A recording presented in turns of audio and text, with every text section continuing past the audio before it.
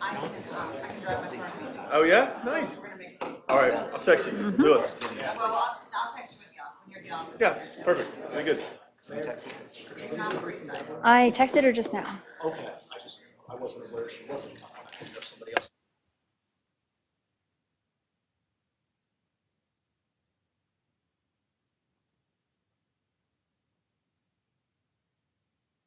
All right, I am going to go ahead and call today's Town Council business meeting to order. If you'll please join me and stand for the Pledge of Allegiance.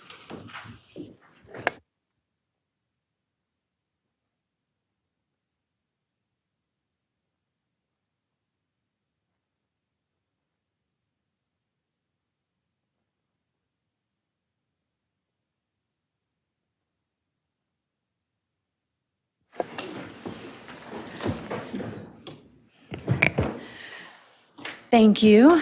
I'll go ahead and move to our town manager's comments. Thank you, Mayor Clement. Good evening, members of the public, members of the viewing public, and council members.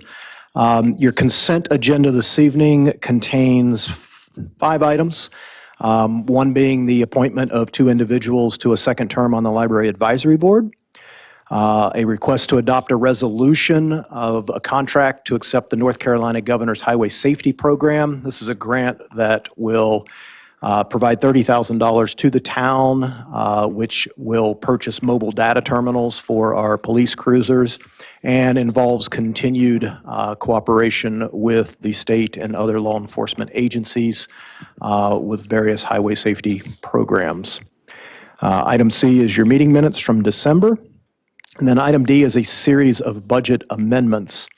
3 of them are to close existing capital project funds, being the parking lot, open space, and Nicks Creek funds, and transferring those balances to the general capital fund.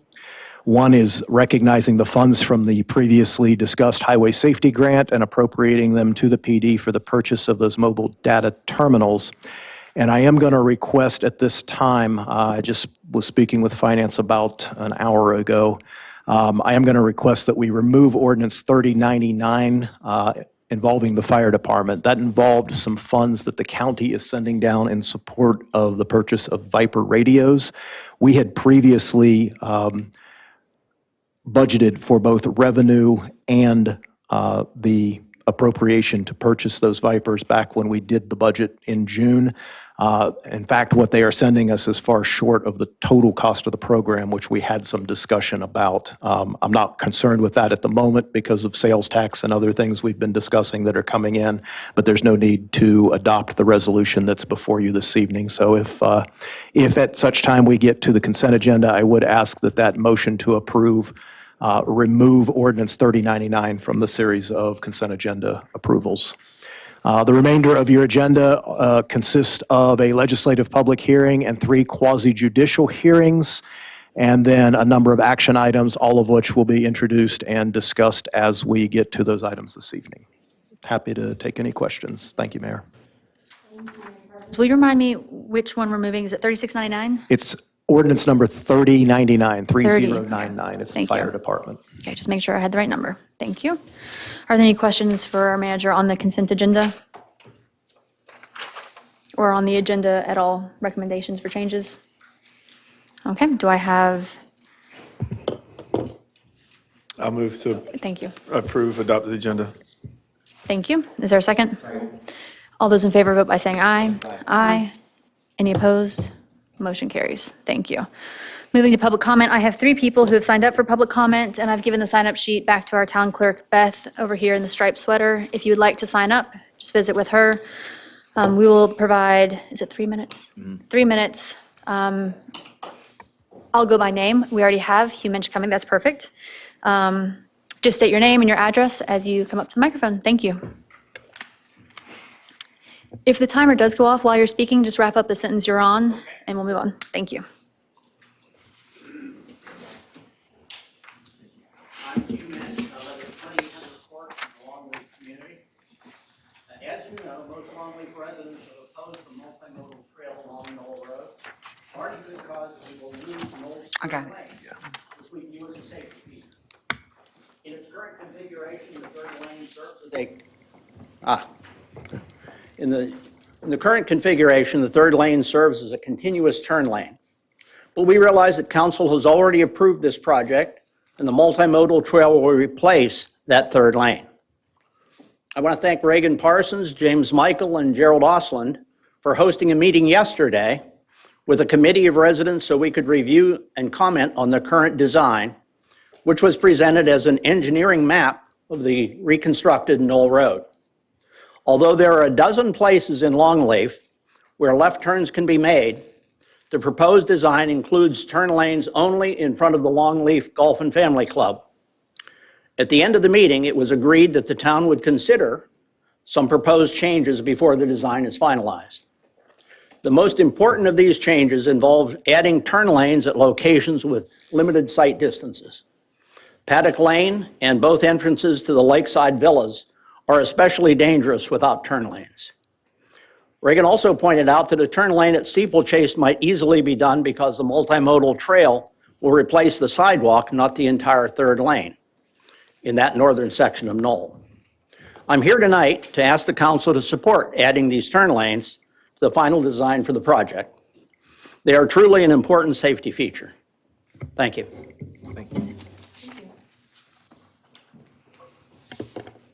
Next, we have Hugh Minor.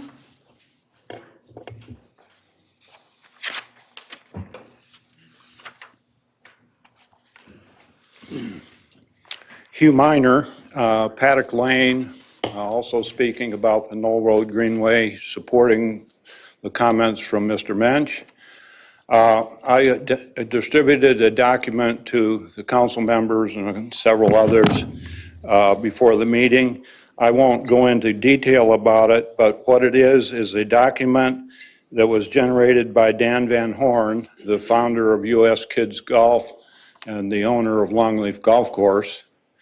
And what this document says is that he is very strongly in support of retaining turn lanes at the intersections on Knoll Road with the Knoll Road Greenway.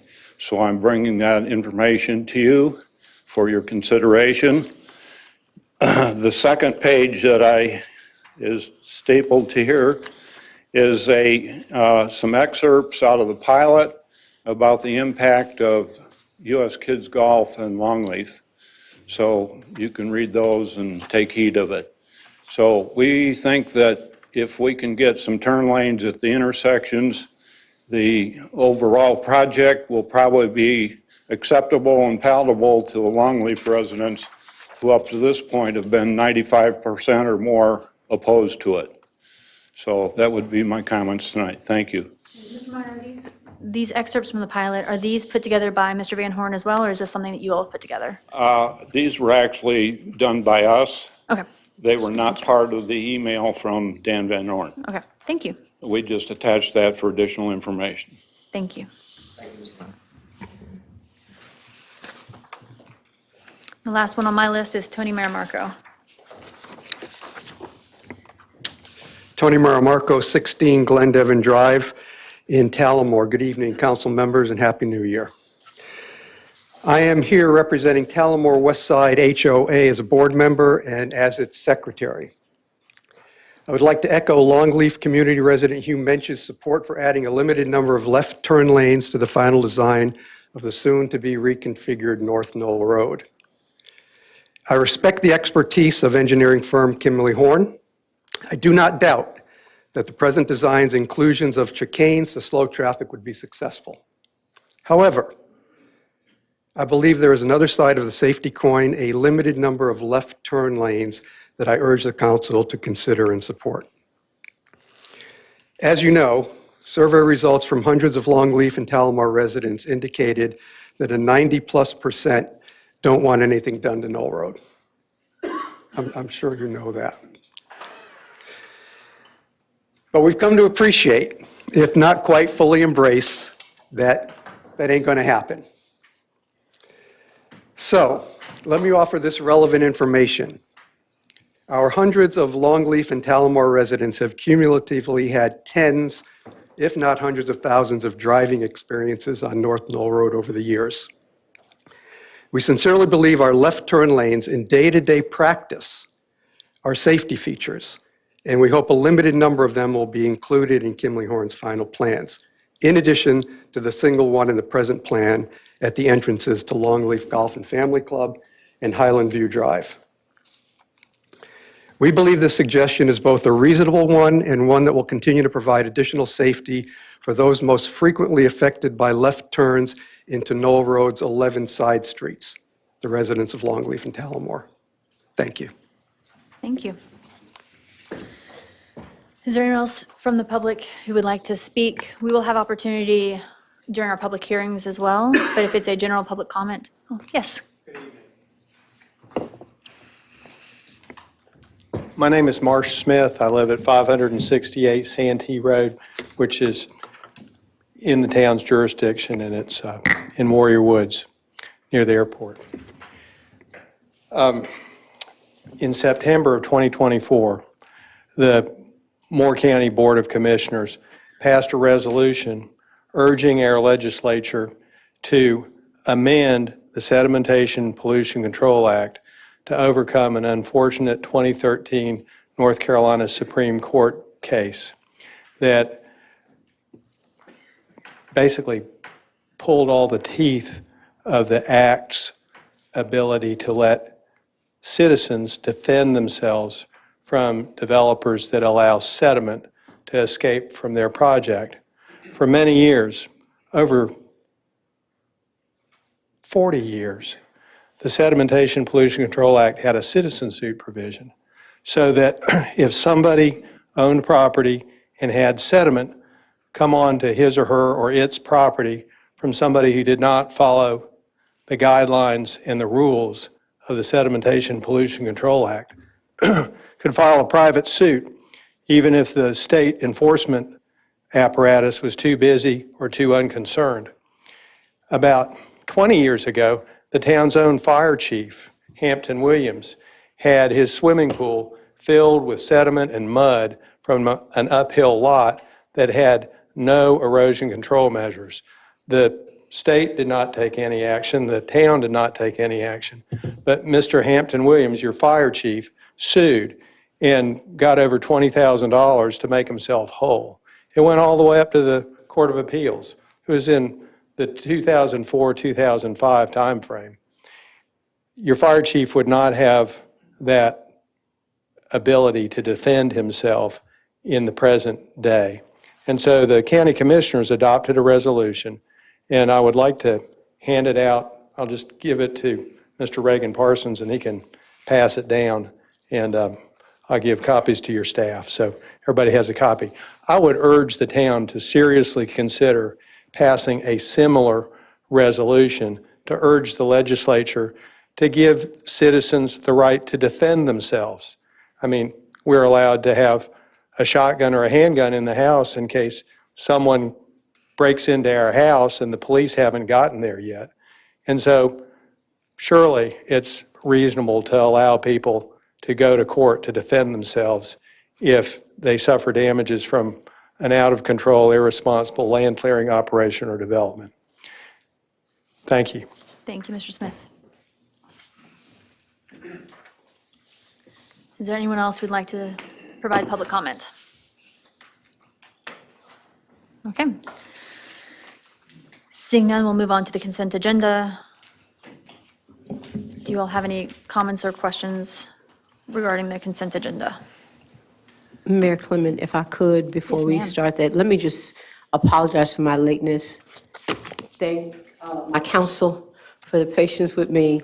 Town, I appreciate your presence, and this won't happen again. By God's help, it won't happen again. Thank you. My notes on public comment with you if you'd like to see them. Oh, why don't I put this down? Oh. Marsh, your time is up. Thank you. Hey, Deborah, there's a copy of one of the things, I think from Hugh Minor. Okay.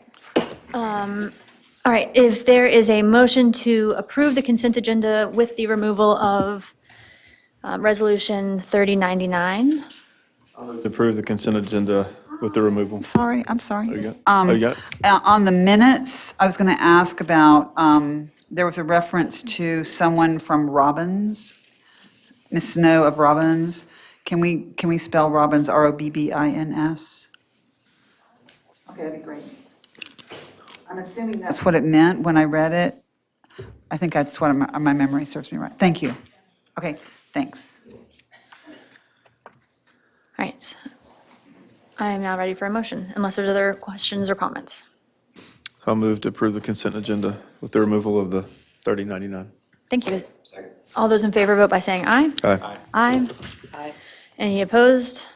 Motion carries. Thank you. Okay, moving on to our legislative public hearings. We're going to start out with Z-06-24, Red's Corner Food Truck Campus Expansion. And I believe we have staff. Is it Elena? Is that you? Okay, Ms. Millette to present.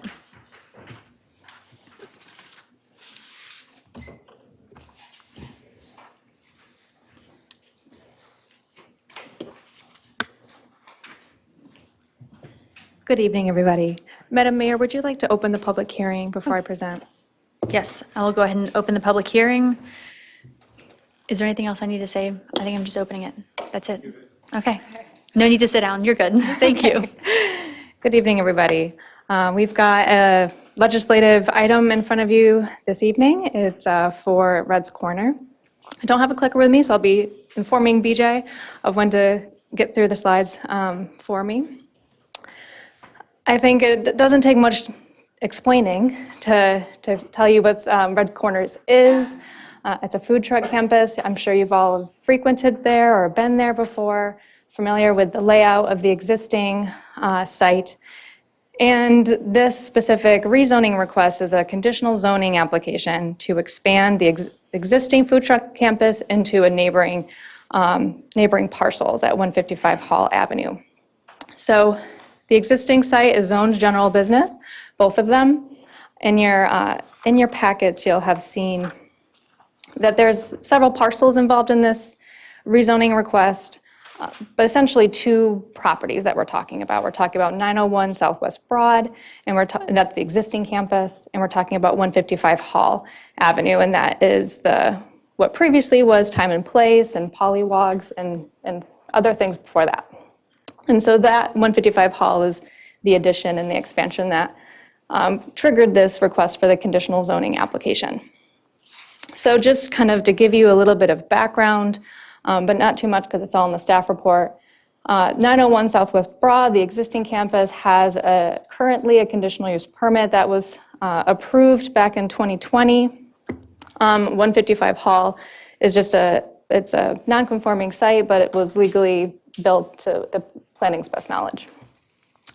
So some of those conditions that were in the original existing campus are in the staff report, but the applicant has, in trying to envision and mitigate some of the concerns that they have proposed 18 conditions. And so, BJ, I'm going to ask you to go to the next slide for me, please.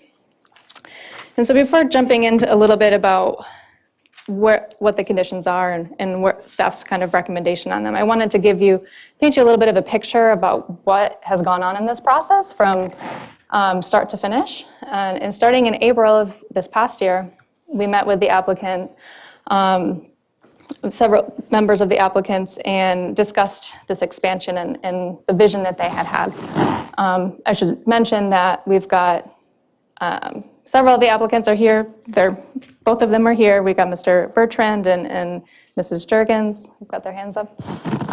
So we've been having conversations since April of last year. This has almost been a year of communication and talking through what it means to do an expansion and what is required by town's policies, by the ordinance, and them taking it upon themselves very valiantly to put together their own zoning application without hiring on a consultant is a Herculean effort. I'm sure some can see it that way. And so since April, we've had other in-person meetings that are just shown up there in color green. And then in November, the applicant submitted kind of a vetted, we'll say, draft that had gone back and forth with town staff and with the technical review committee. And at that point, there were still ongoing conversations about the conditions, some languages to them, the language in them. And we wanted to say we agree with the conditions that they've proposed, and we were thinking through what are some other kind of maybe impacts that they haven't considered. And so those were the things that we discussed during the planning board, public hearing, and before and after that, the applicant and town staff have worked together to resolve some of the concerns that the town has had. And so here we are today, now at the hearing before you, and wanted to let you know kind of where we landed after all of these conversations that we've had. And so, BJ, we'll go to the next slide.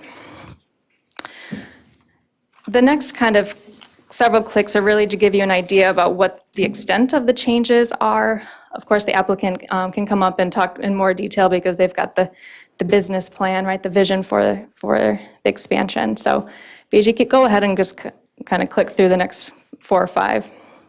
So that area in yellow is just kind of re-graveling that section behind where the food trucks go.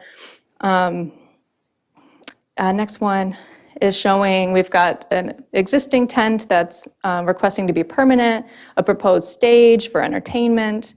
Another purple area there behind 155 Hall is kind of a concrete patio, also for seating area and for other purposes. And then that giant purple box there is the inclusion of 155 Hall to include catering and kind of what the applicant calls a commissary, where the food truck vendors prepare their foods, store their foods. And then also what the applicant calls the paddock, which is an event space, but also doubles as inside seating area during inclement weather. So the areas in green here, as you guys probably, I show probably an image, and there was an image in the report showing people parking kind of illegally in that grassy area behind the food trucks. It's common, we've seen it. The applicant's proposing putting a vegetative hedge and then resodding that area behind that to be open space. All right, BJ, I think that's it for that. So our recommendation is to recommend approval of the conditional zoning application with a couple considerations up for discussion amongst the council and with the applicant and taking in consideration other public comment. And those are, the first thing being, you don't have to read what's on the slide, that's a lot of words, I understand. Can I back up 1 second? I'm so sorry. Can we go back 1 slide? Absolutely. And can you show me what you were talking about as far as the area where illegal parking is currently taking place? Thank you.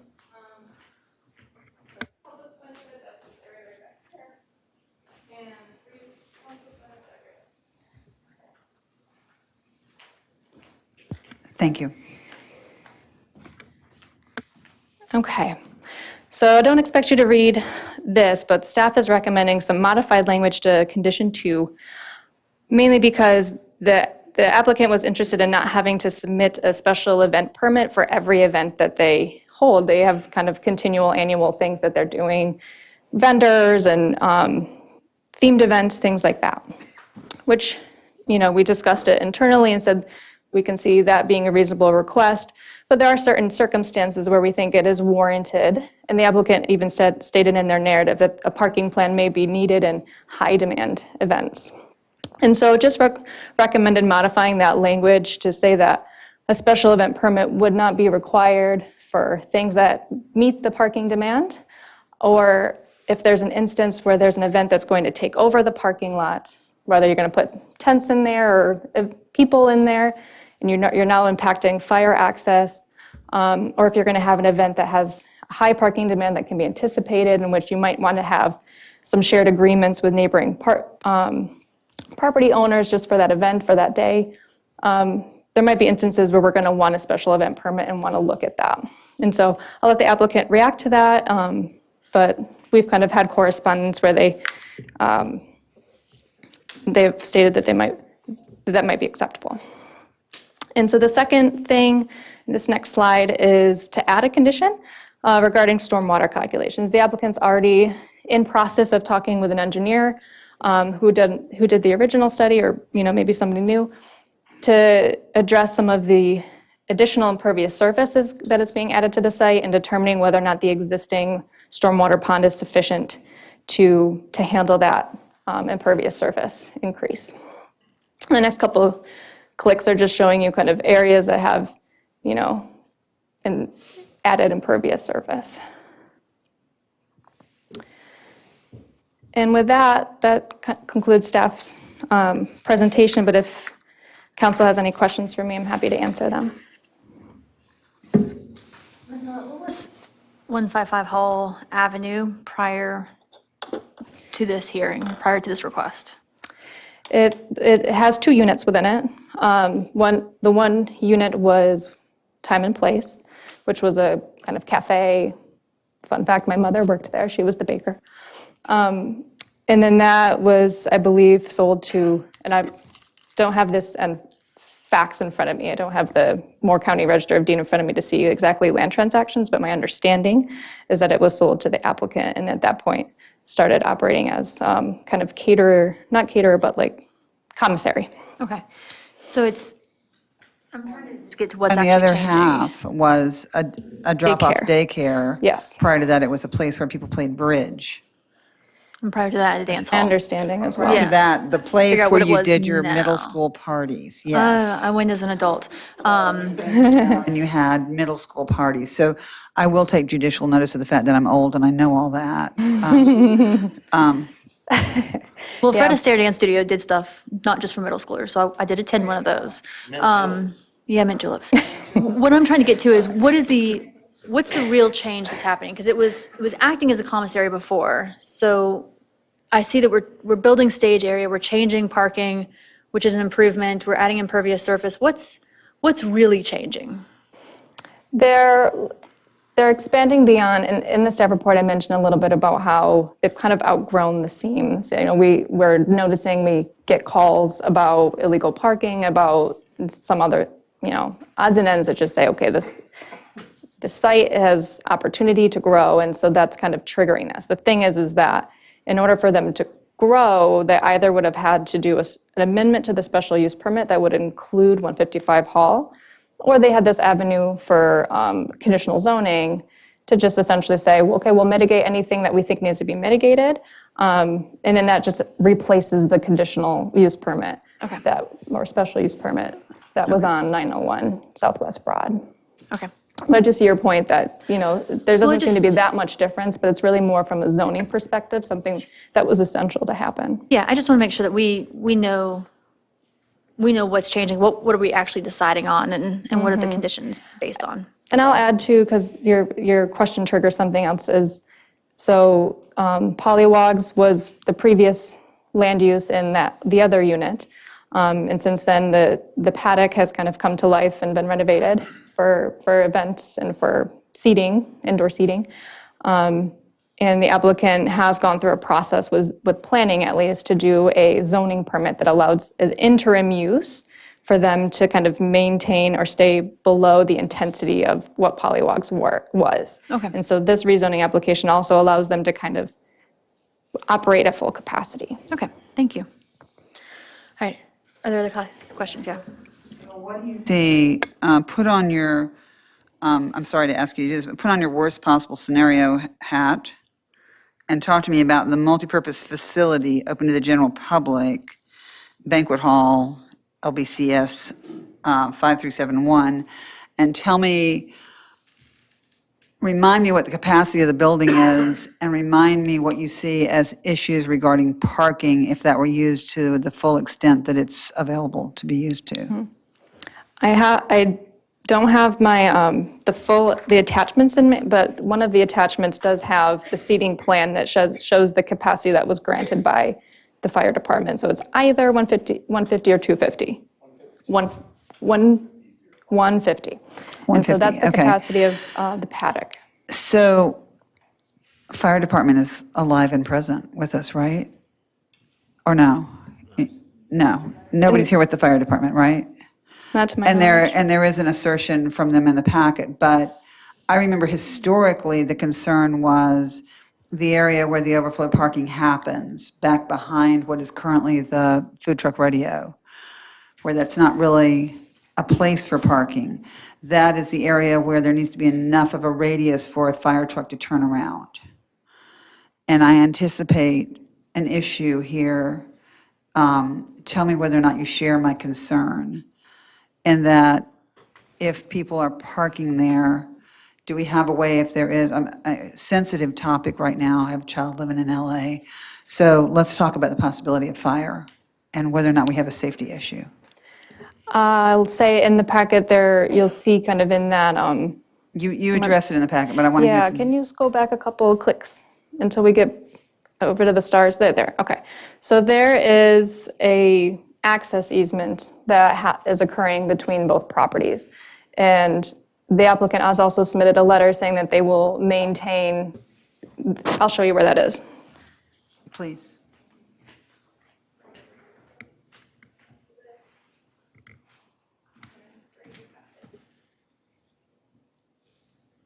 So the fire access would be able to come in here and exit here. And so as long as that access easement remains clear, then fire has stated that, you know, that's acceptable to have that access easement and the applicant's commitment that that remain cleared. And there's not a concern about the ability of a truck to be able to turn around in the area in which they might need to go in order to deal with a fire in the event of a fire. Based on conversations I've had in the technical review committee and the knowledge of that access easement, the intention is for trucks to be able to have access to the site from both Hall, kind of ingress, egress from Hall and from Old Highway 1/Broad.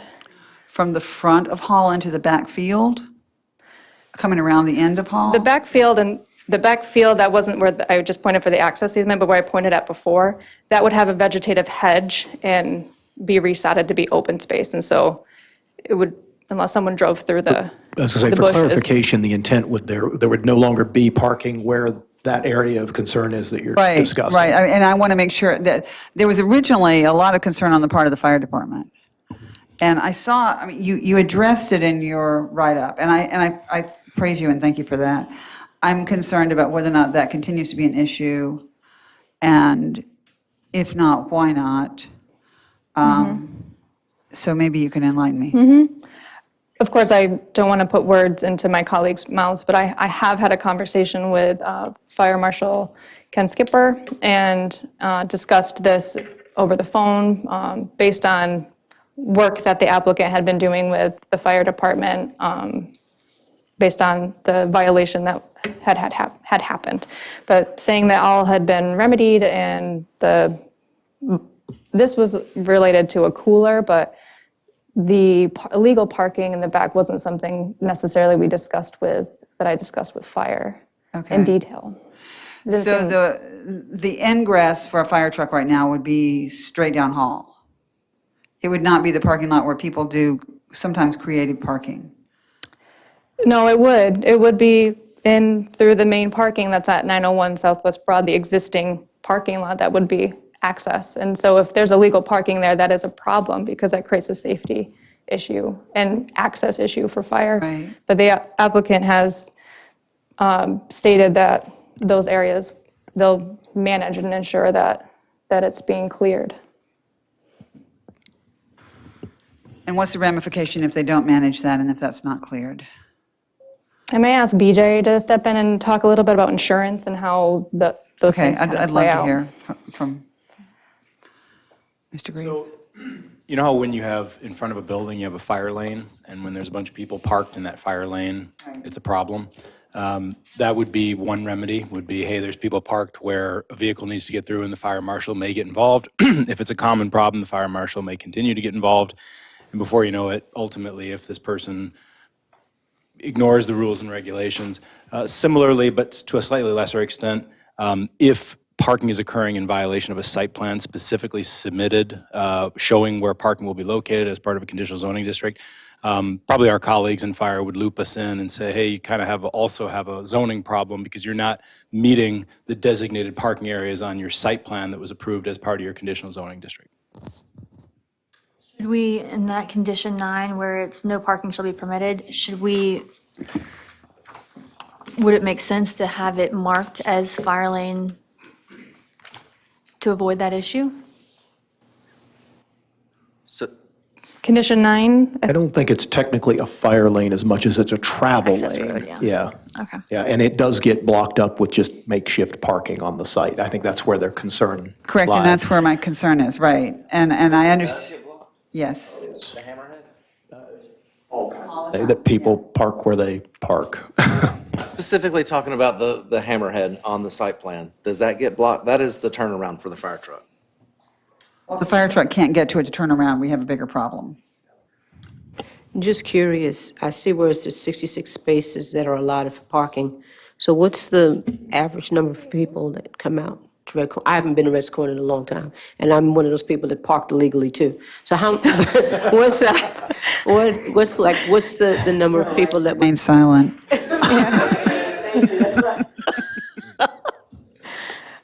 I recommend your honesty, Councilwoman Gray. Can you repeat your question one more time, just to make sure I Like, heard it what's right? the average turnout of average. people? And I can't say I have that data. I don't have access to that data. I can't answer that. I think But the applicant it's may. so dependent on whether there's an event there, whether the weather is perfect, whether school is in or out. It just is it's a very fluid, welcoming environment. And I do want to, I don't want to be a negative Nancy about this, but safety is my major concern, but I do want to do hats off to the previous council, and I think that Mr. Pate would have been the only one on it who saw the potential in a food truck rodeo and the fact, and I appreciate what Rachel did and what the previous council did as far as making this possible. But if we are to expand it, I would like to expand the safety precautions with the expansion and honor the fact that I want everybody to be safe. And there is some of the most creative, illegal parking there, and I don't know that people who are running the food trucks are going to have time to also go out and be the parking police. So, and I appreciate the mayor's idea of incorporating it in as a condition. But my main concern is if there's a fire, and that could easily happen in cooking trucks, for heaven's sakes. If there's a fire, I am very interested in a fire truck being able to get to the truck that is on fire and to not put our citizens at risk. So I'm just, Thank you. I have that noted so our applicant can address it. Is there any other question for staff? Any other questions? Okay, why don't we provide the applicant opportunity to speak, and then if the public has comments. Hey, everybody. Good evening. My name is Scott Bertrand. I'm the majority shareholder and general manager of Red's Corner. And thanks for everybody being here. Also, my partner Mike and Rachel for supporting us. And then, of course, the staff helping us do our homework on this today. All right, so, the big thing that we're going through today is ingress, egress parking, right? So to hit that right off, the nature of the site, as you come in off Southwest Broad here, people are going to see the coffee hut, they're going to see some parking spots, those are usually the first ones filled. So the next path of access is to run down our ramp towards the food trucks, right? So if there's ever a log jam right there, that stops commerce, right? So there's absolutely no reason at all, by the nature of the site, to have any blockage whatsoever there. The next part that we did is we improved the access at the bottom of our ramp and probably made it 4 times as wide. So it benefits the food trucks coming in, and then it also helps with the access. And so you'll have, circuitous access the entire time through there, not only because it's good for our business, but also because we signed something saying that we're going to make sure that we have proper access for fire apparatus. So we're confident, it was easy when I received the request from the fire department saying, hey, can you sign something in writing saying that you're going to police the parking and that you're going to make sure there's access? And so at the bottom of the memo, it says, and successful management will be the proper and fluid access for fire apparatus. and what is your plan for policing parking?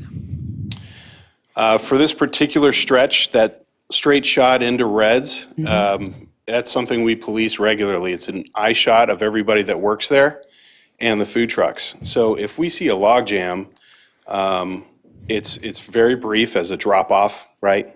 And then people are moving.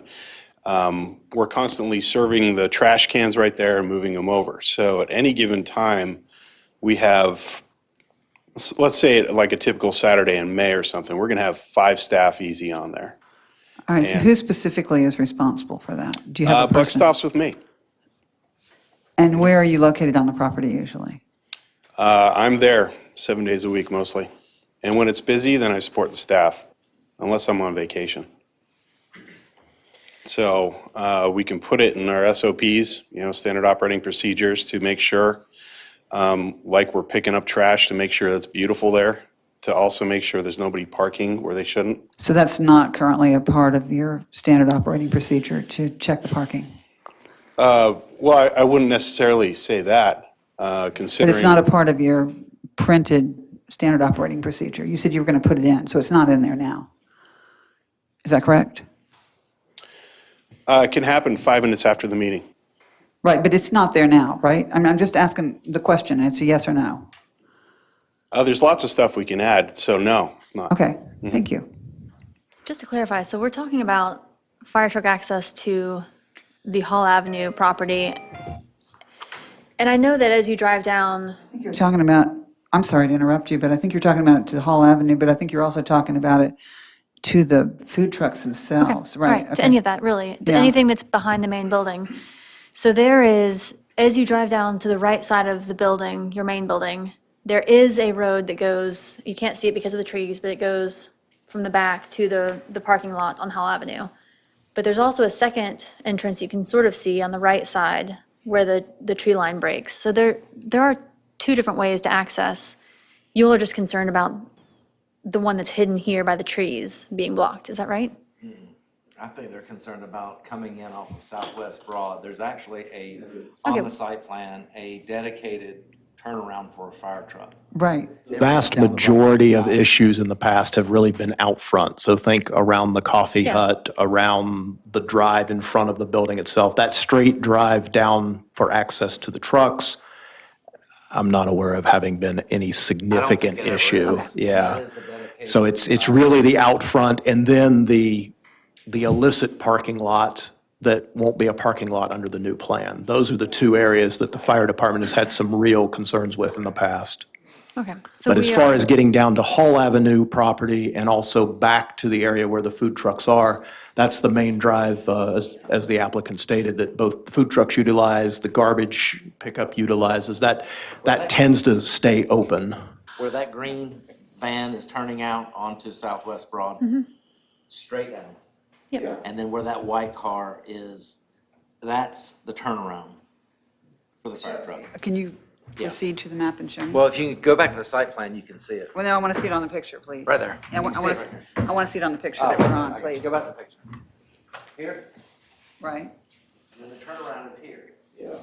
And what gets blocked up is between the cars and Broad Street and then stuff around the coffee place, especially when the coffee place isn't operating. Yeah. I understood that we needed to be able to do a turnaround here. And that's the area that's going away under the new plan. Right. Yeah.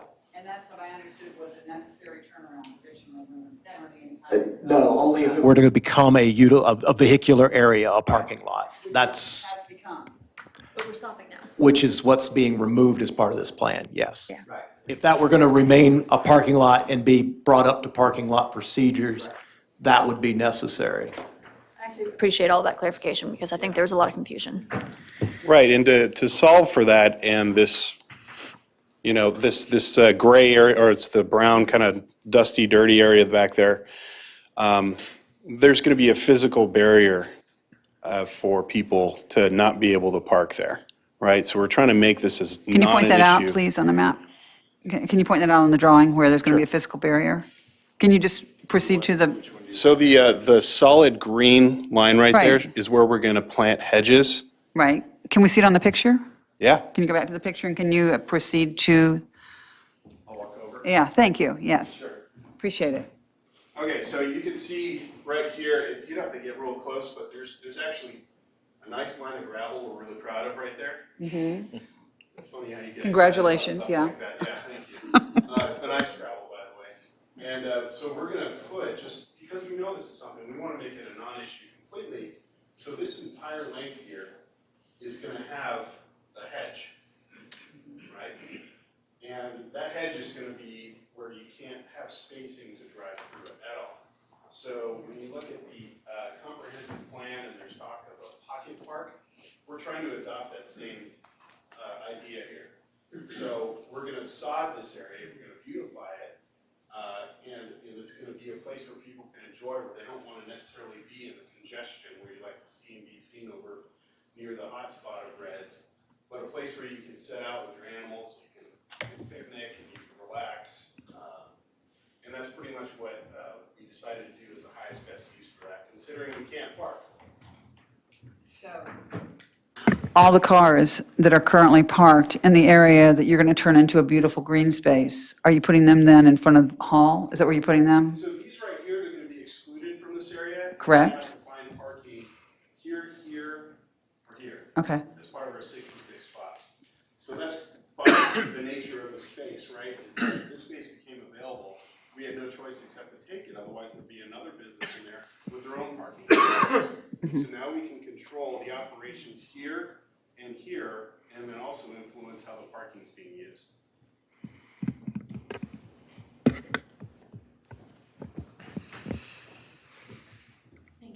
Councilwoman Gray, would you like to revisit your question about capacity? Actually, I did. I'm looking, the 66 parking spaces sounds fantastic, but if you know that you have a crowd that's going to double or triple that, I don't think triple maybe, but certainly double that, then maybe it may not be enough. So do you have an estimate on how many people on an average come out to Red's Corner? So the estimates we look at are, probably more of a concern for us is how fast our parking spots turn, right? And then we also have to look at when the highest use is, right? So the average visit to Reds is from our point of sale when they, start their card and then when they clear out is anywhere from a half an hour to an hour and a half, right? So that's when we can start counting how often those spaces are going to turn. And then we also look at time of day and day of week, right? And so let's imagine where we actually pay our bills, which is on a Friday or Saturday or Sunday morning, for example, during dinner time is when we would see that impact. So today, this week, the last 4 to 6 weeks, no problem with parking at all. So we see this being, in the narrative, I actually did the math and figured out it was right around like 5 to 7 p.m. on a Saturday or Friday that we would need to do it. So during that time, we'll have those spots turn, 2, 3, 4 times. And so we've taken just what Rachel created, and by annexing this other property, we've effectively doubled parking, right? And we recognize that if there's going to be an event that we decide to attract more people to Reds, we know this is going to happen because we're trying to improve and make this a place that we can celebrate and enjoy everybody. That's when we've proposed saying, hey, we know this is going to happen, and we're going to now submit with a special event permit a satellite parking agreement, right?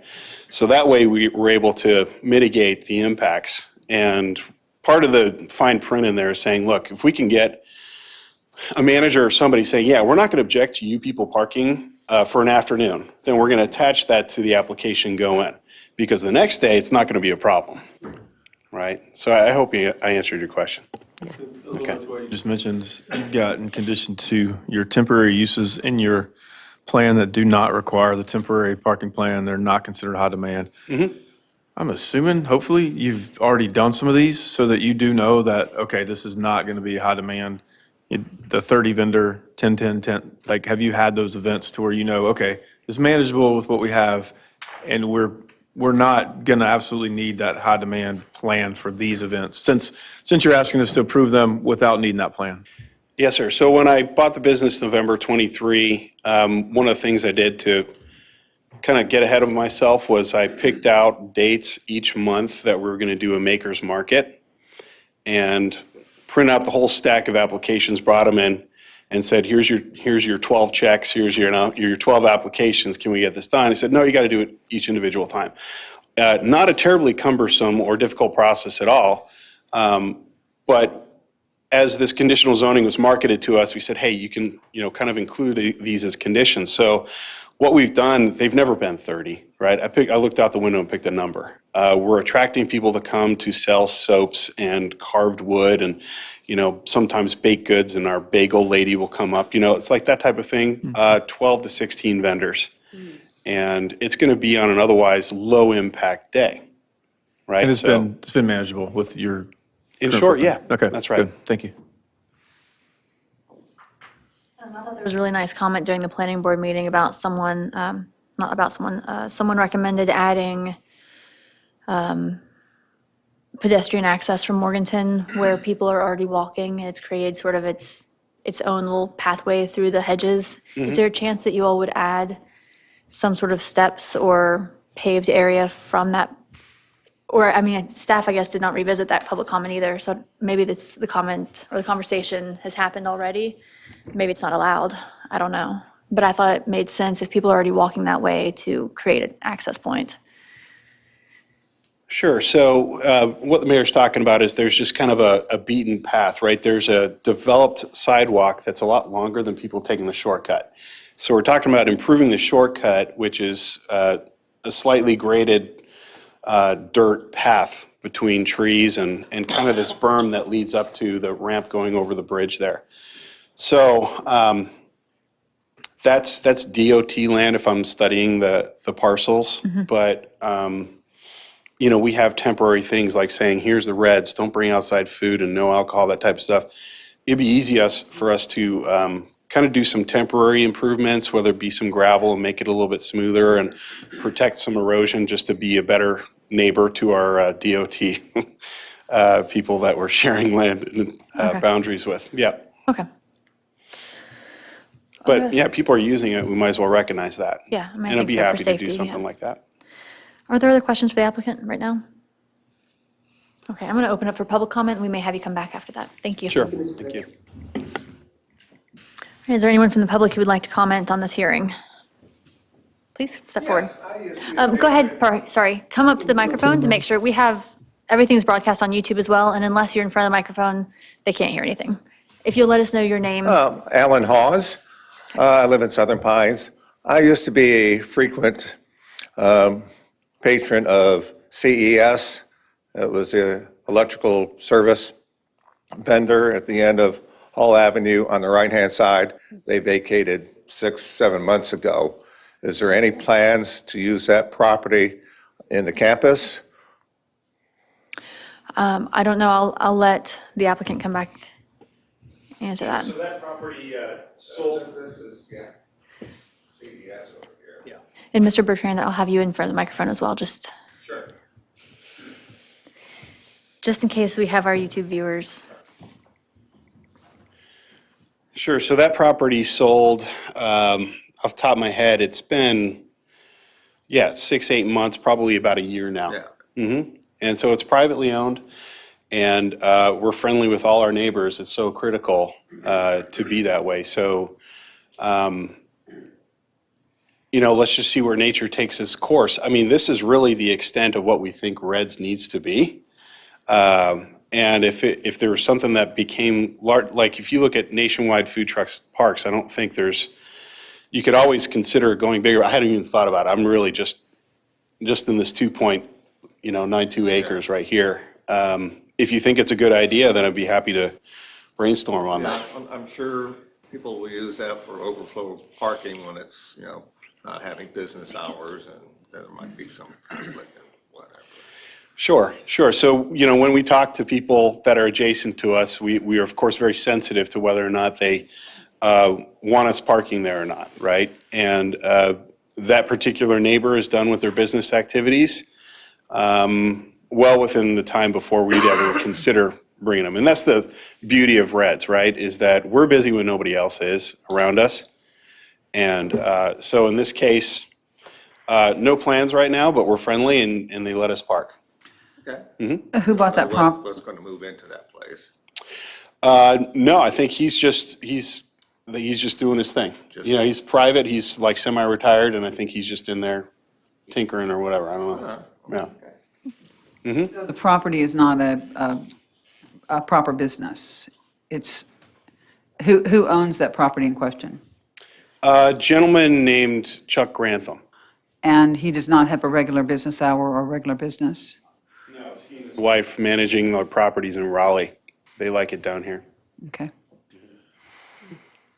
While you're up there, I forgot to ask before. You're probably familiar with our staff made a small change to your condition 2 and added that condition 19. If those 2 changes were to be incorporated as part of a motion, are y'all amenable to those 2 changes to your conditions? Yes, the goal was to come here today in concert with planning, saying that we're all nodding our heads, yes. Thank you. Thank you. Is there anyone else from the public? Okay, seeing none. Council, do you have any other questions for staff or the applicant? Oh, sorry, Elena. Pick up with the very last slide.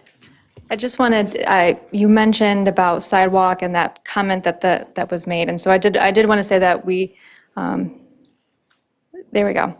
You probably noticed in the staff report, there was some, in the comprehensive plan analysis, discussion about how there could be improvements to that hybrid realm between the private space and our, right-of-ways. And so I had a lot of, inspiration from the Pine Dean Guidebook, which you guys probably all remember approving recently and adding to the comprehensive plan. And so I thought this project was a good opportunity to bring up the fact that there are kind of public-private partnerships that would make some of that pedestrian connectivity more feasible and possible and improve that area. So that's obviously a larger conversation beyond just this application, but something I thought was worthwhile to mention in the staff report. As we're lucky to have a guidebook that gives really beautiful imagery and kind of what the vision is for Pine Dean, that whole kind of the triangle area there. Yeah, I thought that was really nice to include. Right, if I can just clarify on that too, I just had to look back at the language. Yes. Yeah, so that item 2 is regarding our impervious surface calcs and stormwater runoff. And we consulted with an engineer after learning about this requirement, and we're just subject to their work queue. And the reality is that we're adding the slab, the concrete slab, which is a patio, and a small stage. And when you're looking at the small percentage of difference across the properties, we're seeing that is kind of going to be a expected real easy certified letter when it comes down to it. And then because we're doing that grassy area right there, that retention pond, sorry, we call it the pit of despair, but it's really easy to expand it if we needed to by digging out a little bit of section, and I'm sure we'll get that done right away. So I know that's going to be subject to a certificate of occupancy, but besides that, we're working with the town engineer right away. Is the stage concrete? No, it's just going to be stick built. So it'll be like a deck? Yeah, deck with a roof, kind of. And count towards your impervious surface. Well, it would have a roof on it, so I mean. Oh, yeah, that would. Yeah. Right, and it's small, for. Right. And it's just to get the artists out of the elements. Right. Yeah. All right, that was my last comment. Thank you, guys. Are there other questions for the applicant or for staff? Okay, seeing none, is there a motion? I'll move that after reviewing the proposed map amendments to the Town of Center Pond zoning map, and after considering the Mayor? criteria. Can you close the public sorry. hearing? Yep. Before you make the motion, I'll close the public hearing. Now I'll ask for a Now, you ready? motion. Okay, let's Yes. go. I will move that after reviewing the proposed map amendments to the Town of Southern Pines zoning map, and after considering the criteria for approval of map amendments found in UDO Section 2.17.9, the proposed amendment to the Town of Southern Pines zoning map is reasonable in the public interest and generally consistent with the current character of the Pondine Complete Community Character District and the criteria set forth in the Town of Southern Pines UDO Section 2.17.9. Considering that the food trucks and their catering will expand micro-business opportunities, allowing the town to continue supporting local businesses and entrepreneurship. And for reasons mentioned in the written planning board recommendation, the proposed rezoning is consistent with the 2040 comprehensive plan. Therefore, the requested rezoning from general business to general business conditional zoning district with an amendment, applicant condition 2 and staff condition 19, as written in the staff report and agreed to by the applicant, would be a reasonable request for the reasons mentioned above and within the staff report for this application Z-06-24. Okay, I'm not sure legislatively what I can do here, but I do have a question in regard to your motion, It's okay. and I'm not sure that we have it covered as far as a condition goes with the groundwater. I don't see that the groundwater, I heard what you said about, oh, this will be easy, it'll be an easy letter, and I don't see it in an easy letter. Condition 19. Condition 19 then is going to talk about the fact that we're adding. I think condition 19 was the letter. I'll be honest, there were, these conditions, there's so many and they're written multiple times. Got the condition 18 Okay. through, and then I want to make sure that that is added as a condition with a certified engineer signing off on that. Yeah, And I don't just want to have a comment that, I think you're looking at the conditions from the planning board. I think you're right. Yep, so it was added later. So Down to page 88. that's going to be tough to, I'm telling you, it's multiple. If there's a way staff could be really clear on these packets about which are the updated, most recent draft of conditions, that would be amazing. Okay. I was like, 'cause I feel like I did the same thing. I was scrolling multiple pages trying to figure out which one was most recent. so it says, again, I have factors, other factors, the existing stormwater improvements are sufficient for combining these sites, and my question is, evidence on that. Go to 88. No, Girls? this is certified by engineer. On page 88? Or it's- Condition 19 says a letter certified by an engineer that states that the pre-development and post-development stormwater runoff calculations will be the same with the proposed impervious surface additions shall be submitted to the town engineer prior to certificate of occupancy. My concern is, we're going to get so far down the road, and you're going to say, oh, a letter's going to do it, and I'm going to say, that's actually, it seems like that should come sooner rather than later. I mean, they won't get their certificate of occupancy for use until they do it. Right. If I'm reading it correctly. Right, hopefully. It's pretty good about holding people to that. Pardon me, say again? I think staff is pretty good about holding people to, not granting a CO until the requirements are met. This is the certificate of occupancy for what, though? Right. Probably for that thank you. second building. Right? The new use. I mean, we're there, and, thank you. Yeah.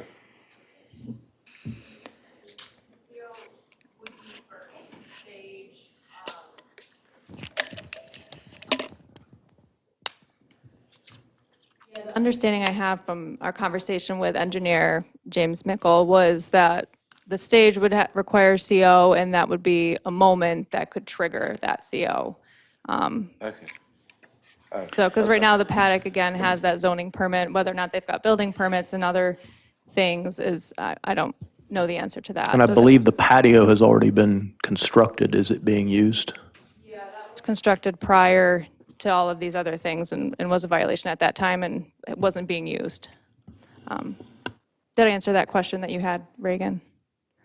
And so the certificate of occupancy for the stage, for example,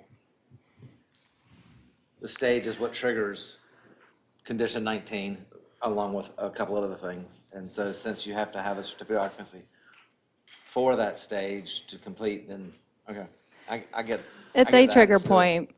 That being said, the applicant's been very, is working with town staff and intends having that to us sooner. But yes, to your point, it's not, to the mayor's point, it's not something that's falling off our radar. It's something we're communicating with the applicant about. But yes, if we needed to use a trigger, that is it.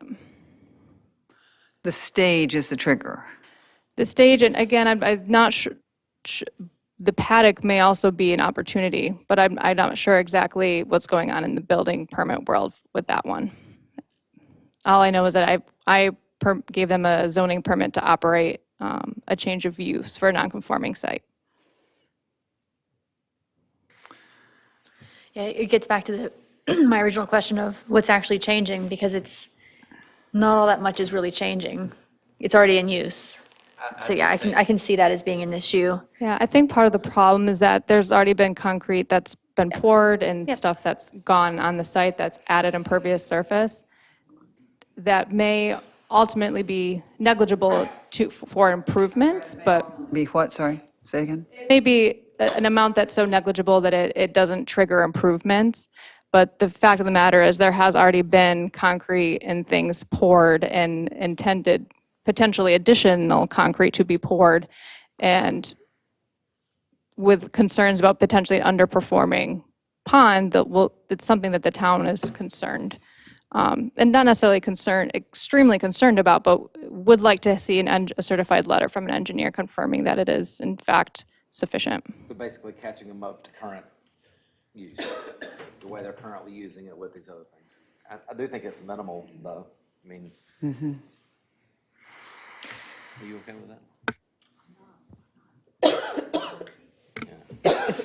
It really feels, this is not a reflection on you, it feels sloppy. Feels like, and I don't like we're going to get a letter, that's not going to be a problem. Councilwoman Councilmember Peterson, Peterson, sorry. there's I can hear one you. other enforcement mechanism, and that is citations for violation of the zoning that would be in place. So it's not just the CO that will rope in compliance. We also have other enforcement mechanisms. Councilwoman Peterson, would it make you feel better if there was a timeline on that letter from the engineer upon which it would be a zoning violation? Just an actual deadline?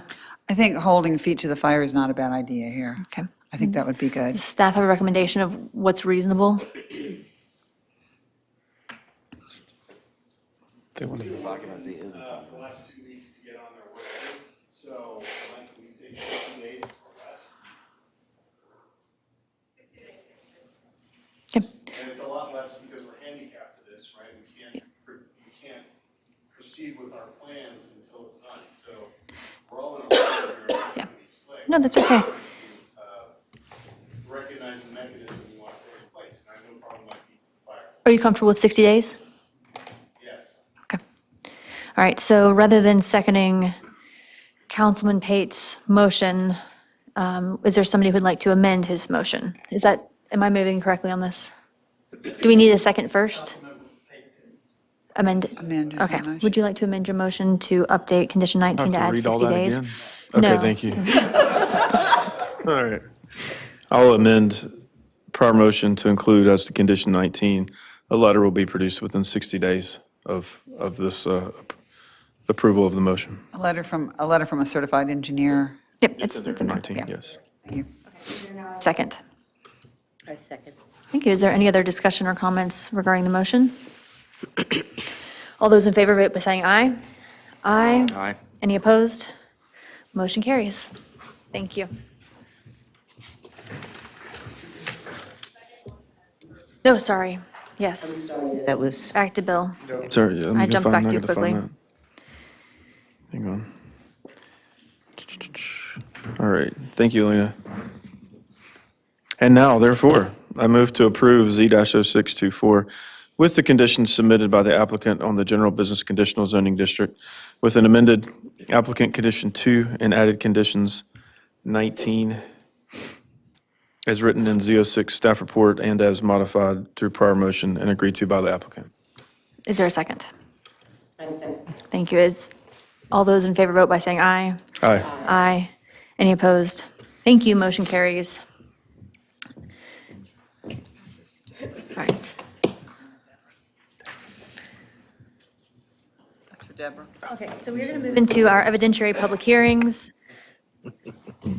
Before we open up the first hearing, because we have 3 that are quasi-judicial, I just want to be very clear that all 3 that are quasi-judicial are evidentiary hearings. That means they're like court hearings. State law sets specific procedures and rules concerning how this board must make its decisions.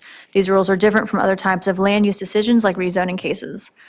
The board's discretion is limited and must base its decision upon competent, relevant, and substantial evidence in the record. A quasi-judicial decision is not based on public opinion. It is a decision constrained by the standards in the ordinance and based on the facts presented. If you will be speaking as a witness, please focus on the facts and standards, not personal preference or opinion. Participation is limited. The meeting is open to the public. Everyone is welcome to watch. Parties with standing have a right to participate fully. Parties with standing are limited to the applicant, the local government, and individuals who can show that they will suffer special damages. These parties may present evidence, call witnesses, and make legal arguments. I'm going to open the hearing, and then I'm going to have our attorney qualify this board before we swear in our speakers. Mayor, does any member of council have a fixed opinion prior to this hearing that is not susceptible to change? Has any member of council had ex parte communications about this matter, excepting communications with staff? No. Does any member of council have a close familial, business, or other associational relationship with an affected person? No. Does any member of council have a financial interest in the outcome of this matter? No. Who is the applicant? Does the applicant wish to challenge any member of the council on the basis of impartiality? Thank you. Okay, to be clear, the hearing we are in right now is PD-07-24, the Plan Development District Preliminary Development Plan for plus or minus 0.8 acres on the west side of South Bennett. And we'll start with, I think, staff presentation. Oh, thank you. See, I knew I was going to step over something. You want to swear everyone in? If you plan to be speaking in this hearing, please stand and raise your right hand. Just this matter. Thank you. How are you hot?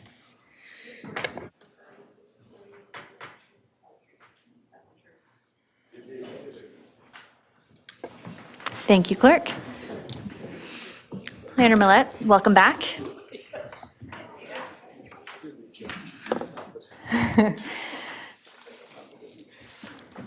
Give time for snacks to be had if they're needed. So for the record, Elena Millette, senior planner with the town of Southern Pines, prepared this staff report and had assistance with some of my colleagues in the planning department. I'm going to add my staff report from dated January 14th, 2025 as Exhibit A into the record, and the presentation that's on the screen as Exhibit B. So we've got an applicant here. This is something you might be familiar with, this development, New York Place, over on the corner of Bennett and New York, and next to one of the town's parking lots. And it's currently kind of vegetated, but went through a whole conditional or a conceptual development plan to become something very different than it is now. And so we've got applicants, Mr. Webster and Mr. Spurrell, on behalf of Grosvenor Land LLC as our applicants, and they've got legal representation with them this evening. Essentially looking at and comparing what's been proposed today to what was in that master plan, we'll call it, that conceptual development plan. And they're proposing 40 residential condominiums and 9,100 square feet of retail, restaurant, and office space, according to their narrative. So again, this is another one where process is a big part of this and being aware of where this application has been and where it is now. So the master plan, we'll say, for this plan development was submitted back in January of 2023. And so you guys, some of you may have been on the board then, and some of you may remember the months-long dialogue that happened and hearings on this specific master plan. And so there's been a lot of things that at this point in the PDP might have come at this point that were addressed during that master planning process. And so you'll notice that staff really has kind of two things that we bring up as part of our analysis and worthy of mentioning for the criteria. And so we've got in November is when we received this PDP, this kind of confirmation of consistency with that master plan. Some additional materials had been submitted on the 7th, a week ago, and that was added to your packets. And so you should have seen kind of some additional proposed narrative, and the applicant can speak to that kind of additional narrative that they're proposing in their narrative. And then here we are today. So going into the next slide, please, BJ.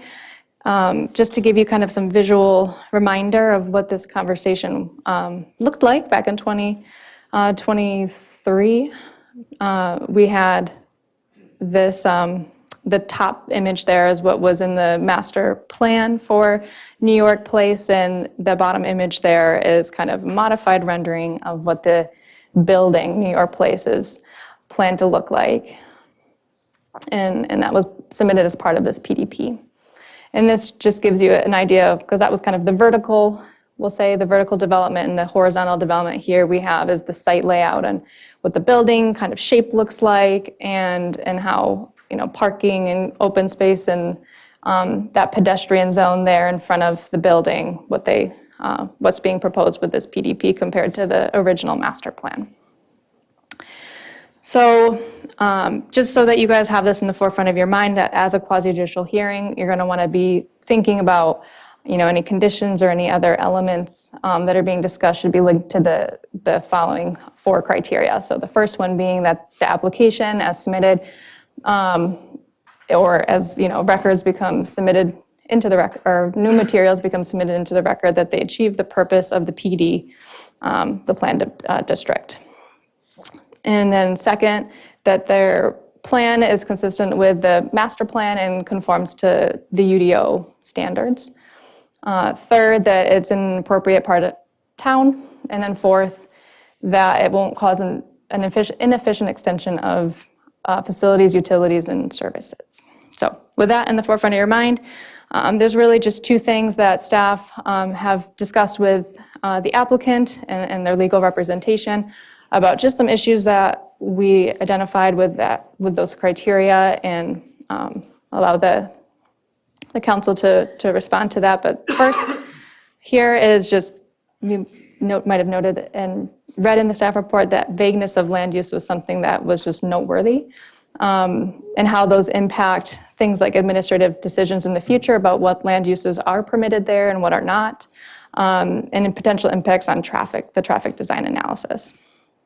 All that being said, next click, please.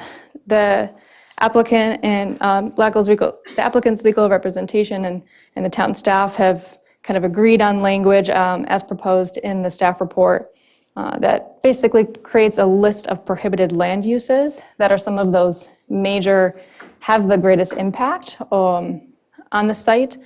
And with that proposed list of prohibited land uses, staff believe that a lot of the concerns that we had about the vagueness of land uses has been addressed by that list.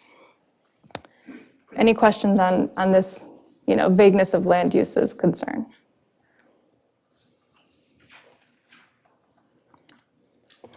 I have a question on condition 2. Okay, You haven't that's gotten my to next this slide. yet. Yeah, I'll get to that. Yeah. So I always value, it's what y'all do every day, so I appreciate your opinions. To alleviate the vagueness, you feel fairly confident that just removing these 17 uses that you considered like not at all to fit with what we were trying to do, that will satisfy the other available uses in the chart will be okay, and that this will remedy what y'all were concerned about initially. I would say that ideally, in the master plan, having a list of land uses, like a chart, like what we typically see with other plan developments, is kind of gold standard, we'll say, because then we can go straight to that table and see if the land use is permitted or not. We don't have that with this, and we're at a stage where, this is kind of the last opportunity for governing bodies to consider the land uses and the impacts that they have. So we believe that considering the master plan and the fact that it didn't have a list in it, that the prohibited land uses list that's on the screen and that's in your staff report is sufficient to assuage most of the concern of the concerns that we have. It doesn't render, it's not zero, the likelihood isn't 0% of there being some sort of issue in the future, but it is unlikely that we have kind of such a demand that renders the traffic design analysis invalid, or where there's some sort of like administrative interpretation issue. I think those concerns are mitigated with this condition, but again, yes, there is a possibility still. One can, assume to still having concerns in the future, but we're, town staff are confident that this is sufficient at this time. Thank you. Okay, next slide, BJ. So the second criteria linked kind of concern that staff had was just that there was, this is site within our watershed protection overlay, and was granted allocation credits to up to 70% built upon area, but the calculations provided in the plan shows up to 77% or greater, I believe. And so staff is really just wanted to know where those spaces might be, and if the calculations are working out correctly to bring them back down to 70 where they're maxed out at. And so the applicant has proposed a condition. VJ, if you click through until there's a big box that pops up. There we go. That's as written there, and that's also in the staff report that states that the site plan shall either provide 70% or less impervious surface, or include permeable pavement or other measures similar types of technology to bring that almost 78% down to 70%. And that the town engineer would ultimately have final say on those materials and how them being acceptable. The sidewalk area changed from the site plan. It did, yeah. It looks like impervious surface now. Is that what made the difference between 70 to 79? Excuse me. Well, the Or 77. 70% is that's the maximum that can be allocated. We just didn't do the calculation with the CDP. It was too early. Is that why? Yeah, I think I don't have in front of me the value that had been estimated during the master plan to see if it was at that time considered to be around 78%. Okay. But I know that 70% is the max it's allowed to be at, and they're above it. Okay. Yes, I did, and that is noteworthy that they did provide more sidewalk zone there in front of the building than what was originally anticipated. Thank you. So my question was, isn't condition 2 a kind of a condition without stating it? Because it would get catched at site plan, yeah. It would be caught. Let me rephrase. They can't go over 70% whether there's a condition or not a condition, I guess is my point. A condition ensures that happens at site plan, because sometimes. Okay. Oh, okay. yeah. So it's a reminder. All right. Yeah, more than anything.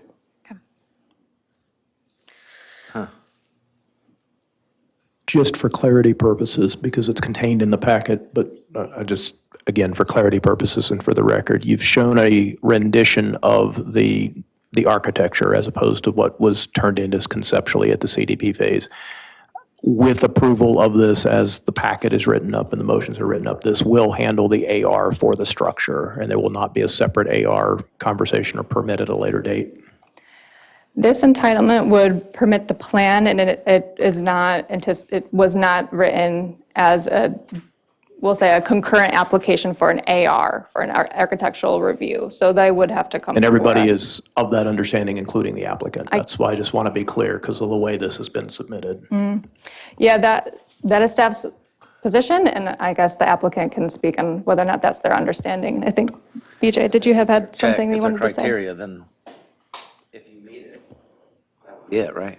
So I feel like, I'm sorry, I feel like you two just contradicted each other. You said an AR didn't have to happen, and you said an AR did have to happen.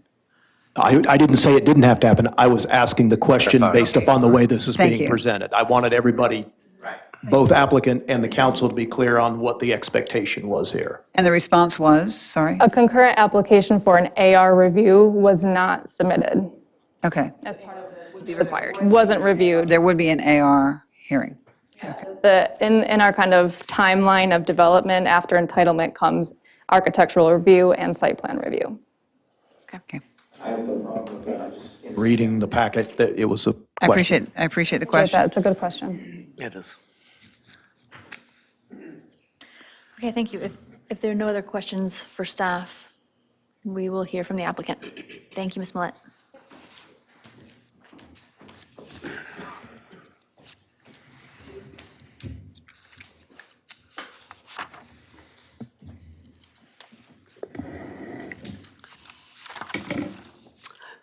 Thank you, Madam Mayor. Good evening to the members of the council and the staff and the town attorney. My name is Nick Robinson, practice law at Bradshaw Robinson Slaughter and Rayner LLP in Pittsboro, 128 Hillsborough Street, Pittsboro, North Carolina 27312. And I am here tonight on behalf of applicant Grosvenor Land LLC in connection with this, which you've already been mentioned as a quasi-judicial hearing on the proposed preliminary development plan for the planned development project known as New York Place. I'm joined tonight by Neil Salmon, who is the Chief Design Officer for the applicant, and Aaron Govea, who is a traffic engineer, who is a consultant for the project, and then John Spurrell, who is also with the applicant. So I was asked by the applicant to assist the applicant through this quasi-judicial hearing. So I came on just after the planning board had its preliminary forum in December on this matter. And I've been fortunate to be working with Elena and Mason and BJ to address the issues, the four issues that arose from the planning board preliminary forum. It needed some attention prior to coming to this public hearing. And Elena mentioned those, and we believe that, along with staff, all of those issues and concerns have been addressed. The context, I always like to start off with the context of this from a legal standpoint. This is a PDP approval, and so under Section 2.18.5H, there's really only those four factors that are at issue, and of course, your decision is, in a quasi-judicial hearing, is based solely and entirely on the competent material and substantial evidence that'll be placed in the record tonight. The four issues that have been resolved to the mutual satisfaction of the staff and the applicant, the first two issues were dealing with the description of the allowed uses, as Elena said, and those are both addressed by Condition 1 set out in Section 5 of the report, and that condition eliminates 17 uses.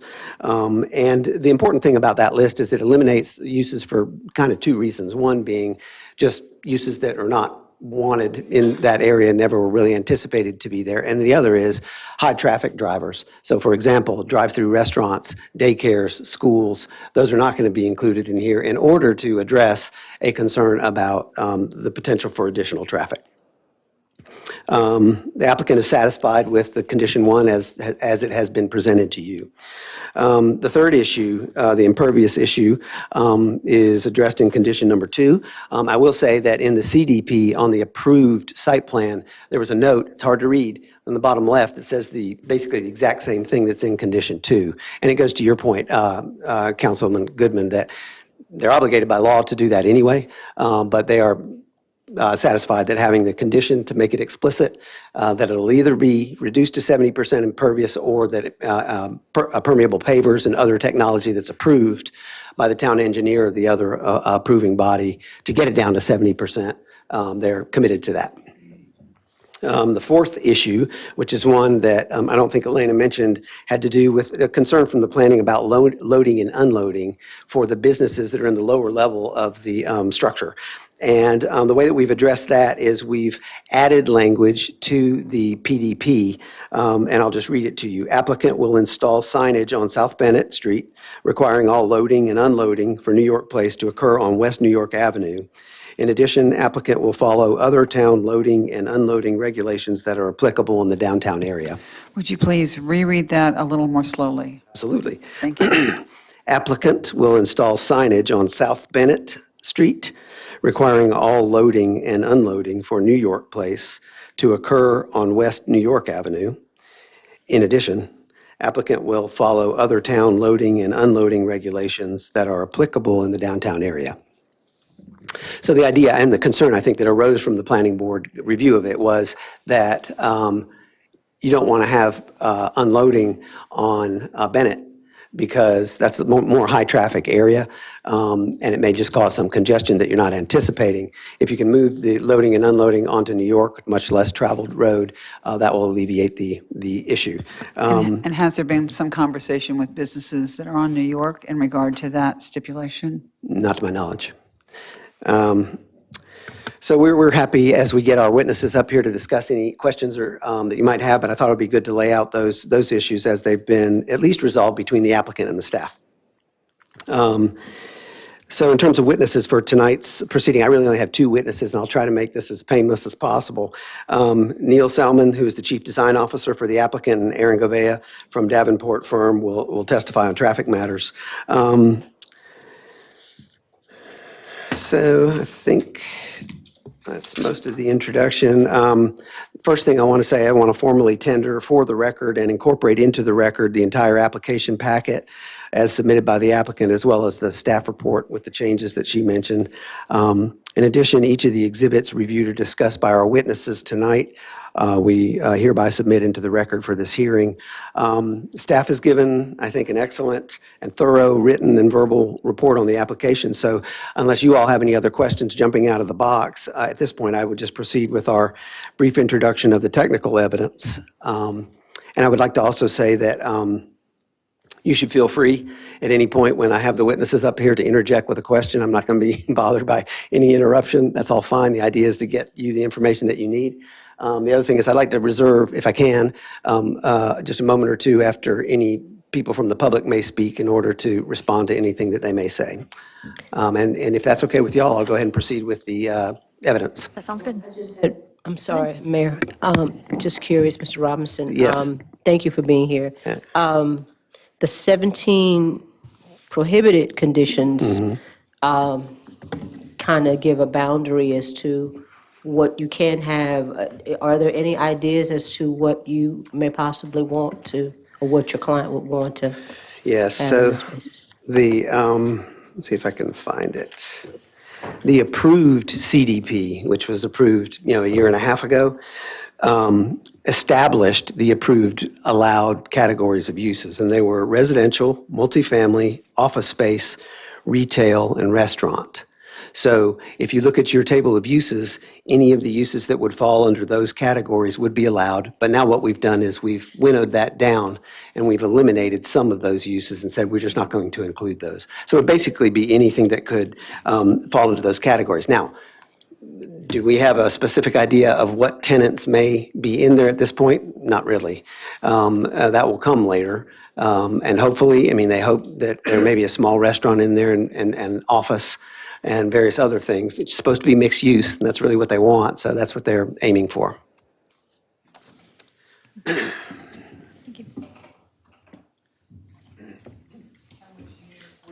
Read the list of what was asserted again. I know it's probably in my report, but I'd like it as a note next to what is indicated that it will not be included. So you said residential. Oh, yes, sorry, I put that away already. Sorry? I got it. Residential, multifamily, office space, sorry, get near the mic, office space, retail, and restaurant.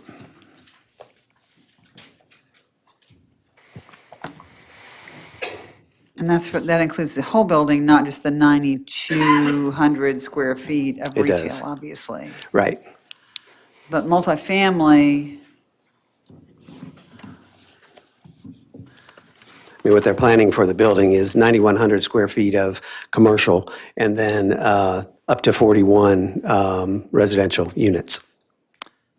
right, the note from the town report says, the applicant further stated that the vision for the project is to encourage walkability to and from the development. The applicant also stated that the apartments or studios are not intended for families or roommate scenarios, rather for older, single residents. The applicant confirmed that the building would be under 45 feet. Do you agree with that assessment of that assertion? I mean, probably could let the developer speak to that when they come up. But I think, I'm not sure what the exact focus of that question is, but if it's multifamily and whether or not it needs to include family, I don't think there's going to be any restriction on the nature of the family unit that's allowed to reside in the. Do you think that we should we as a council should be able to rely on an intended use? Yeah. Okay, thank you. Then it sounds like it's older, residential, non-roommate, older people who would stay in those condominiums. Well, we don't know, but I mean. Well, that's what the intention is, I understand. I think what you Attorney should. McCarley, can we restrict who lives in residential units, whether it's family or We don't regulate ownership. residence, type of residence, relation to other residents in the unit? They would have the option of making it an age restricted, but I'm not hearing that. But no, we don't regulate whether it's condominiums, townhouses, The apartments. staff report says for older, single residents. So according to the staff report, they have in fact limited that unilaterally. That's not the case. Correct. That is not the case. So that was asserted to the town planning department, but is in fact not the case. I couldn't tell you, but that's not the case. And when we have our witness up here, you I can see. feel free to ask that question. All right. Great. I'd like to call forward Neil Salmon. It's our first witness. We have to share this microphone. All right. You need this? No, I don't. Let me get it out of your right. Go ahead and state your name and address for the record, please. My name is Neil Salmon, and I'm at 540 South West Broad Street in Southern Pines. What's your job title? I am Chief Design Officer For whom? for Ascot Okay. Corporation. What's your length of time at this job? 2 years, 3 months. I started there in September 22. All right. What prior related experience do you have to what you do there? Huge. I've worked in 2 countries. I've worked in architecture for over 4 decades. I've done everything from historic remodels, production build, custom home building, add-ons, master planning, live work, mixed use communities, everything in between. Is it true that you're an international member of the American Institute of Architects and a chartered architectural technologist in the UK? Yes, correct. Yeah. And does that allow you to produce any type of architecture? Yes. In the UK? Any type, any form, any type of building. Is it true that you've had that designation since 1990? More than 30 years you've been working in the field of architecture? Yes, correct. It's also true that you are from the UK and you're required to have a green card to live here and work here. Unfortunately, yes. Is it true that you were given your green card through the United States O1 visa program, which is otherwise known as the Extraordinary Ability Visa, and that to qualify, one must demonstrate extraordinary ability in their field? Yes, correct. Yeah. Is it further true that you have received multiple national and local design awards for projects that you've designed in the UK, which was in part the basis for your qualification for the US-1 Yes, visa? correct. Is it correct to say that this application is for a preliminary development plan, PDP, under section 2.18.5 of the UDO? Yes. Could you describe in general terms the history of your experience on this project for the council? In my role as Chief Design Officer, I started the project from design inception all the way through till now. I was involved with the CDP process. Although I wasn't here for that hearing, I was part of that package information that was put together. And that involvement has kept me all the way through till now with the PDP. And it will continue to go through as we develop the structures and the design all the way through to construction documents. All right, Madam Mayor, I tender Neil Salmon as an expert in the field of architectural design and land design matters. Thank you. Did you assist in the preparation of the preliminary development plan application that was filed in this matter? I did, but not totally, because the bulk of it was done by John, my colleague John Sparrow. Okay. And are you familiar with its contents? Yes, I am, yeah. To the best of your knowledge, is the PDP application complete? Yes. And have you been to the site? Oh, yeah, many times, at least 6, maybe 8. Okay. But I drive past it every day to go to the office, so I see it. So regularly. apart from driving by, I- intentional visits to the site, 6 to 8? Yeah, yeah. Okay. Are you familiar with the surrounding properties and the uses near the site? Yes, yeah, again, I drive around, I live locally as well, so. Okay. Yeah. Have you made yourself familiar with the Southern Pines UDO, in particular, the requirements of the valid PDP application set forth in section 2.18.5? I have. Have you reviewed the PDP application in light of those UDO requirements? Yes. Section 2.18.5H sets forth 4 criterion for approval of a PDP. Is that correct? Yes. I'm going to object to leading.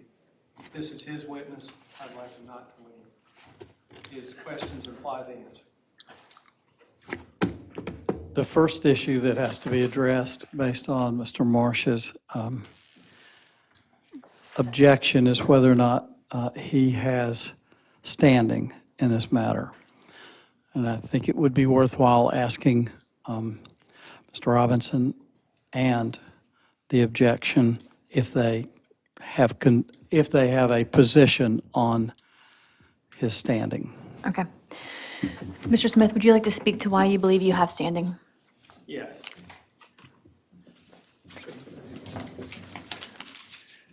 I own the adjoining property, 255 West New York Avenue. I'm directly downhill. There's a lot of water that comes through that block, and I believe I have standing because my property could easily be damaged from the water runoff alone. Over and above that, West New York Avenue is where clients access my office, and we already have problems with overflow crowds from the Caddy Corner property, the Growler. When they have events there, people park up and down the street and occasionally block my driveway. Sometimes they park in the middle of the street so that it's just a one-lane road. Therefore, since I, as a property owner and a business owner and operator, can suffer injury from this project if it goes forward without proper regulation, I believe I have standing. Okay, thank you. Can I ask Mr. Smith some questions? Sure. Mr. Smith, I'm Nick Robinson, representing the applicant. Are you Mike, please. Are you an engineer of any kind? I do not hold an engineer's license. However, for the last 35 years of practicing law, I have litigated environmental cases from time to time, which require knowledge of the Sedimentation Pollution Control Act, the Watershed Protection Act, and other environmental laws. All right, thanks. I would submit to the council and to the mayor and to council for the council that Mr. Marsh does not have standing under North Carolina law. In order to establish standing, you have to establish not just that you're an adjoiner, and in fact, being an adjoiner is not sufficient. You have to establish that you can prove and show special damages. In other words, damages that will occur to you that are different from those that would be occurred by any other person nearby. Mr. Marsh is not an engineer. He is not qualified to testify. That would be incompetent evidence in the record about whether or not there could be water issues. And I would further state that you need to keep in mind what's at issue tonight. The CDP has already been approved. Any issues about uses, any issues about traffic, any issues about people that might be customers or people that live there have already been resolved. The only questions that are in front of you tonight is the extent to which the PDP conforms to the criterion in your UDO. And essentially what that is does it substantially comply with what the CDP has already approved? So I don't think Mr. Marsh has standing actually to participate as a party. I do think in general, and Mr. McCarley can correct me if I'm wrong on this, I do think that in general, he can speak to you about the project as a member of the public, but he can't participate as a party. He can't object to my witnesses, and he can't participate as a party would participate. It's a mute point, but actually it's his last name is Smith, so it's Marsh Smith. Error. My error. I actually appreciate that. My grandfather used to call me Mr. Marsh, and so it kind of brings me home. And Nick, it's so good to see you tonight. We went to law school together. So I would respectfully disagree with what he says, because one does not need an engineering degree to understand that water tends to flow downhill. And one does not need a surveyor's transit to understand that I am downhill from the subject property.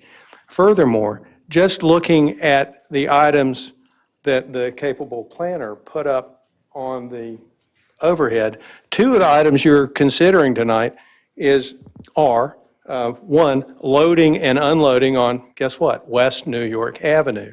And we've also got this Band-Aid on the runoff. Instead of 70%, which the town generously allocated without charge to this program, this plan, the developer now wants to go over 70%. And I don't think that they're asking to go over 70%. I think that that's misinformation, that they have told us they plan to stay within the 70. And I do need to pause before you go further and speak to town attorney, if you okay, don't mind. thank you. There are three issues that have been raised so far on the standing issue. The first is whether or not an adjoiner, simply by being an adjoiner, has standing. And the answer to that is a clear no. The case for that comes out of Moore County. The second issue raised was the potential for injury from runoff. Yes, he is downhill. Yes, water runs downhill, but speculative claims of injury are not recognized as granting standing. The third issue is the expertise issue.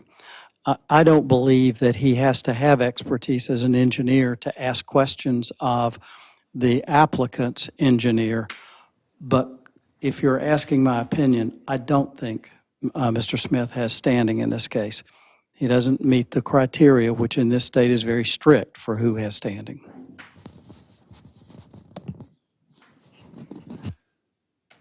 Attorney McCarley, can I come speak with you? Yes, ma'am. Mayor, would you like to take a 5-minute break right now? I think that's a great idea. Okay, thank you. Deliriously happy. Doesn't seem like it. I gather.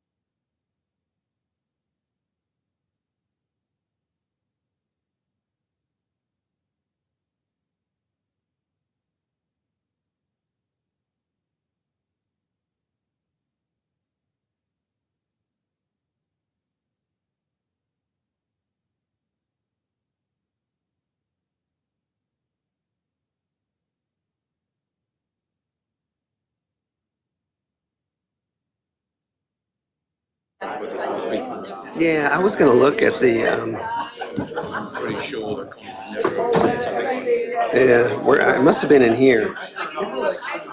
sure BJ was part of that. Yeah, the vision for the project is to encourage walkability to and from the Yeah. apartments and studios are not intended for families or roommate scenarios, rather for old, okay. So, I mean, John could clarify that.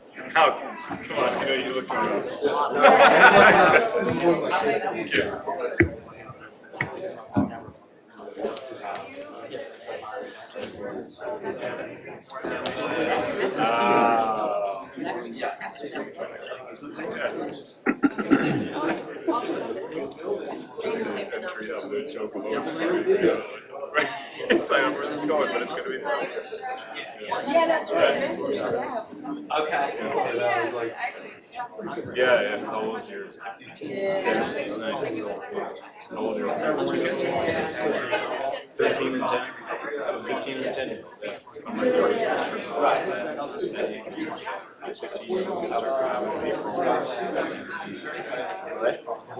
Girl, she really can drive, right?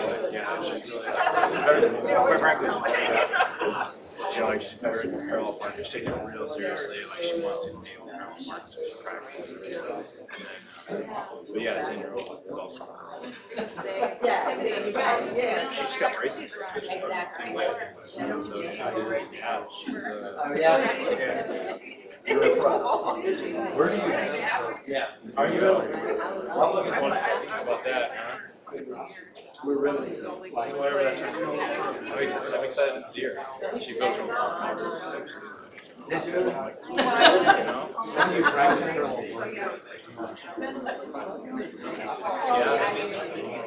Yeah, no, we went out and so first she's driving and I'm in the passenger seat and I say, teach her the rule, like why was this? Turn it, and that got her like sending her the way. And then as she went on the right. So then you come back. Yeah, I think what's funny is like it's almost like the realization got her. You know, I've seen all the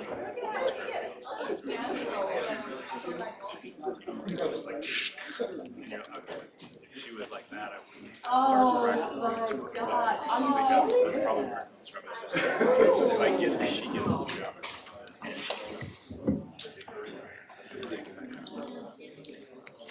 You know what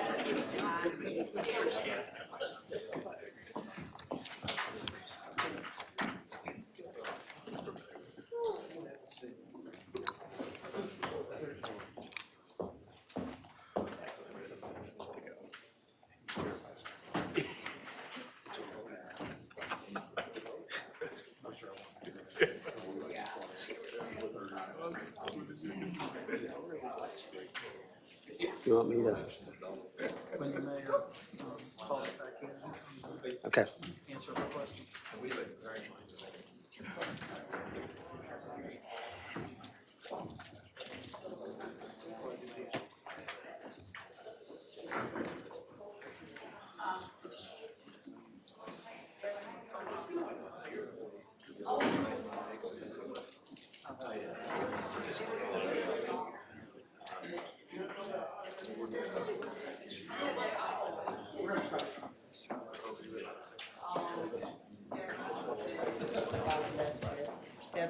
Hey, do you need more cough drop? You good? Thank you for your patience.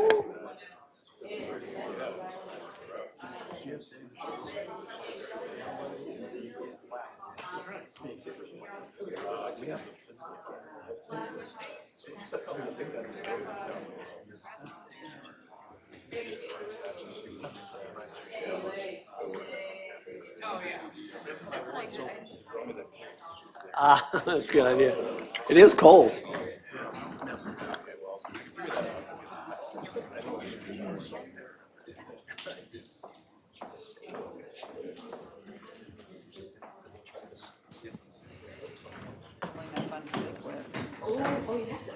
Oh, girl, Hank and I are like this, yeah. Okay, thank you for everyone's patience. We're trying to get the fans off and make sure that everyone had a break.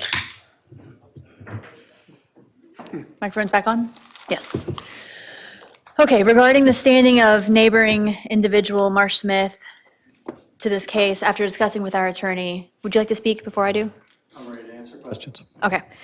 Mr. Smith, I respect your opinion as a neighbor and as an attorney, but the special damages that you have mentioned are speculative in nature, and I do not believe gives you standing in order to participate as an attorney in this process. You do have the ability to participate as a neighbor, and I think that the respect of this council up here, if there are things that you would like to say as a neighbor and a resident of the town, we will consider those and try to relay them to the attorney as best we can. Thank you, Madam Mayor. I think the Rule 12 of the General Rules of Practice for North Carolina attorneys say that attorneys should yield to the ruling of the tribunal gracefully, and I do yield. However, I am hard of hearing. Oh, I'm sorry. And I wonder if I might sit here so I might hear the erudite remarks and giving testimony and directing. I am perfectly comfortable with you sitting there as long as there is no objection from the other attorney. Although I'm intimidated by my law school classmate, Mr. Marsh Smith, I do think it's appropriate if he can't hear me as well as possible, that he be seated near me.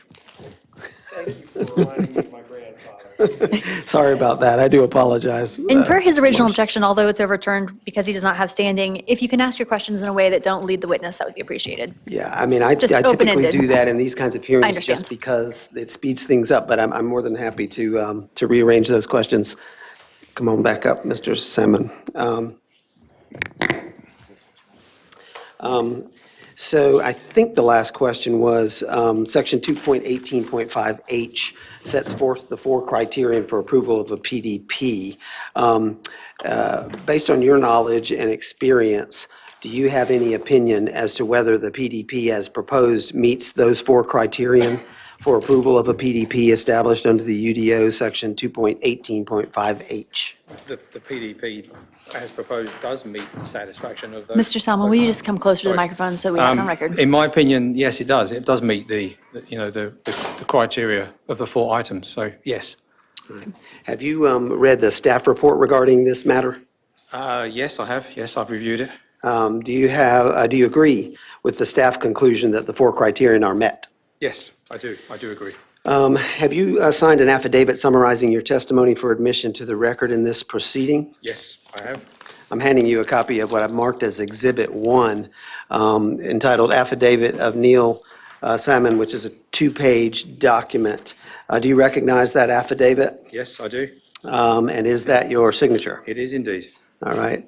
Madam Mayor, I'd like to move the admission of Exhibit 1, which is the affidavit of Neil Salmon. Thank you. Madam Clerk, I have extra copies of the affidavit for the board, if that's helpful, and for the staff. Thank you. Those are all the questions that I have for this witness, but I know that the board may want to interject some now or at the end. Would you like to speak now as already up? The affidavit before I made that decision. Coming So- your way. We'll leave that possibility open. Okay. Thanks.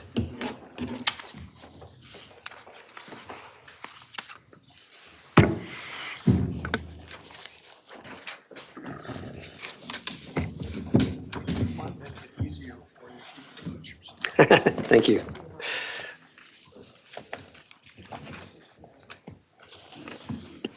I have a quick question. Yes, ma'am. For Mr. Salmon. In light of the discussion that was mentioned from Mr. Smith regarding runoff water coming downhill, in your professional opinion, do you see that as being a problem?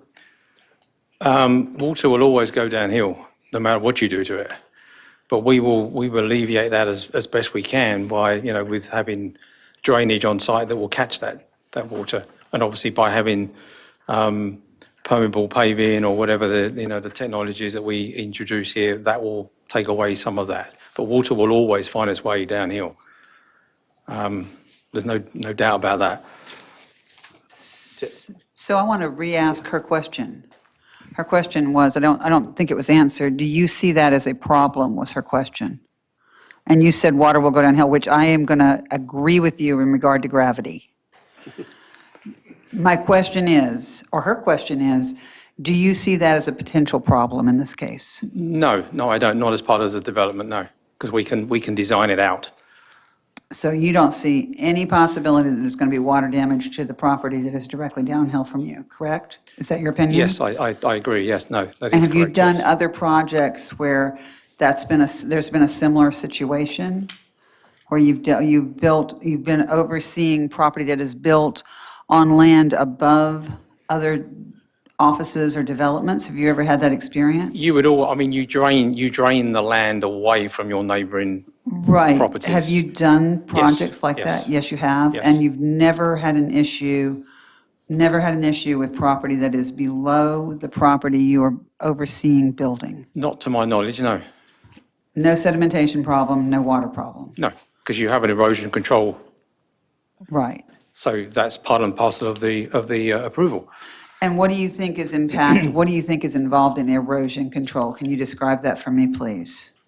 We would protect the boundaries as we scrape and we clear and, we start our development. I mean, we would fence it off and we would grade things away so it doesn't erode over the property boundaries. So fencing, in your opinion, would stop No, water? we would have the catchment pits where the sediment would go and we would Sorry, I then. didn't understand what you said. You would have the what? Catchment pits. The catchment pits. Yeah, Okay, yeah. thank So you. we would have those as part of the erosion control methods. And that would be dealt with as part of the plans and drawings that are submitted as part of the package. But you don't have those plans. That erosion control is not included in the plans No, as you have no, drawn that them will so come, that will come later on, as we develop I the see. construction documents. far. Okay. Yeah, if I could Yes. interject there on that question. As part of the process that you have in your UDO and in the town, a prerequisite to getting the approval for the final construction plans is going to be to have a stormwater control plan. And the applicable standard for stormwater control is that the post-development runoff cannot exceed the pre-development runoff. And so that will be reviewed by town staff and approved before they ever even begin construction. So the basis of your objection is that, the basis of your objection of me asking that question is what? I'm sorry. I don't have any objection to it. I was just adding Okay, information. Okay, Yeah. okay. Well, you said you were objecting, so I was interested in what the basis of your objection was. I use interjecting. Interjecting. It's a lot Yeah, of sorry. words. Okay, thank you. Yeah. Are there other I questions? have one more question for him. As it's designed with the shoulder and everything on that side of the New York Avenue, do you anticipate that during loading and unloading that New York will still be passable? Or will it block the entire? No, it should be Passageway. sufficiently wide enough to traffic to pass. There are designated parking spots being added on New York Avenue. Is the loading going to be in those parking spots or along the road? That's yet to be decided, but I imagine along the road. Do you know the width of New York Avenue at that point? Not off the top of my head, no, I don't. Can you tell me the width of a traditional delivery truck? Well, that can vary, but I would imagine you're looking at 10 feet. About 10 feet? Yeah, I mean, I imagine that road is 20+ foot wide, plus the parking imagine spaces. that? Yeah, I would Okay. imagine, yeah. Okay. I mean, I've never measured it, but I would guess that that's what it is approximately. And yet you're able to assert that it would not be an issue? That's just based on your objective opinion, Correct? looking Yeah. at the road, that there'd Yeah. be no problem with ingress and egress if there was a delivery truck there? No, I don't see there would be.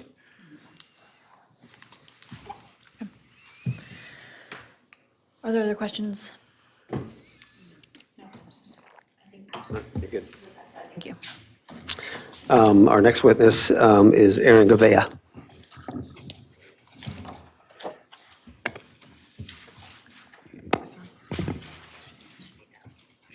There we go. Aaron, can you state your name and address for the record, please?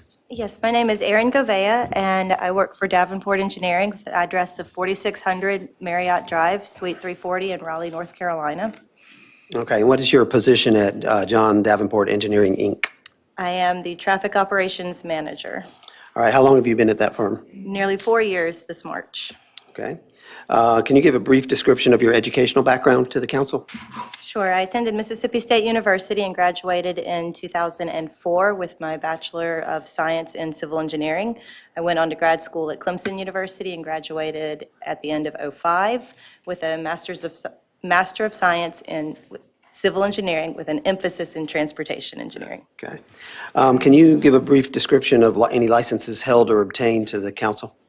Sure. I started with my engineering intern license in Mississippi and then received my professional engineering license through exam in Georgia in 2010. After that, I used the comedy process, which is basically just the paperwork process, to get my license also in Virginia and in South Carolina. And when I moved to North Carolina, I also received my license in North Carolina as a professional engineer in 2019. All right. Do you have any prior experience preparing traffic design analyses for commercial and residential projects? I do. I have worked on similar projects, residential multi-use developments, doing traffic studies, traffic impact analyses, traffic design analysis across North Carolina since I moved here in 2019 and also in those other states where I'm licensed. All right. In what capacity have you been engaged by the applicant for this project? For this project, Davenport and Ascot signed a contract on February 24th in 2023 for transportation engineering services, where I, with the assistance of my coworkers, performed the traffic study for the New York Place proposed development. Right. How long have you been working on this project in particular? We started the project in February of '23, completed the traffic study in May of 2023, and I was contacted earlier this month to re-engage with the project for this meeting. Okay. What tasks have you completed for the applicant on this project? So we completed the traffic design analysis, or the TDA, in May '23, and that's the task. All right. I'd like to I'm sorry, tender Aaron. what was the last thing you said? You said you completed the traffic design in May of 2020? The traffic design analysis, the TDA. In May of 20, and then you in said May something 23. very quietly and it sort of I disappeared. just continued talking without having a statement, so I said, and that was the task. Sorry. And that was the task. And that was it. was the task. So you have recently been brought back to the task. right? Correct. I was brought back to the task this month to attend this meeting and provide any answers to questions that you may have. But you have not done any additional work since your work in May of '23? Correct. Okay. Madam Mayor, I'd like to tender Aaron Govea as an expert in the field of traffic engineering. So has your firm prepared a traffic design analysis for this site? Yes, we have. And what was your role in the preparation of the TDA for this site? For this site, I was substantially involved in the process of preparing the TDA. One of my coworkers performed much of the work, but I performed the field visit and did the site distance analysis and provided peer review of the report before my coworker signed, sealed, and submitted the document. Okay. So are you familiar with the findings and conclusions of the TDA? I am. All right. I have only one copy of this. Hold on just a sec. TDA, because it's 186 pages. But I want to go ahead and introduce that as an exhibit. It was a So part you of the have- record. You just have one copy of Yeah. the traffic report in this case? Yes, but I have an affidavit. Well, first of all, this You have one traffic. copy, you have one copy of a traffic report I have, for this project, and there are 5 of us up here, right? That you can provide, or that your witness can provide to all of us. I'd like to. I would prefer that than reading the entire yeah. document this evening. And I would like to clarify too, that the entire traffic design analysis was a part of the record in the CDP as well. So it's already included into the record. I'm just bringing it here as an additional exhibit for tonight. In the affidavit that I'll submit from Ms. Govea, there's a summary of the findings of the TDA. Excuse me, That full TDA was submitted and part of the record for the CDP prior to approval, so it has been reviewed by staff, and we have a copy.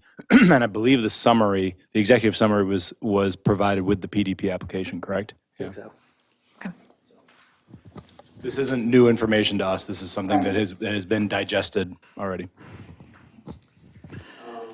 Mr. Robinson, do you mind if I ask a question? Yes. Ms. Gavea, the uses that were included in your TDA, was the overview, or the broad overview of uses including residential, multifamily, office space, retail, and restaurant enough for you to do an analysis on using this? Or do you need more specific, like our uses? I mean, our land uses are very detailed to help us understand what traffic's going to be, but you're able to do it with the more broad.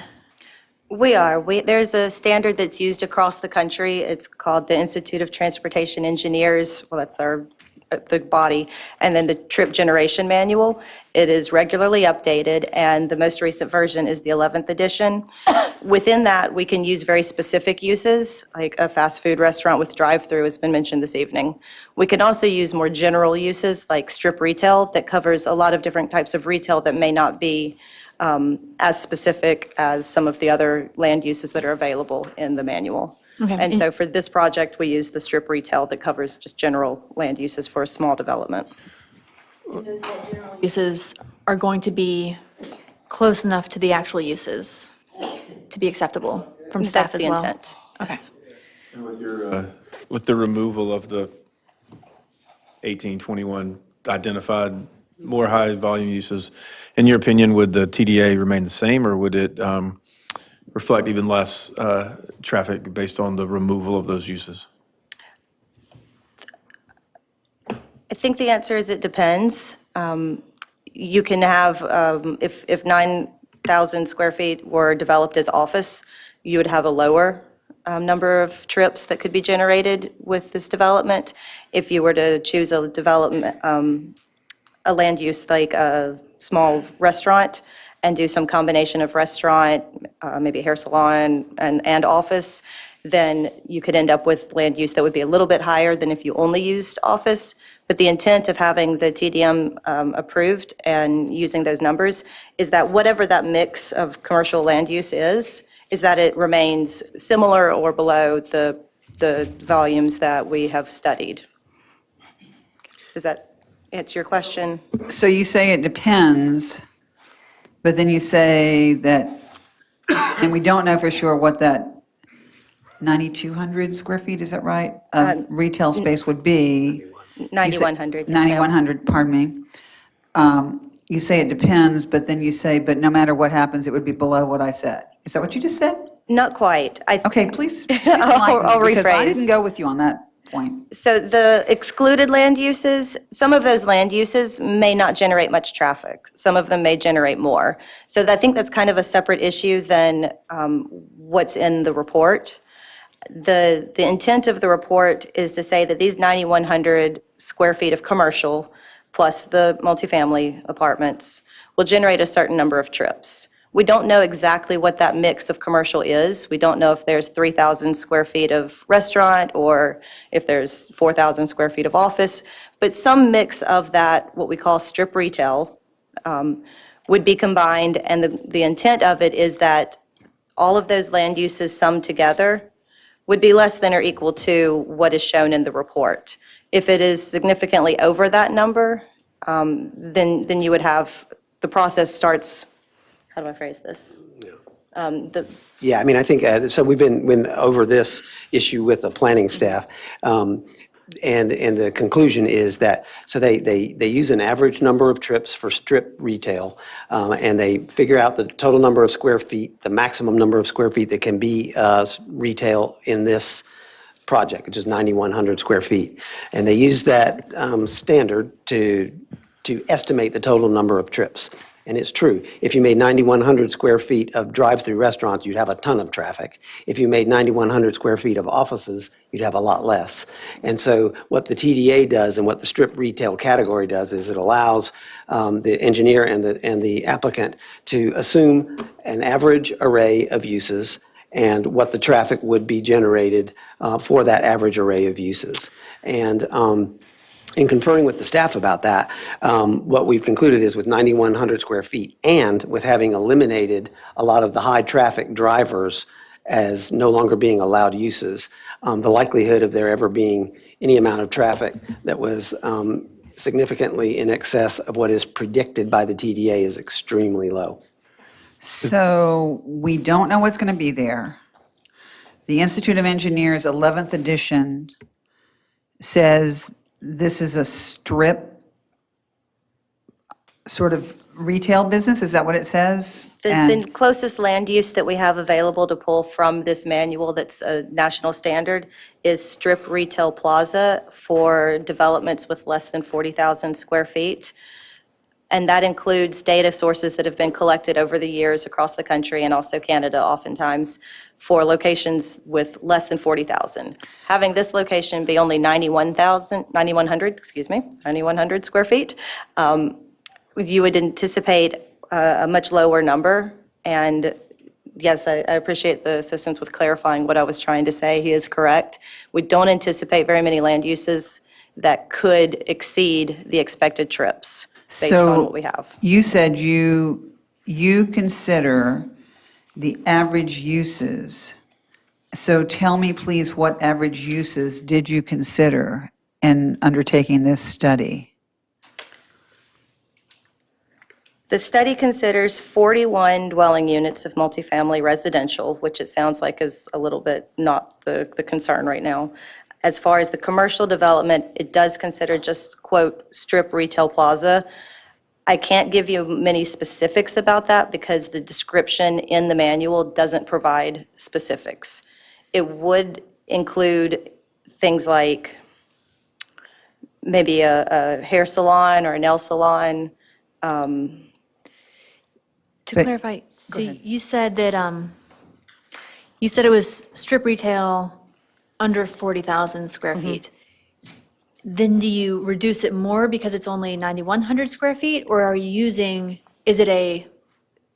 That in and of 40 itself is a category. There's Okay. another category for retail that would be between 40 and I think it's Okay. 120, and then another that's even larger. So you're planning for traffic as if this was 40,000 square feet of retail?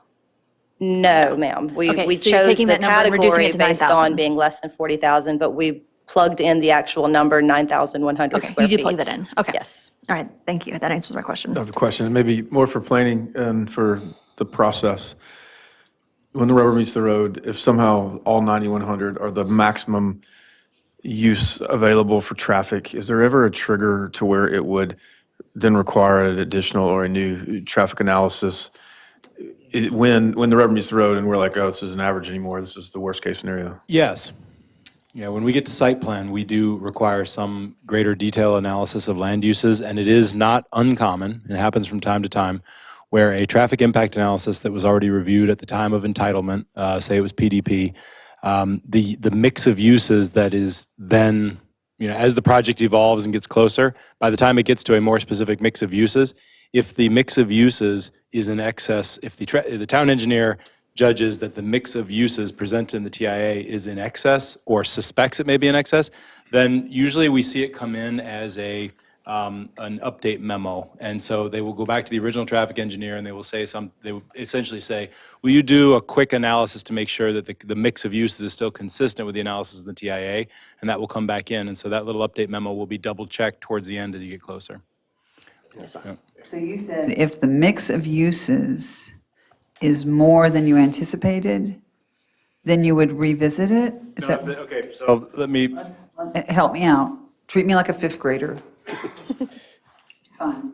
The trip generating manual to which she's referring has these categories such as, like she said, strip retail. They go out and they study a bunch of land uses that fall within that category. And they don't tell you in the manual if this particular data point had a beauty salon and this. They just say strip retail. And what you think of, that's what they're studying. Now, if a land use, say a project such as this came in and one of the uses of a unit within that was going to be far in excess of that which you'd normally associate with a strip retail center, then that would be a basis for the town engineer to say, hey, I'm going to need you to take a closer look at this specific use and see if it still fits within your study. And usually it comes back, sometimes they come back and they say, the professional engineer will say, I deem that this still falls within it based on all the calculations. Or they'll say, this one falls a little bit outside, or you know what, the difference is negligible. In fact, it reduces it. So that is the planning department's assessment that a nail salon is going to have more traffic than a yarn shop. No. How does that happen? So I'm not sure the nail salon and the yarn shop examples, what it comes down to is, Give me any. it's okay. Later on, when it gets to site plan review, there are further details that are getting hashed out, and the project is further along where the applicant may have tenants in mind. And that's when then uses can be provided. That's when we have to start looking at parking. We have to start looking at other things, and we have to figure all this stuff out. The town engineer can look at the TIA, or the TDA in this case, can look at a more detailed plan for the land uses that will be within it, and can say, yes, this falls within strip development, or you have something in here that I suspect may be in excess as a trip generation, and go back to the engineer and say, I'd like an update memo. And the term for that thing, the update memo, A trip generation memorandum. okay, trip generation memo, thank you.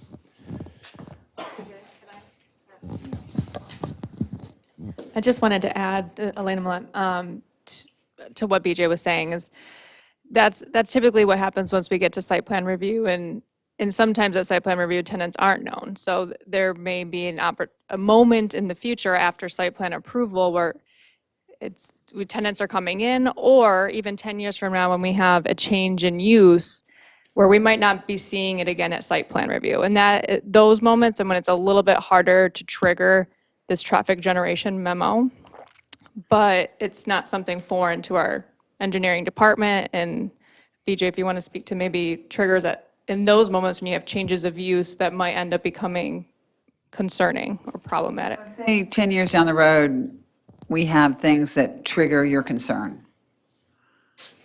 10 years down the road, and suddenly you guys are going, whoa, hold on, we got to refer this to the town engineer.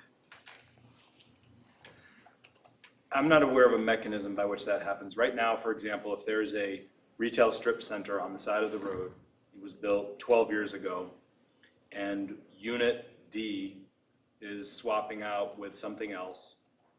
If there's an interior upfit, there's a building permit.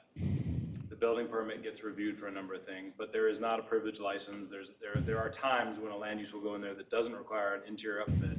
Now, it's going to likely require an interior upfit if it's a more intensive land use, but that's pretty speculative because it doesn't necessarily have to. They could just use open space. But no, the answer is 10 years down the road for this development, or today for a strip center that was developed 10 years ago, it is possible to swap out a unit within there with a higher trip generating use that may not be identified by the town at that time. And there would be no ramifications. I mean, there would be no way to protect issues as far as increased traffic. There's nothing we can do to protect something that happens a decade out. I would say at this time, in fairness to the applicant, no, there's no mechanism set up for dealing with that, and it wouldn't be, yeah. No, that's You called that an interior, what'd you call it, an interior land fit? Is that what you did? Interior upfit is a type Upfit. of building permit where you're not changing the outside necessarily. You're just going in and you're modifying the way the wiring is and the way the 2x4s are create pony walls and things like that. You're just modifying the interior in a manner that requires a building permit. Okay. At that point at which a building permit still requires review for zoning. It still requires all that. To my knowledge, correct me if I'm wrong, Reagan, and I believe I would know, but I want to make sure here, that moment, the town engineer does not look at individual building permits for interior upfits and require TIAs or trip generation memos. No, the only time I can think of a similar scenario is the change of use things that you sometimes go through where you'll have memos, and that has to do with non-conforming sites, and you'll have the memos written to determine whether the new use is of a similar or less intensity than the previous or current. And that would be something that may trigger. Yep, and boy, I appreciate you bringing that up, actually, because yes, 7.3.4 in the UDO is a section that says if you have a non-conforming site and the use changes, and we do these, on average, once a week, somebody comes in and swaps out a use, we do what's called our change of use analysis, and we determine whether or not the new use is more intensive, is equal to or lesser intensity than the previous use.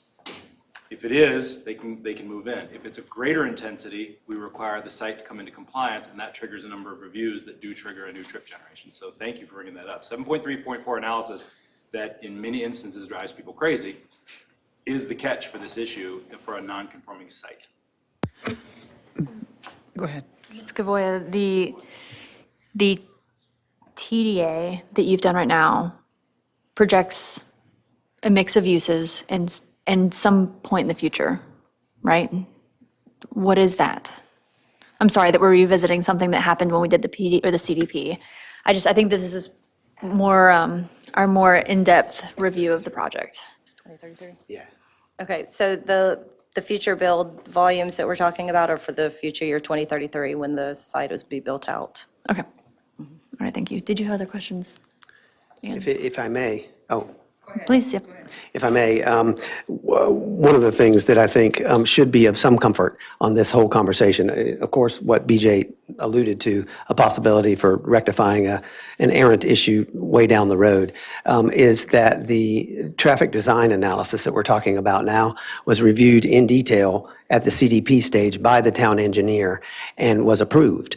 And I think part of what's happening in there is that there's confidence that when you look at the relatively small amount of square footage that's going to be commercial here, 9,100 square feet, and the amount of trips that have been applied to that through estimation using the trip generation manual, the likelihood, even back then when all the uses were included, the conclusion of the town engineer was that the likelihood of it tripping way too many traffic trips per day was very low. Now, the reason why I'm bringing this whole subject up now is that despite that, I mean, I think we're already approved on this point, and there's really not even any obligation to bring it up again. But the reason why we are bringing it up again is because we've made it even less likely by excluding a bunch of uses that were already allowed. We're legally entitled to do them right now, excluding those voluntarily, so to make everybody have comfort that this issue really is going to be a non-issue. Okay. Thank you.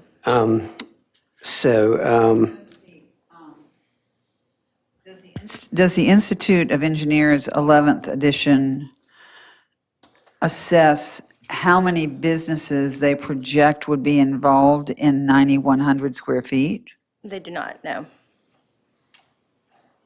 Do you project that based on the proposed plan? We tend to let the site plan designers figure that number out, so they know how big each of the land uses needs to be. Has anyone talked to you about any potential businesses that might be included in this particular development? We took a quick look at if there were a sit-down, high-turnover restaurant, a office space, and then a smaller, just general retail space. And a lot of the numbers that we were projecting, just doing some estimates, fitting 3 or 4 businesses into the 9,100 square feet, were coming out lower than the projected trips using just strip retail. So you did a quick turnover restaurant, let's review, an office space, and then some sort of a retail. Using the same strip retail, but just a smaller square footage, yes. I just want to just pause and potentially redirect. We spend a lot of time on the traffic, on the TDA, that was approved with the CDP, excuse me.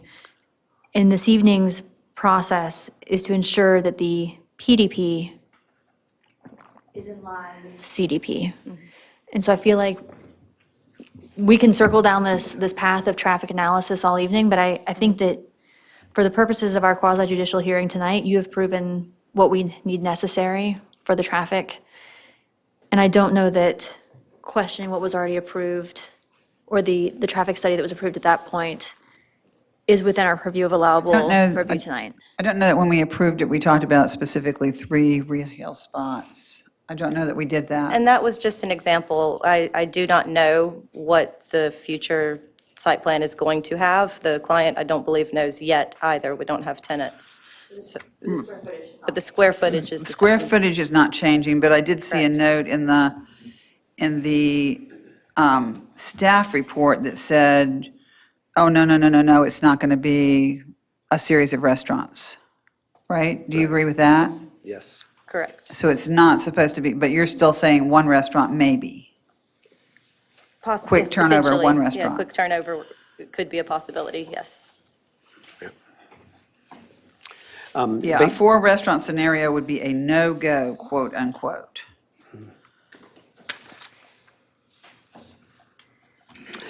Based on your traffic design analysis, all of the other information and experience at your disposal that's pertinent to this project, do you have an opinion based on a reasonable degree of engineering certainty as to whether this site is appropriate for the proposed project based on traffic I considerations? do.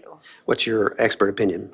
My opinion is consistent with the results of the TDA, that no adverse transportation impacts are anticipated with the low traffic volumes expected from the proposed land uses, and that no improvements are necessary to mitigate the impacts of future traffic from this development. Okay, do you have any reservations after this conversation about that opinion? I do not. Based on your experience and review, do you have any reservations about approval of the requested PDP based on traffic concerns? No, sir. Did you sign an affidavit to be submitted for the record in connection with your testimony tonight? I did. I'm handing you a copy of that affidavit. It's a 3-page affidavit. Do you recognize that? Yes, Have you reviewed that and signed it? I did. All right, I'd like to submit this as Exhibit 3. We have copies of that for the council as well. And prior to that affidavit, or within it, is there a comment about loading and unloading happening on New York Avenue? Since that's one of the things that has changed. I don't think it does address that. No, because that, I think, is addressed by adding language to the PDP. Do you think it makes sense for the expert witness to answer, not the attorney? Oh, I thought she In was that asking. case, I thought the question was I think direct. that She was question- looking at me. Who are you?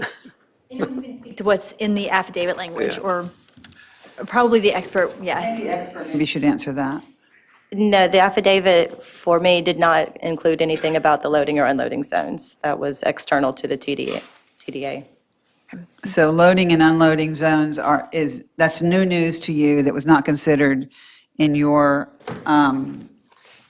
TDA, correct? That is not included in the TIA, or TDA, excuse me. TIA is the typical Excuse term. me, I got TIA is the TDA written typical down here. Come on. terminology. TDA is what is used here. Okay, and when you say that these would be low-traffic impact businesses, and yet you mentioned that there might be a quick turnover restaurant, how did you establish that assertion? That it would be low-traffic impact businesses in the 9,100 square feet? 9,100 square feet is a small number of square footage to generate trips. That was established through the trip generation manual and the study that we did. So that's based specifically on square footage? Yes.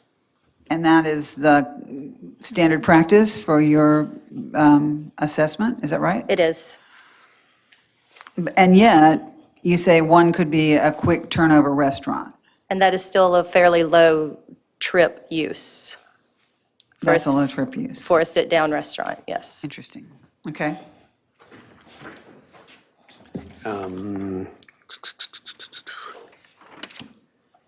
All right. Those are all the questions that I have for this witness, unless there are further questions from the board. So your TDA, without the loading and unloading on New York Avenue, would have assumed loading and unloading on Bennett Street? I mean, It or in a doesn't parking assume, lot? it doesn't make an assumption about loading and unloading. It Okay. focuses on the trips that are specific to the peak hour Okay. of traffic. And so that would be, your 5 PM, your 8 AM, and most loading and unloading takes place outside of those peak hours. Okay. So in your expert opinion, with the addition of loading and unloading on a side street, does that change traffic patterns in any of the intersections that you've reviewed?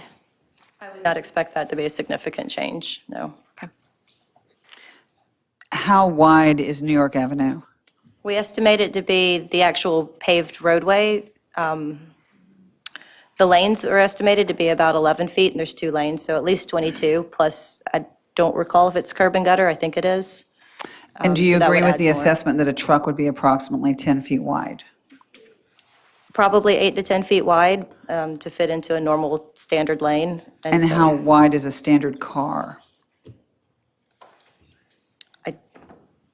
I don't actually know. I would also guess somewhere around 8 feet wide.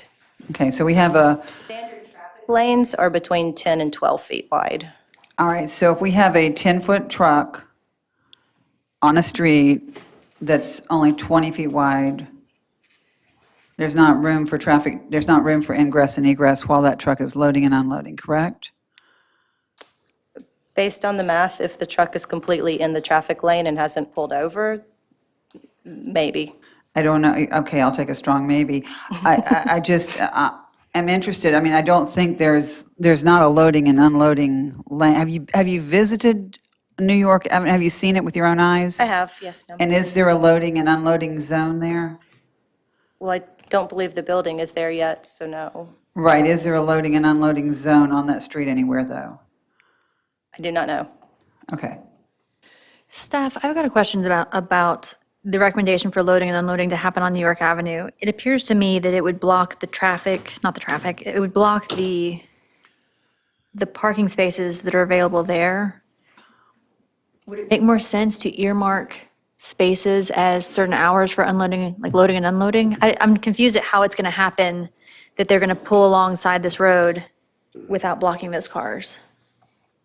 I would probably ask the applicant to explain the procedures and how their kind of operations are intended to be loading and unloading, whether that's at what point either in the right-of-way or on-site that loading and unloading is anticipated. And I think the difficulty with that is not knowing the tenants. We don't know what it is we're loading or unloading. If it's a small box truck or delivery van, it can pull in through the parking lot, no harm, no foul. If it's a restaurant that happens to have a large-scale delivery truck, and we see this on Broad Street, we see it on Pennsylvania, that's a completely different animal.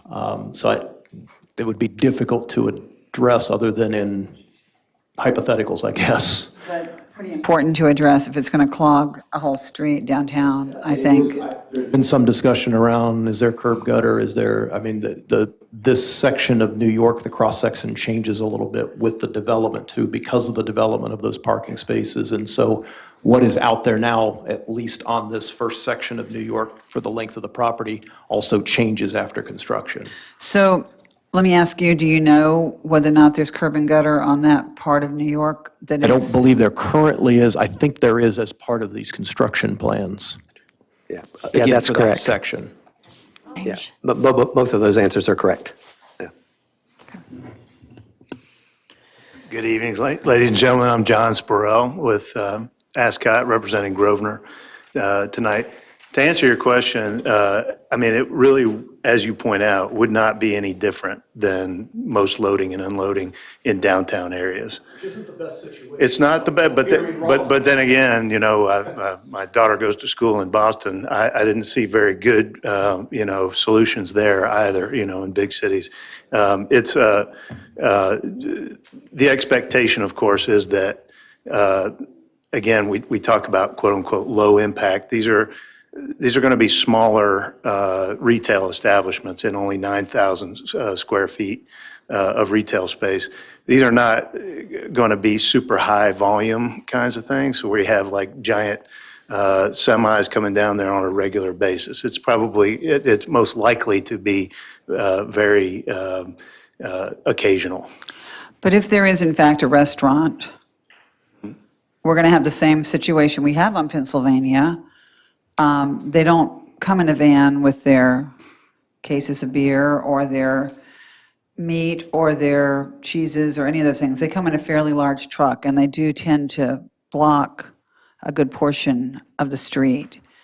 And do you know whether or not, is there an ability to go out one end of New York, or are you stuck? Well, New York does go all the way around. So Goes all the way around? Yeah, it does. So It goes all the way around to where? back to Pennsylvania. Right, correct. Mm-hmm. So is that going to be the solution for anybody who has parked on the street? Is parking allowed on both sides of the street on New York? I can't answer that.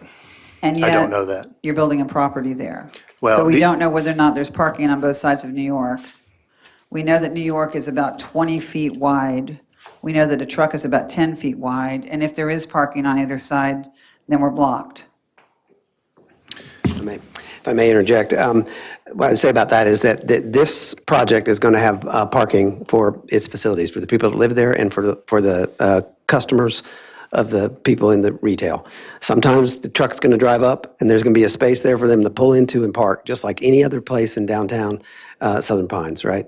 And sometimes they're not. And sometimes that'll be occasional, hopefully, but it's a very, very small number of retail uses anyway, especially relative to the other places in downtown.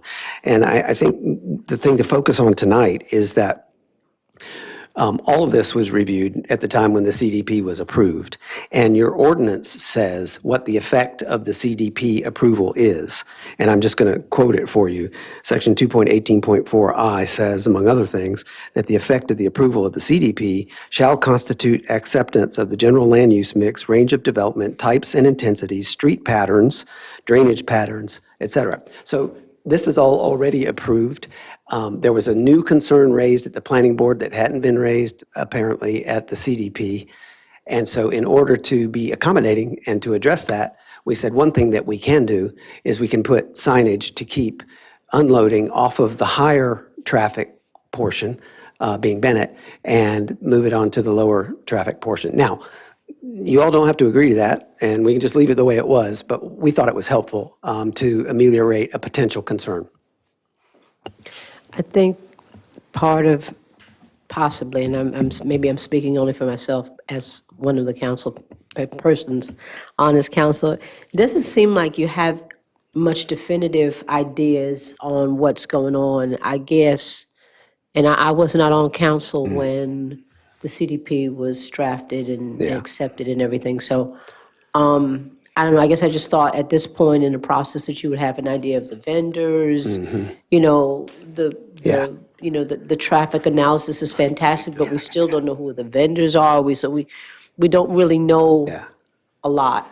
So. I agree. That's true. And that's true for every mixed-use commercial development that ever gets approved, because before you build it, you don't know most times who the tenants are going to be. And the beauty of the system is that the traffic design analysis allows you to estimate what the likely array of uses and the likely number of trips is going to be for the project. And we think, based on that, that it's actually going to be less than what was predicted by the traffic design analysis. It's kind of I agree completely with your discomfort with it, but it kind of is a chicken or an egg situation, because they can't know the tenants are going to be until they have an approval for a development, right? And once they have an approval for the development, they can go out and start showing design and try to lease out the space. So it is a timing issue, but I think it's cured by your process, if that makes sense. And there are no delivery spaces included in your parking spaces within the complex? Not specifically, but they're not prohibited for deliveries either. So a question for staff regarding the loading and unloading. It was at the planning board that this was brought up, and I assume it was a staff recommendation that you move loading and unloading to the lower traffic street. But the lower traffic street is also going to be a more narrow street, as Councilwoman Peterson has pointed out. Is it still your all's opinion that it makes sense to have loading and unloading on New York as opposed to Bennett? Yeah, I'll speak to that. I'll state also, based on our GIS data, it appears that both New York Ave and Bennett are 80-foot right-of-ways. So just based on using a GIS measure tool for our Powellville map. That being said, we have loading and unloading standards in our UDO and things that triggered that comment in staff's report to planning board, and then conversation ensued about what was appropriate and non-appropriate, and the planning board suggested, or I think the consensus in there was New York was a more appropriate option, but if the town council believes that it's worse than Bennett, then obviously that's up to the town council to discuss and for the applicant to maybe amend what they've proposed in their narrative. And from like staff's perspective on which is a better option, loading and unloading in a downtown area is going to be difficult because of the traffic and the parking demands. And but you have retail space in there, and loading and unloading will need to happen. And so whether there's an alternative solution, it hasn't really been discussed, other than limiting it to our lesser order street, we'll say our less trafficked street. I would defer to your expertise on that, not mine. Same question, just two points to consider.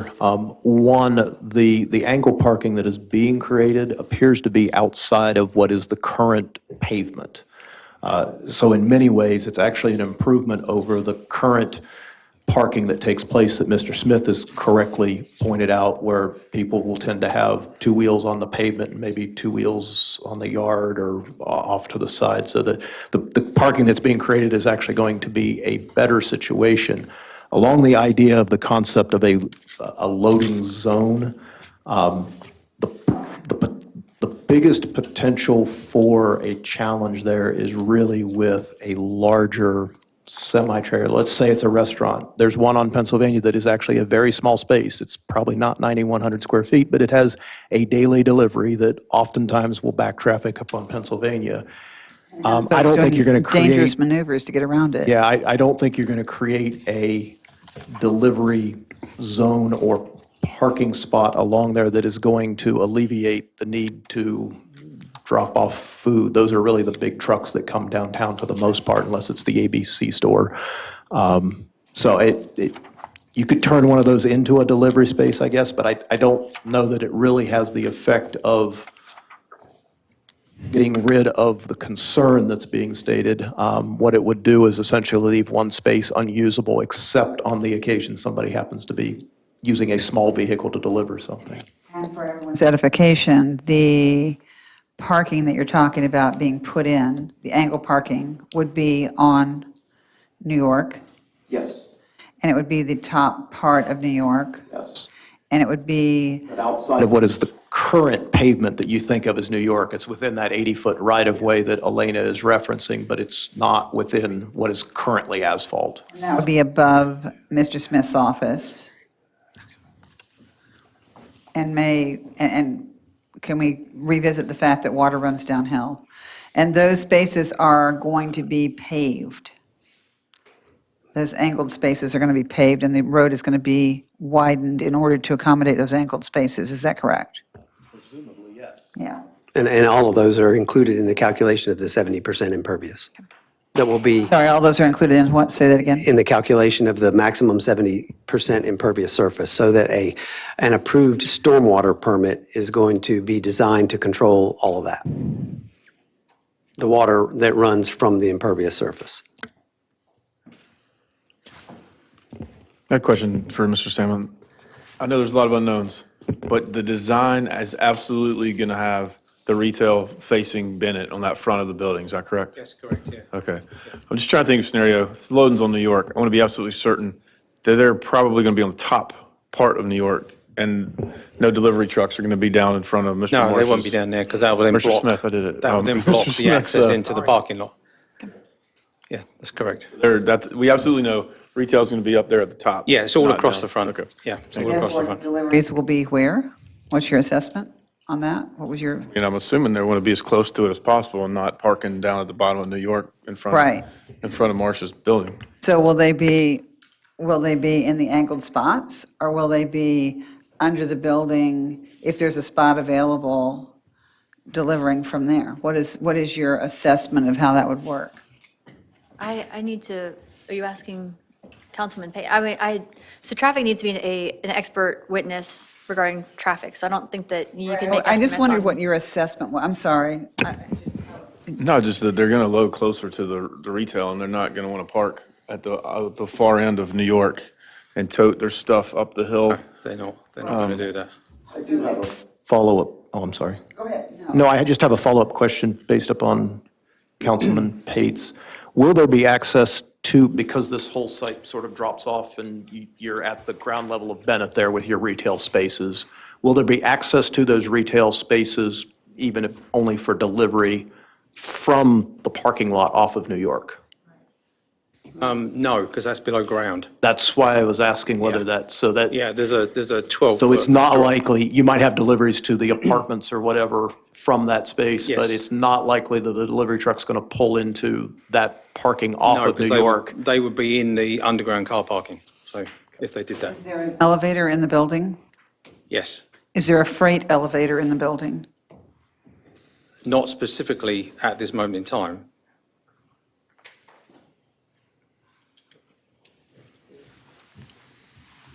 There is an elevator for the residential currently because we don't know the end uses, so therefore we can't design in those kind of things at this point. So I have a boutique on the first floor. I want beautiful dresses delivered to my boutique. They're going to pull to the top of New York, right? Is that correct? Or are they going to pull down below, get on an elevator with my rack of beautiful dresses and bring them up? How do you see that working? There isn't an elevator that takes you to the, I'm sorry, I there, did not there understand. is not an elevator that takes you from the loading bay at that level of the road. Okay, so the elevator starts on the first floor where my boutique is, correct? The elevator is for the residential, Okay, and it goes down to the underground car parking. so the people who are doing retail have no access to an elevator? Not at this moment in time, no. Okay. So my dresses to get to my boutique are going to park in the new angled parking at the top of New York? Or on Bennett? Is that No, in New York, on New York? at the top end. At the top end is that where the angled parking is? At the top end of New York? And I think they told us they could use that or not. And they've told us that they could use the angled parking, it's just not exclusively for. Right, so if there's a place, there's no loading zone, if there's an angled parking space miraculously available for the van that pulls in with 50 dresses, they could pull into one of the angled parking one of the new angled parking spaces and bring the rack of clothes across the sidewalk into the first-story retail business, is that correct? Correct, yes. But if there's not an angled space, where do they park and deliver my dresses? I want to pause again, and if council can revisit page 101, where UDO section 2.18.5H outlines the 4 things that we are reviewing this evening. I want to make sure that we stay focused on what our purpose is this evening. Yeah, I'm fine with that. I do want my question answered, though. I'm sorry to push back.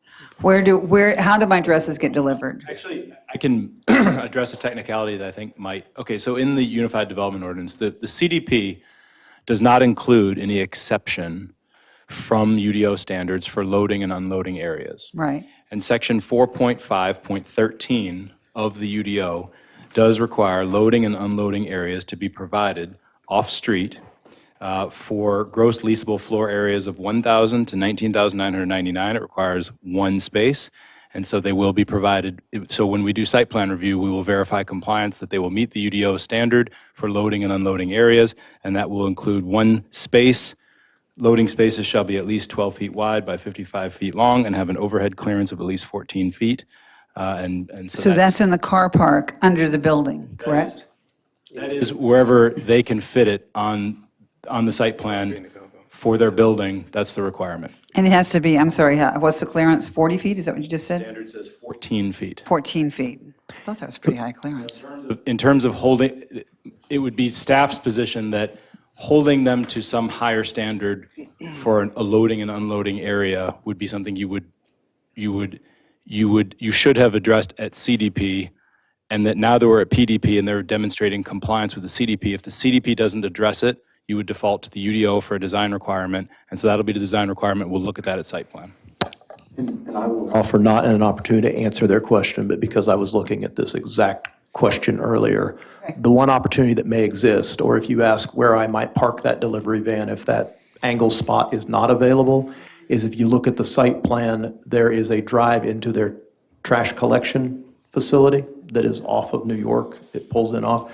Obviously, there's only going to be a trash track there. The I don't know how often this gets picked up, and part of that will be determined by what goes into those retail spaces and the people living there. But that is going to be available more often than not as an opportunity to get out of the drive lane, not with a semi-trailer again, but if you're delivering with a box truck or van or whatever, Van. that is there as an opportunity too. So, Mr. Robinson, your client feels comfortable that they will adhere to the UDO standard requiring some They sort of have to. loading and unloading? Okay, just making sure. So that's point 2. All right.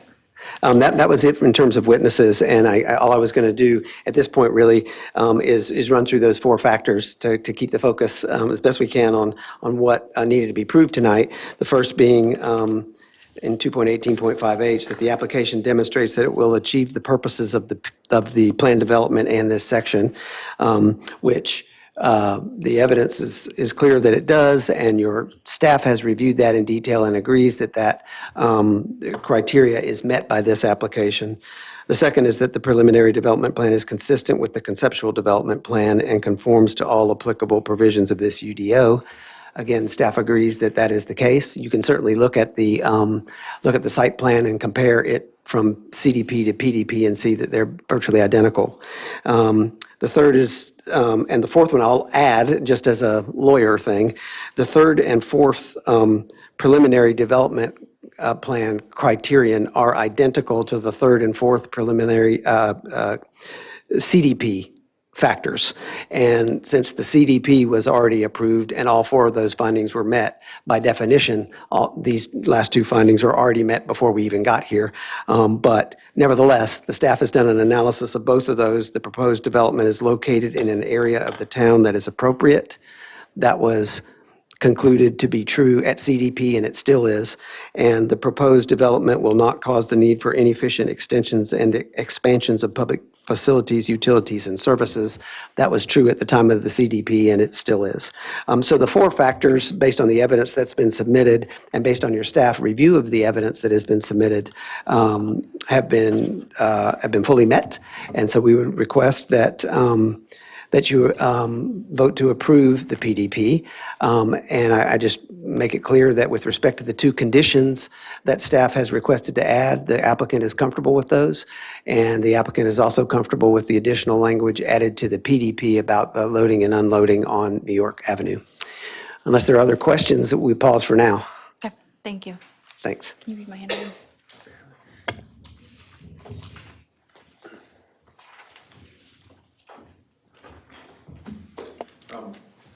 Sorry. Do you want to say something before? No. Okay. All right, I will open it to public comment. Oh, thank you so much. It's good to be here. Marsh Smith, 255 West New York Avenue, office owner. Here's something I would like y'all to consider, just, some people call it cogitating. Put in the back of your head, think on it subconsciously. When the CDP was approved, I remember a lot of controversy over parking spaces. And you may recall what somebody who has a definite perspective on this, might be tempted to characterize as a sneaky trick. Allowing motorcycle spaces that were cleverly designed to fit into otherwise unused nooks and crannies to count as a parking space, a full parking space. I think our esteemed planner rides a motorcycle, and she was pointed out as the exception that proves the rule that motorcycle spaces are the equivalent to car spaces. Your good memory. Yeah, well, some things burn in. All right, so what about this loading and unloading allocation downstairs in the basement parking? Was that considered when we were counting parking spaces? Because now not only do we have motorcycle parking spaces counting as a full car space, but now somehow we've shoehorned in an loading and unloading area into the basement. Does that take up any parking spaces? And if so, does that change what has previously been approved? It's some might crudely call it a bait and switch. It's just something to think about. Did I hear this wrong? I thought that there was no, okay, just making sure. Okay, just to clarify, there is no loading, unloading downstairs. But I'm glad you actually mentioned it because I think that we've discussed it a lot, so there was confusion. I heard people talking about it, Yes, and we were talking about it, and I think that they have clarified that there is no loading, unloading in those reserved parking spots. okay, Yeah. all right, thank you. Then we get to another motorcycle parking space analog. When I looked at your screens early on when the planner was making a presentation, I saw discussions of impervious surface, and 79.9 was a number I remember seeing up there. So are we in a situation where we've got 79.9% covered with what might be called impervious, but we're using something called permeable paving to shrink the 79.9 down to 70?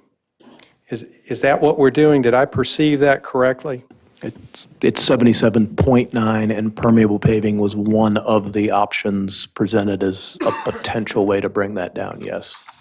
Because I looked it up on my iPhone, and they're porous asphalt, pervious concrete, permeable interlocking concrete pavement, plastic or fibrous grid systems, open joint bricks.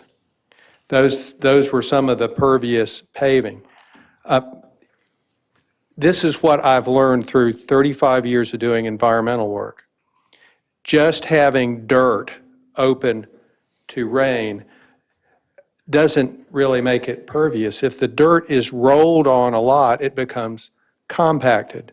That's something farmers know. Engineers probably know it too. Foresters know it. When sand, dirt, clay gets rolled on by equipment, it packs down, and it can shuck water just as well as pavement or macadam or crush and run. And so I look at pervious paving as window dressing that sounds nice when we talk about it because it sounds rather sophisticated, kind of like Grosvenor. It sounds nice, but it doesn't really work. The dog don't hunt, as Governor Ann Richards said. So I'm suspicious of these things, and I would ask that you exercise a certain amount of caution in considering these things and not blithely accept them and say, oh, we'll all live happily ever after with this pervious paving. So I have concerns about runoff, as I've said again and again. And one way to address this, because we're having increasingly less opportunity to have public input. Remember, the CDP was a legislative hearing. Now we've got a judicial type hearing, and subsequently we'll have less opportunity for input. I would urge you, humbly plead with you to consider having as a condition that the draft plans for stormwater management and erosion control plans be made easily available online and notify at least adjoining or downhill landowners of it. Because guess what? Some of us would like to learn about it. I would have liked to have come to the planning board meeting, but I couldn't talk. I had laryngitis. And y'all would have laughed at me because I croaked when I talked. And so I did not come for a number of reasons. I didn't want to give anybody like my friend Nick Robinson the crud with no name that I seem to have contracted. So that's just a modest proposal to help citizens deal with what's coming down the road so that we can look at it and perhaps offer alternatives when alternative ideas might make a difference and not have to sue to get relief and access to these things. Loading and unloading. Thank you for all your questions that you asked about loading and unloading, especially from West New York Avenue. Two suggestions that I'd urge you to consider. One, last I heard at the CDP hearing a couple of years ago, we were talking about filling that whole lot in where it's very low. When I was a little kid, in that low spot about midway between West New York Avenue's intersection with Bennett and West Pennsylvania Avenue's intersection, there was a little place called the Cobweb Cottage. And from the sidewalk, you could look into the second-story window. I understand that that's going to be filled in. Is that still the case?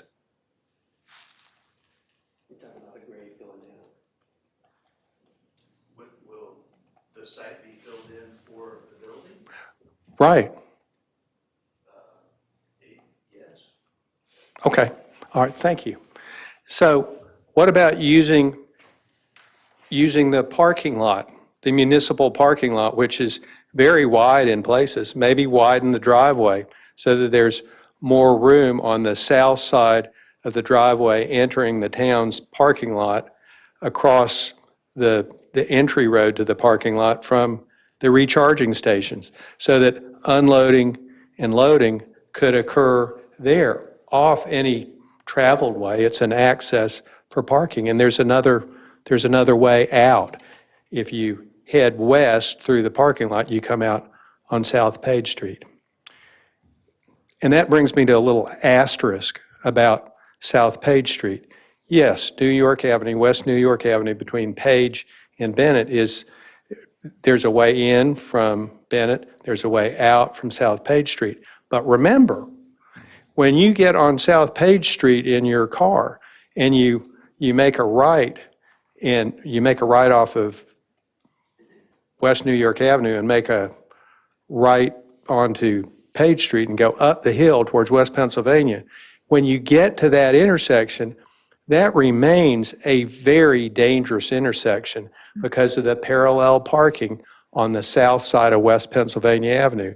Even though you've put yellow markings on the pavement to keep folks from parking there and obstructing the view, it still happens. And even when they don't park in the no parking zone, your view is still obstructed coming out onto that street. You increase the traffic, you're going to increase the chances of accident. That's just something to think about. So here's my second part of the suggestion on loading and unloading on West New York. The first part, remember, was try considering unloading from the access to the town parking. Here's the next suggestion.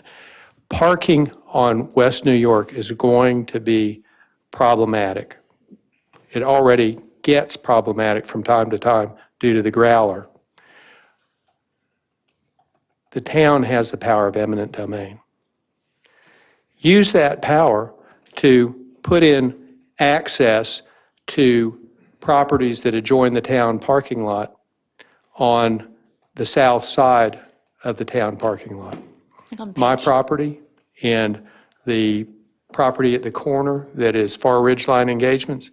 As I understand from, I believe I talked to Reagan about this, there's a small unopened street that is got a small strip 10, 15 feet wide that comes very close to that ditch. Just use the town's power of eminent domain to condemn walkways so that folks can park at the town parking lot and walk over to Far Ridgeline Engagements directly and to my office directly. That would go a long way towards solving the problem. Right now, you either need a zip line to go over the ditch, which is filled with bicycles that people threw into the ditch from the parking lot and kind of stuff like that. So those two simple ways to address the parking problem might finesse the problem. I'm not trying to stop my friend Colin from building his his project. But I am trying to make it easier for the neighbors and for the public in general by humbly suggesting these things to you. And the final thing, I'm curious about Grosvenor. I hear Grosvenor and Ascot, are they, I don't know what the relationship is to them. Do they have interlocking directorates or the same members, or is Ascot a member of Grosvenor? I haven't heard anybody ask that, and I think the public might be interested to know what that is, what the relationship is, because it's very hard to understand LLCs. There's a lot of mystery when you go to the Secretary of State's website and look at that. Thank you so much for letting me speak as a neighbor. I deeply appreciate it. Thank you, Mr. Smith. You brought some good points to our attention. I do want to mention, and maybe I assume that Mr. Robinson's going to say this, that I'll ask the council to disregard any discussion from Mr. Smith regarding traffic, because it must be provided by an expert in the field. So any of the traffic discussion on Page, Bennett, Pennsylvania, and New York that he mentioned as public comment cannot go into our decision this evening. Okay. Is there anyone else from the public? Please. I don't normally do this, so I'm quite nervous. That's all right. Welcome. But I have a question. Can you give us your name? My name's Donald Jorgensen. I own the business at 260 West Pennsylvania, Raven Pottery. Okay, thank you. Parking. Can we force them to have people rent or buy those homes or places to live to only have one car? Are we talking 40 cars? Are we talking 80 cars? Where are all these cars going to park? So people are saying it's a single-person apartment. A lot of people are couples. A lot of single people have kids. this was something that we discussed during the PDP process, and there is underground parking provided. How And many? at that point, we decided it was adequate for a downtown home or downtown living accommodation. So where are the other people supposed to park? At this point, it is similar to any other businesses that are on, But we're not talking about business, we're talking about home. I live on Broad Street, and just like my home, I don't have any parking spots. It will be just like downtown homes and the historic property. You're just going to park wherever?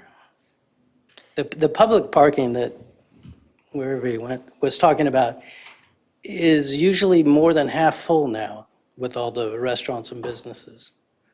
So there is some parking there. There is, and I think that what we discussed, and I know that this is not public, it's not normal to go back and forth on public comment, but what we discussed when it came to the CDP process was that in order to have a successful property and have homeowners and have people using the retail, the obligation is on them to provide parking. It's not on us. So if they don't have parking and nobody can park their car when they live there, they won't get residence. So yes, at this point, they park wherever. So there's no, if you have X number of square feet of residential, you don't have to have X number of parking. There is an equation that went into it, but we're past that point in this process. Yeah, All right. and thank you. I think Attorney McCarley, did you want to speak? No, ma'am, you covered it. Okay.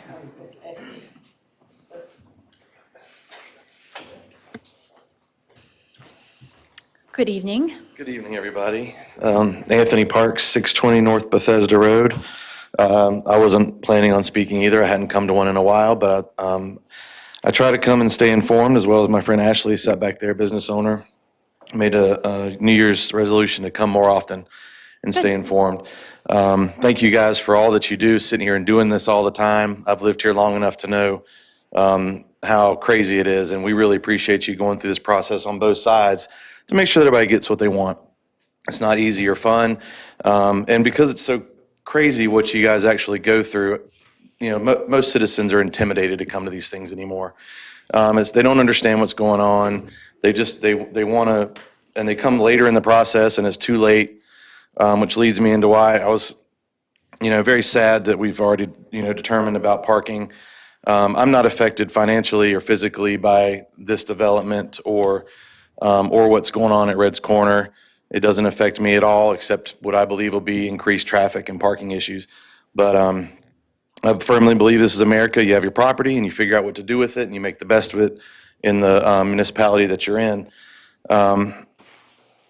But just as a whole, looking at this, as a big picture, I'll talk about both in the same thing. I know we've already talked about Red's, but I think everyone here knows that Red's Corner is always slammed with parking, and now they're creating a green space that's going to block off illegal parking, but as per their words, create a place where people can get away from the crowd and picnic. They're going to use a space inside of that building, which has been a restaurant, a dance hall, and all these other places, for inclement weather, overflow, and special events.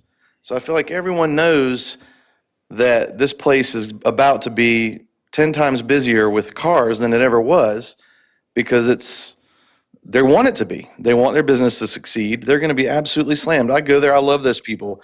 It's the best thing that's happened on that stretch of road in a long time as far as improvements. I mean, that road's got a lot of stuff coming, I know, but it's way better than a storage facility or anything along those lines. It's a fun place and everybody loves it. I go there all the time. We don't go when you can't park there. My crystal ball says you got something coming down the pipeline over there for sure. As far as this project that's proposed here, again, go for it and let's get it done and make it something that's as good for your pocket as the community. But again, it's just, it seems to be missed that you've got 40 some homes that are going to have at least 2 cars apiece, and you've got 16 spaces for 9,100 square feet of retail, which has been described as not a real big space by several, but if you have one restaurant in there for the whole space, that's going to be a ton of cars. If you have 5 little places, even if it's accountant's offices, 16 spaces is nothing for that. And if you compare to downtown, which has been done a lot, yes, it's difficult to get a truck down there. I know very well. And it's the smallest businesses that are getting the big trucks, myself included, and several neighbors within a block of me. We get several trucks a week, and I demand that they come before opening hours. And I don't settle for that, but that's not everybody can do that. The gentleman said, when he was in Boston, with his daughters in school, there's trucks all over the place. Well, this is not Boston. And there's something we can do to keep trucks and cars from being all over the place, is that we can do better when something like this comes up again. If it's too late now, we can do better next time of what we add into our little community. There is a number. It's just simple math. How big can it be? How many people can be there throughout the day? And this to me exceeds that number. If you go to the Noodle Bar and park in their parking lot, which has existed there since the building was built, and try to exit, I suggest that you do that on your day off. Just go to the Noodle Bar, park in there, the old El Vaquero, the old, oh gosh, I forgot what it was. It's been so long. Manny's, cheese and things. Yeah. Even back then, try to get in and out of there. And it is going to cause a tremendous amount of burden in that intersection. We all know it. It doesn't matter what's allowed, it doesn't matter what we want to achieve or what we can do. It's going to be too much. It's going to be a lot. And we're seeing it all over town. And I do feel that I'm here representing people who just they can't imagine themselves even coming to this, because I do hear it quite a bit in my day-to-day business. We want y'all to slow down. We want y'all to think about these a little bit more. And if you can't do anything this time, do something next time. If you can build something a little smaller and still make a bunch of money that doesn't burden these roads and the neighborhoods that we live in and the traffic, maybe you can tighten up a little bit. Maybe it can be adjusted. But that being said, thank you so much again for all that you guys do. I know it's not easy listening to everybody, and good luck in figuring it all out. But please keep the again, not just the people, but the roads.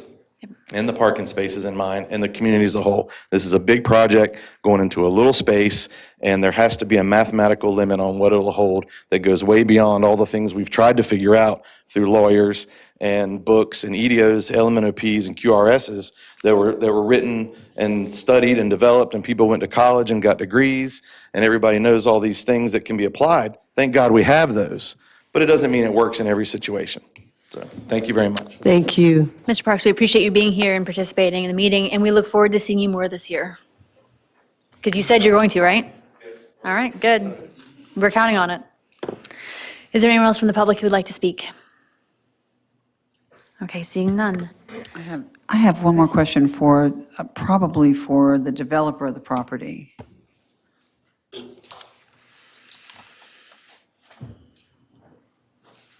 You're not the developer of the property, but I do have a Representative of question. the developer, come on up.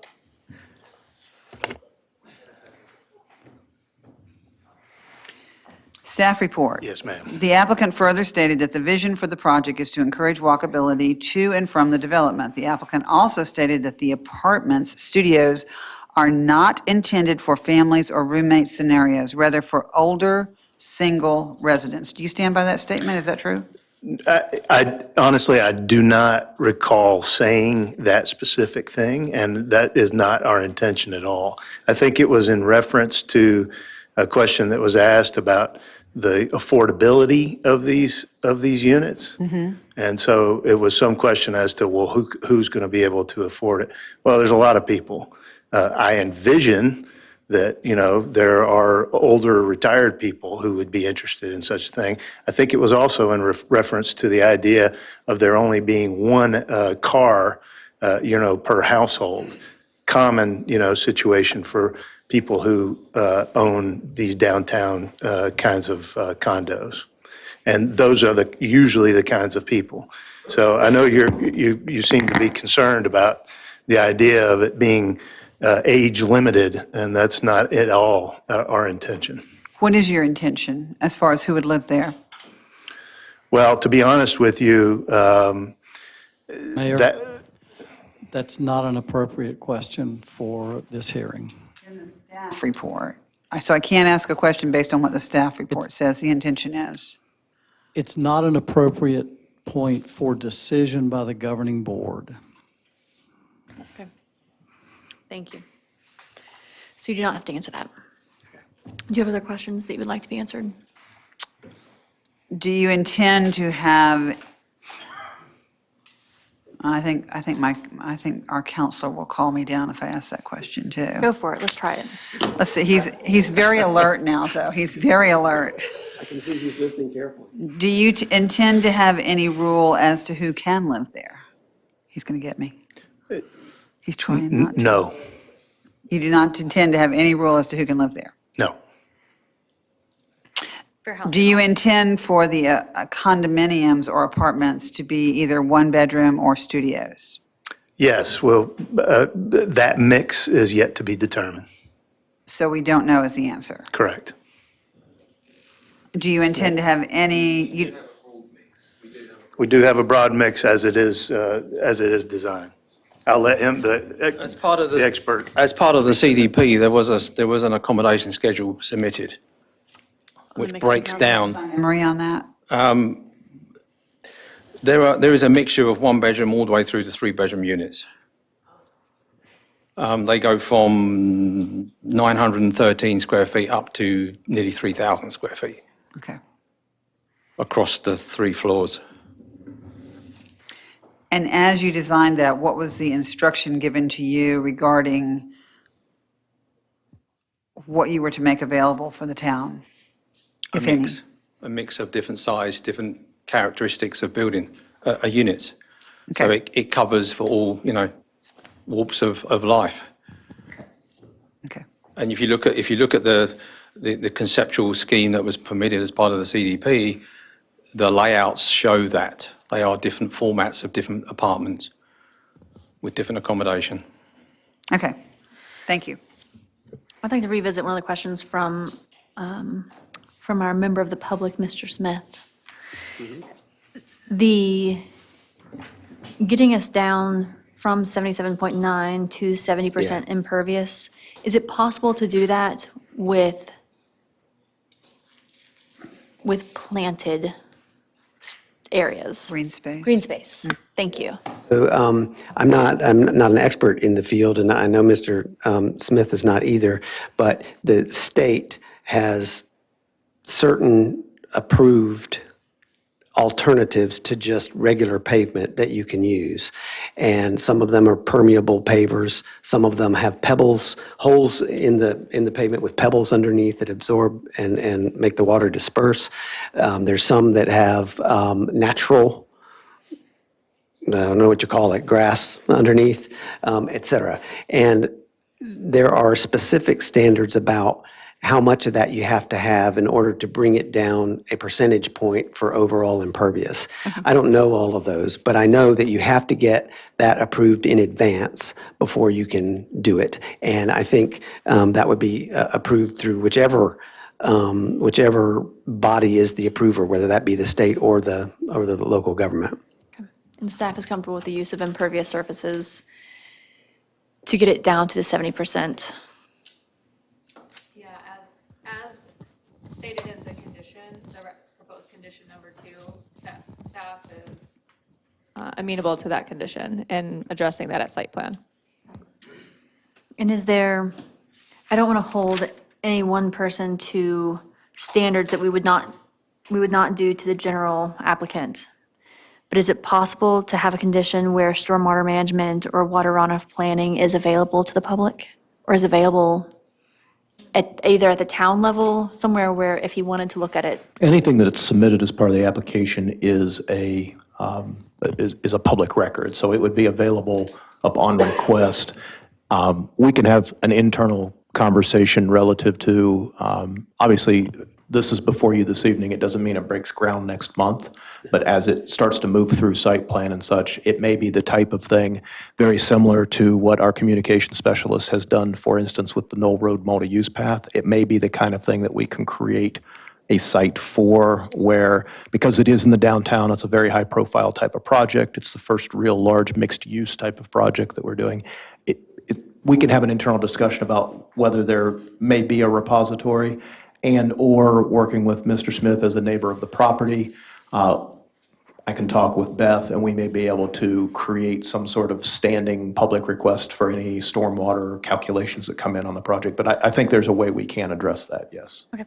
And while you're speaking, Manager Parsons, in regard to access to the municipal parking lot, can we discuss that at some point in the future? if Yeah, I there's made options? a note actually to kind of take a look at what's over there, both from the standpoint, and I've actually walked some of that with Marsh in the past, so I think I know what he's talking about with the paths, but then I want to also take a look at that loading zone concept too. Okay, thank you. Council, do you have other questions for the applicant or for staff? Okay, Mr. Pate? Ms. Gray? Okay. Oh, thank you. Is there anyone else from the public who would like to speak? Okay, well, seeing no one from the public and having no council with additional comments or questions, I'm going to close the public hearing.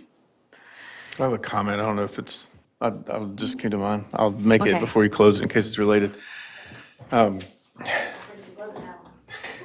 All right, go for it. It's just in general, as tonight showed, this stuff's confusing. You know, you have the CDP and the PDP and the site plan. There's like 3 or 4 or 5 levels to every project.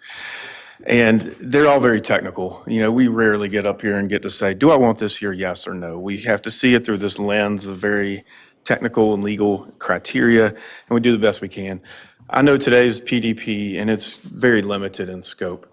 But we got off that scope a little bit, but it's making the project better. So I appreciate when this process, even though we go through the 3 or 4 filters, if we can continue to make things better, that's a win for me. And so I appreciate staff's willingness to probably spend longer on this than we needed to tonight for answering those technical questions. But if we can always make the project better at every opportunity, I think that's important. So thanks for hanging in there on doing that. Well said, thank you. I think it was okay that I closed the public hearing already. Okay. Yeah, okay. All right, no, that's perfect. Any other comments? Okay. So having sat through the CDP and now the PDP for this specific project, I see over and over that people don't want, change in general is hard for a lot of people. But there are so many projects that come to the town that people just say, this doesn't fit Southern Pines, this doesn't, it just, we're not big box stores, we're not apartments, we're not this or that. And I feel like the mixed use dense downtown actually fulfills a lot of what people do like about downtown. And I hope this project does follow in that path to look like it belongs in Southern Pines. Unless there are other comments, I am ready for a motion. I'm interested in following up on your questions about 70% as opposed to 79%. I'm interested in making that a condition if we're moving forward with this. But I'd like to be coherent when I do that, so.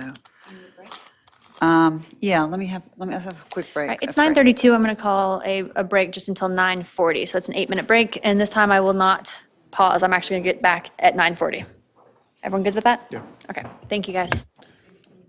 So you gonna make it? You're good?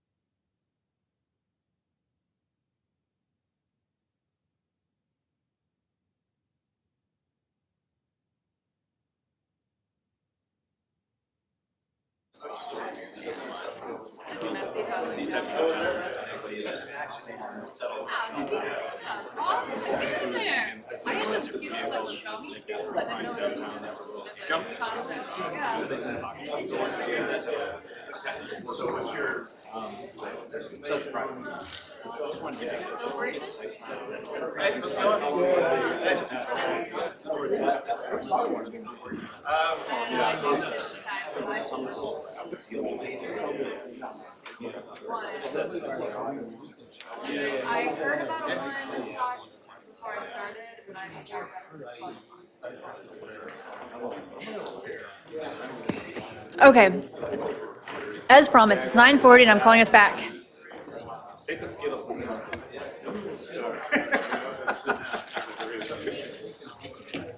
The hearing.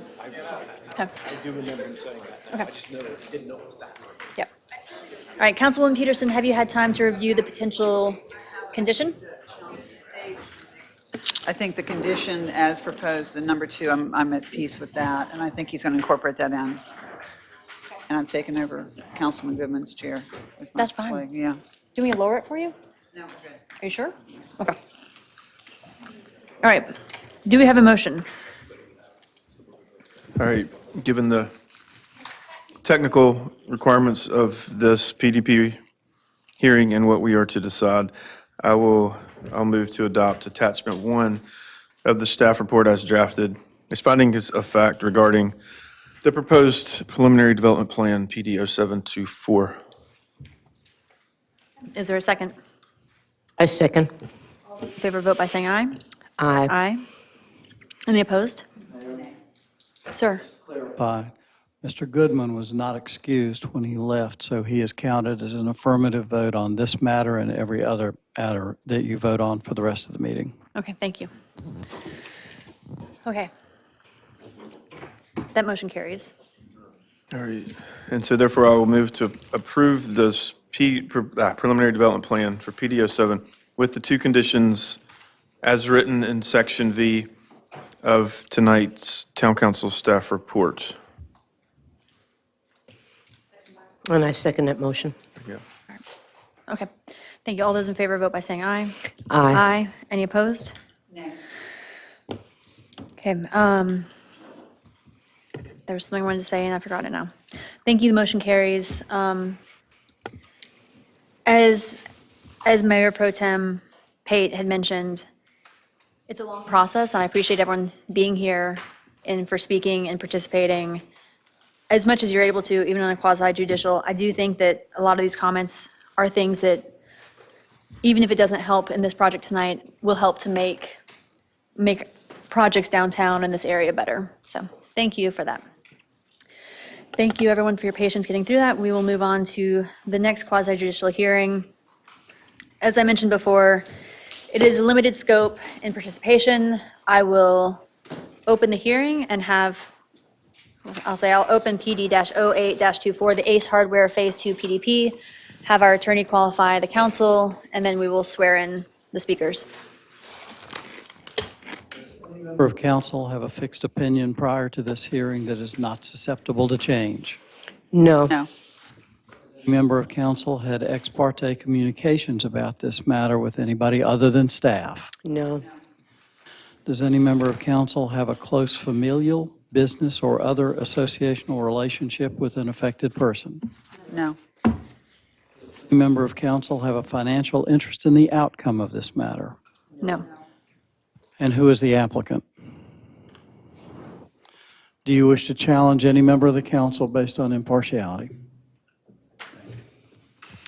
All right, I think our town clerk is going to swear everyone in. If you plan on speaking in this hearing at all, please stand and raise your right hand.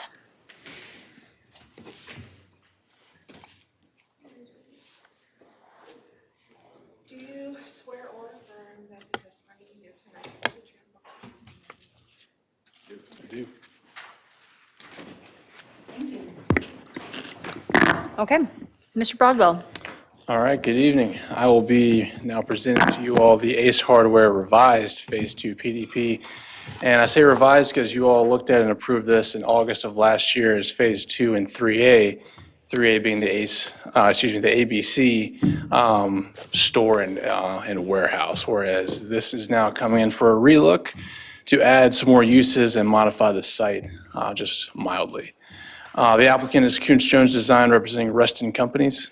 And I'll just briefly go over some background again, the actual project background, and then our two recommended conditions. So the area we're talking about is the ACE planned development, which is just to the southwest of the traffic circle of Airport Road, NC 22, and just northeast of St. Louis Community College. The bullet parcel, or Phase 2 as it's also known, is that hatched area in red. One update, just rewinding back to Phase 1, which included the Greenway Trail, is now largely complete. There's some photos there for you, which we do greatly appreciate because it does connect St. Louis Community College over to the Tyler's Ridge development, which is already more or less in use. We're just waiting for our final thumbs up from engineering before we actually release the bond for that. It's a nice trail. If y'all haven't, go check it out. Cool, yeah, that's great. This is the site plan you all looked at and approved back in August with Phase 3, as I mentioned, being that northern parcel, and that's the old Phase 2 bullet parcel design as it was, just to jog your memory. If you also recall, there were two conditions associated with PD 0324, being components of the usable open space in Phase 2 and the shared parking, which prohibited shared parking with Phase 3B, which has not been reviewed yet. And now that brings us to PD 0824, the revised bullet parcel. The applicant brought this forward so it could add some more uses to the table as the situation has unfolded. There are now 8 possible uses you see there on the left-hand side. The new ones being Health and Human Services, Personnel Services, Gym, and Medical Office. And that is the site plan that has been changed just slightly. Some differences you will notice are larger buildings. We have 8,500 square feet for Building B and 6,000 for Building A. Before they were 7,500 and about 5,000. Before there was also a drive-through with Building A. Now that is no longer there. There's just that dumpster and turnarounds and spot. Otherwise, sidewalk connectivity and the utility infrastructure, we see no issues with that. Any questions on the site plan before I move on? All right. As for the conditions, our recommendation is to keep them exactly the same verbatim. So there is no ambiguity as far as what conditions apply to what development approval, and that these are in fact legally tied to this one. I also wanted to caveat the applicant is not at all opposed to this. In fact, they put in their narrative as well. We just wanted as conditions actually attached to the development approval itself, just so that's not lost in translation. One note I want to mention about the parking is that 86 spaces are recommended with this Phase 2 plan. Should that condition 2 not carry, this site is overparked. When you take those 8 uses and you compare them to the parking rates as prescribed in the UDO, you get an average of 218 square feet per space, which then equates to 67 spaces, 19 space gap. If that Phase 3B, you shall not have more parking, does not carry, then that's too much. But because Phase 3B, 19 spaces, is pretty close to what would be associated with a development on that site, we as staff assess that as acceptable. But so Phase 3B, though, is on the other side of these retail space, sorry, the parking is on the opposite side of the retail space from Phase 3B. Does that not concern you all? I guess that the number is a number. It does not, just because there will be multiple spaces to cross, and there's also parking with Phase 3A, which is directly next to Phase 3B. Okay. And just as far as just shared parking and internal connectivity for pedestrian traffic is just part of the planned development purpose. Okay. We did not see any real issues as far as folks getting to and from Phase 3B, should it actually come to fruition. Okay.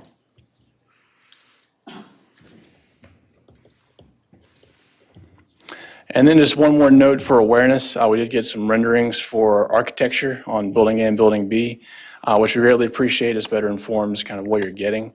One caveat with Building B on the next slide. You'll notice that EFIS material does not meet the AR standards of the brick facade, and we've let the applicant know they'll just have to update that when they send in their actual architectural compliance permit. It can remain EFIS as long as it has that brick facade appearance is all. What are the size of these buildings? If they fully commit to the AR, is that one that y'all can administratively approve? We won't have to see it again? Yes. Okay.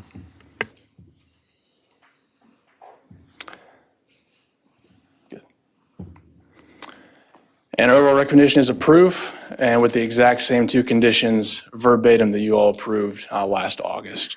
Just so, again, there is no ambiguity as far as these conditions being tied to that. And the bullet parcel does meet the plan development purpose, having character-defining usable open space and shared parking throughout the development overall. I have it underlined in my notes. The Phase 2 usable open space shall include 4 prescribed character-defining features. What are the defining features? Where? Those were a yeah. a grass lawn, Thank you. 3 planting beds or 8 planters up to the applicant. Okay. Permanent seating, outdoor seating, which is also up to the applicant, could be, benches, picnic tables, and so forth. And 1 pergola, shade structure, or 2 shade trees. Okay, thank you. Yes, ma'am. I just have 2 things to add. One of which is we should enter the staff report into the record as Exhibit A, and then the staff presentation into the record as Exhibit B. That was just a real quick point of order. Secondly, I wanted to share an additional piece of background on this that actually relates to a discussion the town council has from time to time. This phase of the development, Phase 2, again, it already had its PDP approval, and the applicants came and we had a meeting and we sat down and they said, well, we know we are presently approved for retail, offices, or food services. And they had some other uses they wanted to add. And the discussion was about those uses. And the request was for staff to administratively approve different uses. But because it had been through PDP review and because the limitations had been for the number of uses and the site had been shown designed with a drive-through and things like that for those uses, under the UDO, the range within which you can do an administrative modification is fairly small. And so I made the determination that I could not administratively approve it, had to go back through review. So sometimes the council will ask things like, what happens if somebody comes in and they do something different? And here's an example of one where I was not comfortable administratively granting administrative modification, so it comes back to you. Staff supports this. We've talked about the various impacts, but this provided an opportunity to go back and review for the new additional uses. Is it appropriate, rather than just waving a hand in a meeting and saying, sure, go ahead. So this is an example of that process playing out. Would either of you be able to enlighten me about health and human services and what that might entail? I may defer to the applicant for any insight as far as their vision there. The use table from the Ace Hardware CDP would be able to list out a pretty broad list, but perhaps you can give a little bit more insight there. Okay. Do you have any questions, any other questions for staff? Is that the end of your presentation? Yes, I'll pass it off to the applicant. Okay, thank you. We will call you back up if we have more questions. Thank you for your presentation. Hello, Paul Satoff with Coons Jones Design. The mayor said this should only last 30 seconds, so I'll try to make it quick. Yeah, if you go to the next slide. I'll skim through some of this background stuff since you guys are pretty familiar with the project and the CDP and the process that we've been through the last 2 years here. Obviously, we went through the CDP. That area is outlined in blue here. Ace Hardware was built with the first phase. The CDP was, again, shown here, the area back in 2022. Thanks, BJ, for coming quickly. Okay. Again, that's the approved CDP showing the bubble plans. Phase 2 is in the middle there. And this is the PDP plan that you guys reviewed and approved back in August of last year, showing Phase 2 and Phase 3. Phase 2 is the area outlined in yellow on the bottom. It consisted of two buildings that totaled 12,650 square feet. Building A on the left corner there had a drive-through for a restaurant space there, and it had the open space in the center between the two buildings. Building B, the one on the right side, right-hand side, that was also proposed to be a two-story building at that time. This is the updated plan that we're proposing tonight. It's very similar to what was approved previously, just some changes in the building sizes. Building A grew to 6,000 square feet. Building B grew to 8,500 square feet, and also changed from a two-story building to a one-story building. Building A also eliminated the drive-through that was around the facility, and the open space still remains in the same area. So not much change other than about 1,850 square feet of additional retail or additional building space, and the removal of the drive-through, and Building B going from one story to two stories, or 2 stories to 1 story, sorry. Can I see the previous slide again? Thanks. And then back to that one, okay. And then back one more time, sorry. Okay, thanks. Yep. What is the reddish rectangle that's attached to the building on the left? That's a patio space. So on the previous plan, it was located on Building B, the one on the right there. And it's now flipped over to the other building that's on the left. So, Has the green space been decreased at all? no, no. We still have the same amount of open space as we did previously. Okay. Again, this is just the updated Phase 2 plan, showing the increase in building sizes, removal of the drive-through, and the open space in the area between the two buildings. Is the intention to, when Phase 3B comes through, that there will be no parking? For Phase 3B? Yes, yeah. And is the intention to remove the, I don't know what the word is, on the exterior of the building and make it brick? Yeah, Okay. once we come in through review through staff, we'll commit to whatever is required in the CDP. Okay.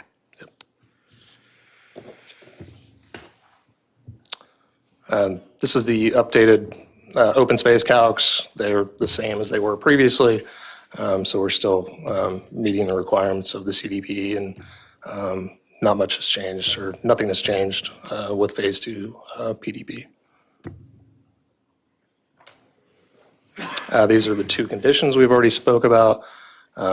Condition 1 on open space, Condition 2 on parking for Phase 3B, and we're in agreement with those conditions. Okay.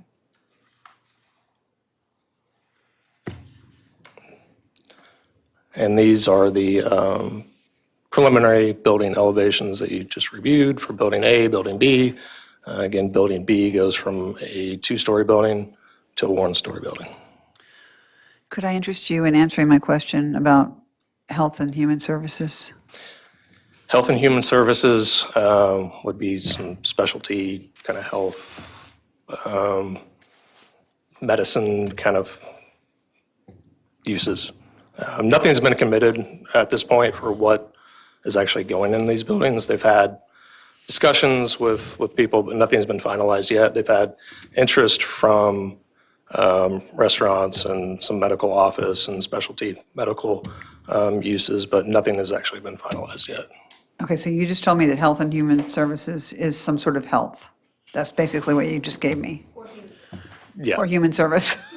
Okay, can we, Several things. and is the- there maybe, can we maybe have a definition that does not include the title? Can you help me at all? Can you give me an example? I don't have the list of uses that are under Health and Human Services in front of me, but Staff felt like the addition of Health and Human Services was something that warranted coming back to us. I think medical office as well. The use is allowed in the CDP. Yes. It's listed in the CDP. So it would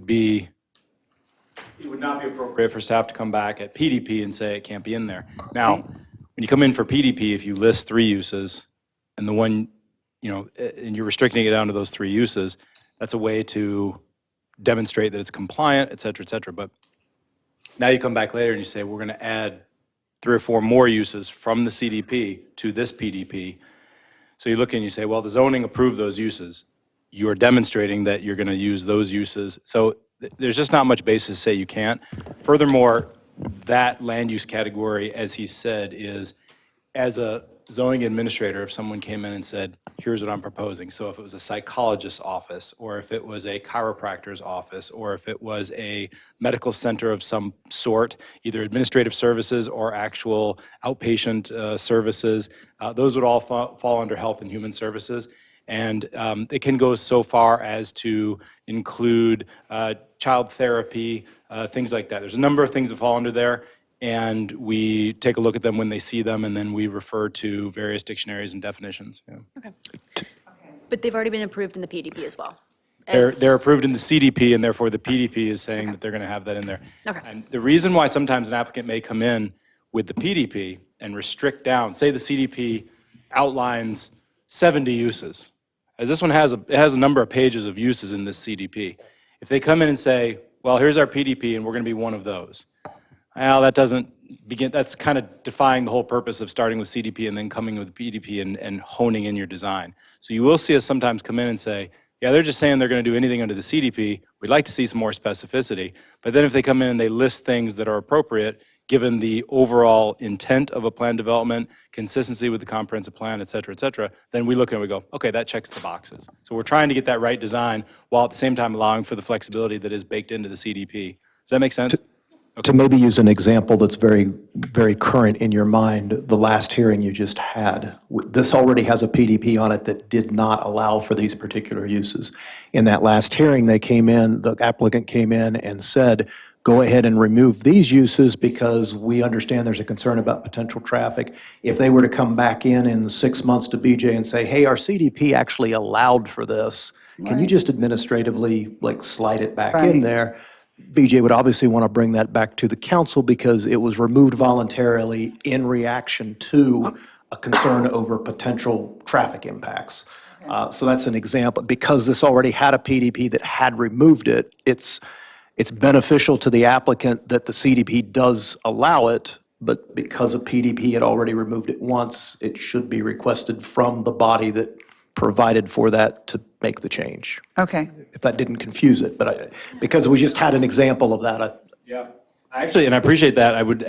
That made me think to add one more small detail here is that in many of these circumstances, when we're dealing with these in the office, we are actually attempting to pivot a little bit more towards design and character focus rather than use focus. So the building, for example, we look at the EFS and we say, look, that building is kind of boring, the way it looks right there, and the site we can do better, the building design we can do better, and really be consistent with character. That's why we look at parking so often. Sometimes you hear us talking more about not overdoing parking rather than worrying so much about the mix of land uses and sacrificing and making shared parking. We spend a lot more of our energy on those issues ever since the new comp plan was adopted because it's more character focused to keep Southern Pines Pinesy. Thank you. Thank you.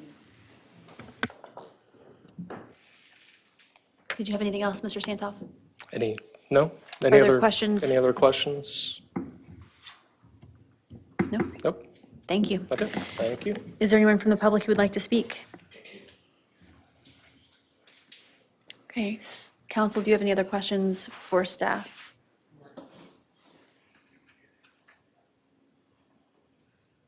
And do you have other questions, or do you need time to look over it? No, it's okay. Thank you. No, I'm good. I'm fine. Okay. I will go ahead and close the public hearing unless Mr. Pate would like to add something right before I do it. Okay. Public hearing is closed. Is there a motion?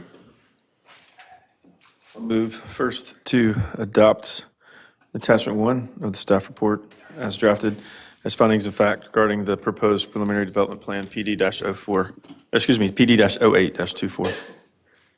Is there a second? I second that. All those in favor vote by saying aye. Aye. Any opposed? Motion carries.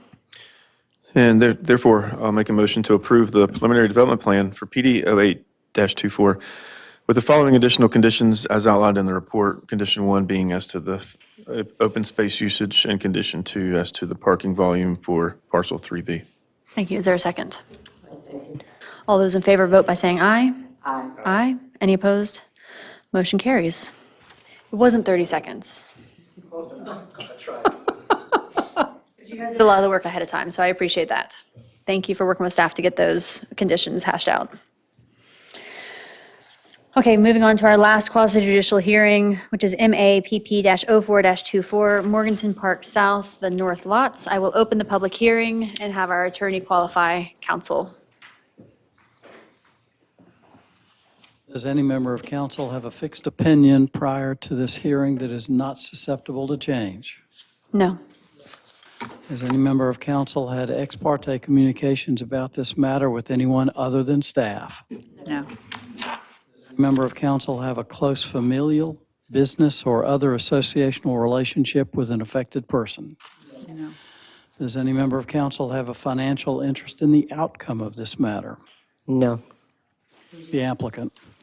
Do you wish to challenge any member of the council on the basis of impartiality? If everyone who plans to speak will please stand and raise their right hand, our town clerk will swear you in. Do you swear and or affirm the testimony you're about to give is the truth? I do. Thank you. All right, Mr. Broadwell. Okay, now we're going to talk the Morganton Park South North lots. And this project intends to subdivide a 32-acre parent tract into 5 lots and the area necessary for the roadway, or the Old Morganton Road extension, which will connect the Lowe's Foods parking lot with Carolina Green Parkway. The applicant is Coons Jones Design, representing Midland Atlantic Properties. And once again, I'll briefly go over an area overview, project overview, our 2 recommended conditions, and then just one final note for awareness. So the subject property is outlined there in orange. That's the 32-acre tract. The area that we are primarily looking at, just there off the corner of West Morganton and Carolina Green, is the outline in blue, which is the roughly 9 acres, which encompasses the 4 commercial outparcels that will front West Morganton and the area for the road that's going to go in as well. If I may interject very briefly, I just want to point out, we just got done with 2 PDPs. Morganton Park South, we've looked at a whole bunch of PDPs in this area. You're used to thinking PDP, you're used to thinking plan development. This actually is he did say major subdivision preliminary plat, but I wanted to come back to that and point out that this is actually a completely different thing we're looking at. This is just a major subdivision, which is greater than, which it has to go through major subdivision if it's more than 5 lots or if it hits other criteria. And it just bears noting real quick to make clear before he goes any further in the presentation that this isn't a PD. This has nothing to do with the zoning. This is a major subdivision preliminary plat. And you haven't seen a lot of these because they've usually been tied to special use permits in the past, kind of inside of a special use permit. But now we no longer require a special use permit with a major subdivision preliminary plat. So this is the first of a few that I think you saw once before, but this is kind of new when we're just seeing these as ta-da, major subdivision preliminary plat. Thanks.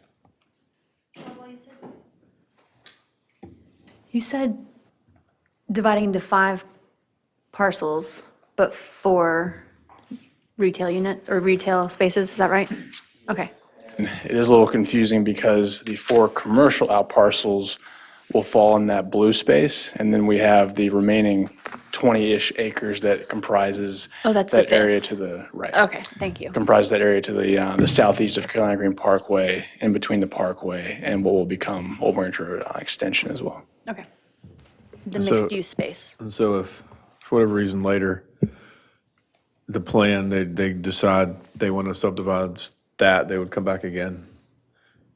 If conceivably, is that how that works now? Yes, a re-subdivision of a lot within a major subdivision would also be a major subdivision. Yep. Okay. And then to also be clear that this is the subdivision. Any of these lots that are then going to develop under the CDP have to go through a PDP process. So they will come back for that PDP process where you will see more details. This is just the subdivision of land and matters related to the subdivision of land. And if in fact they are ready for a full-blown PDP at that point, that major subdivision may be contained therein as a parallel application? Correct, yes, sir. Okay, Thank I you. just didn't want them expecting to see this necessarily again when it may be parallel to a full PDP. May include a major subdivision preliminary plat coupled with it, yeah. But we would point that out, yeah.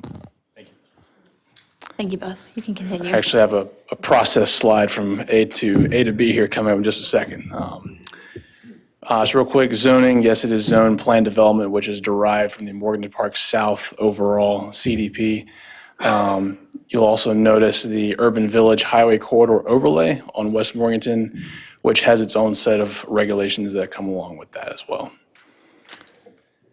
The next slide, I did want to take a minute just to talk this entire process because it is a little weird, a little more steps than usual. We are at step 1 right now, preliminary plat, which just sets the conditions for steps 2 through 7 and actually subdivides the land. The one weird aspect about this one is that if approved immediately following, the applicant intends to execute a minor subdivision for that 9-acre portion outlined in blue. Reason being, so the current owner can convey that land to Midland Atlantic Properties. They can then take over the project and move forward. Once that happens, they will take the road to site plan review so they can install that portion, as the road is one of the main ties to the major subdivision itself. They'll also conduct some initial rough grading within the out parcels in blue themselves along with that. After that, they will move to PDP and final plat around the same time period. PDP may come in as all at once, all 4 commercial out parcels. It may be 4 separate ones or some other combination. We don't know that yet. Around the same time, you'll find final plat, which that is their ticket to ultimately go vertical with construction. Once those have both taken place and you've reviewed these again at PDP, they can then go to their site-specific site plans, ultimately construct, inspect, and so forth. Does that all make sense before I keep moving? Okay. All right. Chart was perfect. It's, yeah. Okay. Now, rewinding back to Morganton Park South CDP for a moment, which you all approved back in 2021. This area is all in that purple shading, which is retail and office, which allows for a wide range of uses. The uses that the applicant chose to inform the TIA, the traffic impact analysis, were a drive-in bank, quick lube shop, gas station, and car wash. Doesn't necessarily mean that's exactly what's going to go there, but it does kind of give us an idea of the intention here. And then this is the actual plat itself. I do want to just point out a couple things before moving on. You'll see the 74-foot right-of-way. That is Old Morganton Road Extension with its traffic circle, which connects the Loads Foods shopping area there on the west side of Carolina Green Parkway. You'll also see the 74-foot access easement, which traverses out parcel 4 to ultimately provide the condition for a roadway connection to Patriot Boulevard. You'll also notice the 40-foot buffer along West Morganton, which is a product of the UDO, as I mentioned earlier. You'll also see the 40-foot linear park, and that is a product of the Morganton Park South CDP, which has its own amenities and things that go along with it. One thing that this doesn't necessarily reflect is that this whole area is currently forested. And as of today, there is nothing that precludes the clearing of every last tree on this property. Go to the next slide. And so, I don't need to rehash them. You're all well aware that in crafting the comprehensive plan in 2023, the public stated time again their top priority of saving trees wherever we can. That's why it's so baked into the comp plan to minimize tree loss during development and preserve the natural character of our town. And so 2 weeks ago, as I'm trying to draft some conditions that will meet that intent, but still are ones that the applicant can work with. Initially, I had thought it was preserve all trees 4 inches and larger. It was to give no initial deviation on the tree protection fencing distance standoff that is prescribed in the UDO. And, let's go to the next slide. With the Carolina Green Parkway trees, would be not to look at these at all until out parcel 1's PDP. And that condition would have looked like, don't touch it, that 40-foot strip, and an additional 20 feet, the critical root zone, until we get to PDP. Because it is a product of the CDP, looking at that in line with tree preservation, in line with the site design of out parcel 1, and with those amenities that have to go in with the Carolina Green Parkway Linear Park. But then the applicant let me know a couple other things. They want this to be aesthetically appealing. They want a little bit more visibility from these roadways. And for that reason, they want to be able to clear underbrush and clear trees 6 inches, less than 6 inches. They also cited some grading challenges in out parcel 1. There's about a 15-foot slope change from the middle of that parcel to the sides. So in working with the applicant, I consulted with our town arborist, and he actually let me know a couple things I didn't expect. Is that by clearing out underbrush, clearing out trees less than 6 inches, all of those nutrients that would have otherwise been taken up by the underbrush actually produce a more healthy stand of trees, of the ones that have already proven themselves stronger. He also looked at this, and a lot of these are longleaf pines and trees that are pretty resilient to grading. So in his opinion, grading within the drip line, which is the canopy's width, greatest length, down to the ground, is also acceptable. So in re-looking at this again, and us as staff and the applicant are in agreement on these final set of conditions to, if you could, next slide, to get something that looks like this, which is a little bit farther down the road along West Morganton Road, and prevent something like this from ever happening again, which I'm sure you all are quite familiar with. The conditions that we are most comfortable with, which next slide again, is to preserve all trees 6 inches and above in the highway corridor buffer and in the linear park, with a few caveats, being that clearing can take, underbrush clearing may take place underneath and trees less than 6 inches, that the trees preserved along linear park may count towards the park amenities landscaping requirements, that tree protection fencing may come within the tree's drip line or 6 feet, whichever is greater, and that in the highway corridor buffer, they still have to meet the buffer planting requirements. This mainly pertains to the shrubs. So if you clear all that underbrush, you still have to have your prescribed shrub per square feet, so that's probably going to involve a little bit more replanting in that aspect. And that's fine for the health of the trees to do that planting? Yes, ma'am. Okay. Mhm. It is. So that is the conclusion that we came to. I will keep moving unless y'all have any questions. Go on. Okay. This is just a final note, just for your awareness. This was kind of an oddity that came out of the traffic impact analysis, is that due to the volume of traffic, right turns only moving from Old Morganton Road Extension onto Carolina Green Parkway has to happen. And that when they bring this to site plan review, that has to have hard medians and things that actually physically obstruct a left turn. So this is something that you will end up seeing. And to conclude again, we recommend approval with those 2 conditions. They are pretty lengthy. I do have them verbatim out on the next slides if you all want to take a look at them, just the caveats that go along with that. But as an overall premise, it is preserve all existing 6 inches in diameter and greater. And it'll be across, what's the name of the new road? Old Morganton Road Extension. Okay. There'll be crosswalks provided across Old Morganton Road Extension.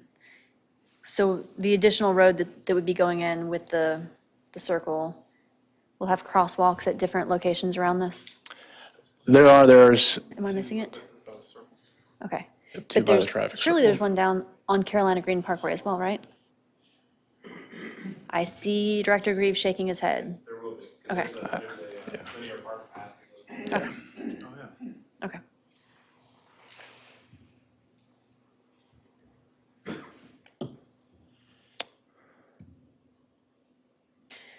And unless you all have any questions of me, I'll pass it off to Midland Atlantic.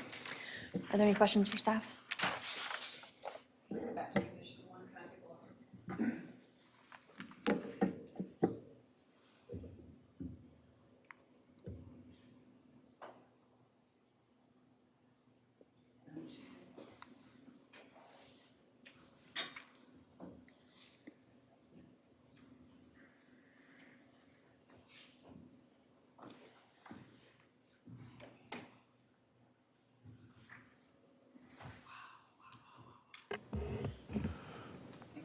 So just, sorry, something came to mind.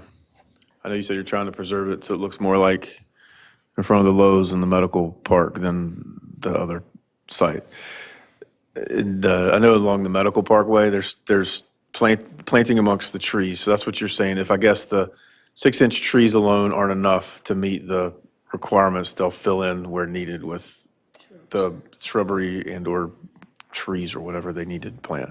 Right, and, Okay. that, and that is a requirement under the UDO as Okay, well. thank you. Okay, thank you. I think you have the Yes, application. ma'am.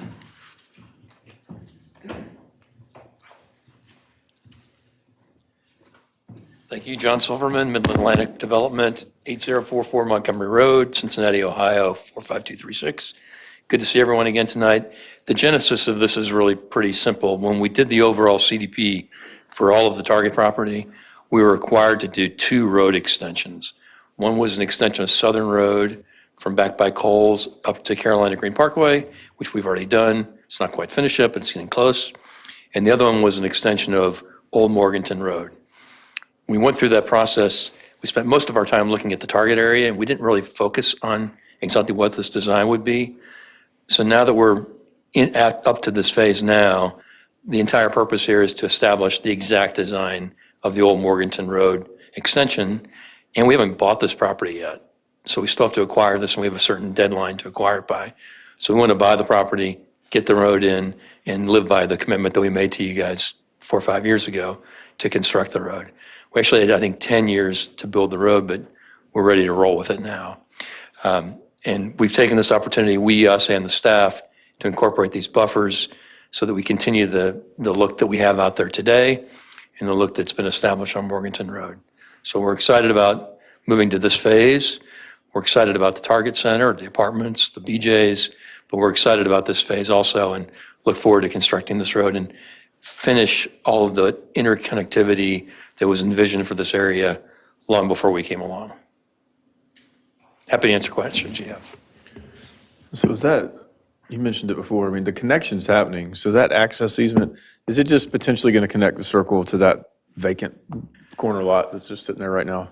Exactly. I forget the name of the road that's right there next to Lowe's, Patriot Boulevard. It's actually a private drive. So, and we will not own the piece that's right next to it, but the intent is that the extension from Old Morganton Road will also tie into Patriot Road. So we're going to provide the easement to do that today. So it'll be there, and in theory, when someone comes to develop the piece next door, the staff will ask that road is constructed, and then that we'll have another drive cut connection. already exists on Patriot. If you drive it, you'll notice it there. Yeah, it's set up for it today. So access to the areas that are being subdivided, Old Morganton Road is going to have access to the first 2, and then the second 2 are going to access pretty much off the circle. Is that right? Yes, in general, Okay. yeah. But there's no access on Morganton Road. Right. Okay, good. All the access is from the inner road. Yeah. But accessing those 2 last lots from the new circle doesn't cause any traffic issues.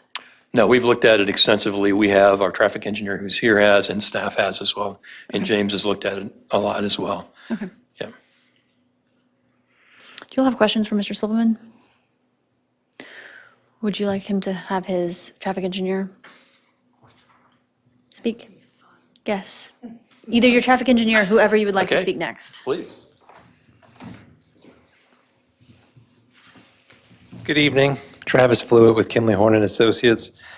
If there are specific questions, I'm happy to discuss them, or I can give you a brief overview of the traffic study, whichever you prefer. council? I think brief overview would be nice. Okay. So as stated, this was included in the original TA that we did for the master plan. This was an update primarily driven by the change in the location of the road. James and I went round and round and round and round and round on this and spent many an hour trying to figure this out, but ultimately updated the TA for these 4 parcels. We did new traffic counts. Now the Target is open, the Dick's is open, the road is in, Carolina Green Parkway is in place. Before we were just projecting volume. So we did actual traffic counts, included the parts of Morgan Park South that have been built, that are open, and then added on everything else that's under construction, the apartments, BJ's, the Starbucks, all of that stuff, and then the remaining pieces that are to be determined. Made assumptions for those as well. Everything is projected to operate acceptably. As was noted, the connection of Old Morganton Road extension to Carolina Green Parkway is going to be limited to what we call directional crossover, left in, right out, no left out, and that is just due to the spacing between the Old Morganton Road extension and Morganton Road itself. James was not comfortable with that spacing, and so it's limited to left in, right out. And then there will be a driveway on the opposite side for those parcels on the south side of Carolina Green Parkway that'll be the same configuration left into those as well. But with that improvement, we are adding a left turn lane on Carolina Green Parkway onto Old Morganton Road. Just like at all the other intersections, there are left turn lanes. But with that, everything is projected to operate acceptably at build out of these 4 out parcels and then the entire development. Will there be a median or something that prevents people from taking a left out of Old Morganton onto Carolina Parkway? Yes, there'll probably need to be a little pork chop island there at the Old Morganton extension, just to force people to turn right. So that's something that's done in this phase of the project? Yes. Okay. And I have never seen, or maybe I've just overlooked it, access to individual parcels off of a traffic circle. It functions okay? Yes. This will be much lower volume, obviously, than the existing traffic circle on Carolina Green Parkway, but it should operate just fine. Okay.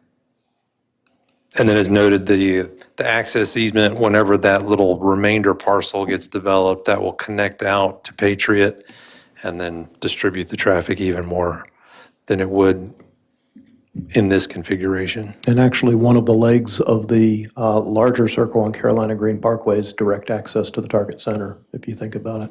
That's the drive that goes Yeah. in. Okay. I'm just thinking they're so close. Yeah. It's like having a Home Goods and a Target, one right after the other. Right. Travis, obviously, it's not out there for traffic counts and the like, but you brought up BJ's. Did the extension of Southern Road play any role in your traffic analysis? We included it, made an assumption because it was part of the previous studies, and basically took the traffic that we projected for BJ's from a trip generation memo we did for that a couple of years ago and added it on.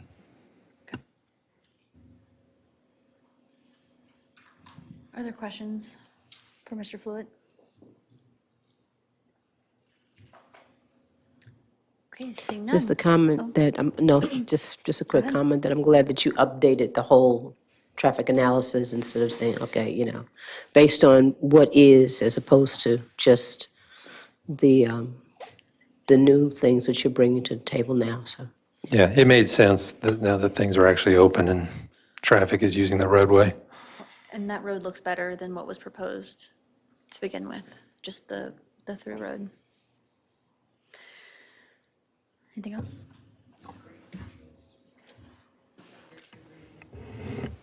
Happy with the ones that were saved, I guess. Okay, Thank you. thank you. Does the applicant have other expert witnesses or testimony that you would like to provide as part of your? Okay. I had one question. Didn't deal with traffic, so I was waiting until he finished. I've tried to find it in here. If I've missed it, I blame it all the time. We talked all about the 40-foot buffers for the linear park and the road, and I appreciate y'all working together to do that. The 20-foot buffer on the other side, what are the parameters for that? I just didn't see it defined. Is it undisturbed or is it planted or what's that going to look like? Hopefully undisturbed. It is not undisturbed. However, as it exists today, there's really nothing to take down. So there's no tree, I mean, I can't see it from that. So that, there's no trees in that little section. So, No, as it is, in fact, you can tell it's part of it right there. There's there's a lot less to be okay. concerned with on that side. So we have a buffer with no trees. Okay, I'm having a major tree grieving over here. Well, and that, once you see a PDP and there's actually a development plan, there will be planting requirements that come with that. I Yeah. certainly hope so. I'm so sad about the trees. Is there a chance we can preserve some of the trees in those subdivided lots before the PDPs come through? God, I'd hope so. I mean, when it's subdivided, you don't just clear cut everything, do you? Is that a yes? Part of this process, and the only trees we have grounds to call for preservation are within the linear park and the buffers. Part of their plan, after this is approved, when we take the road to site plan review and they get the green light to begin road construction, their intention is also to begin rough grading of those parcels. Okay. So that is the time those trees will come down. Which is not very Southern Pinesian for people who profess to want to develop here. Just saying. We have to, in order to build the road, we got to grade it together.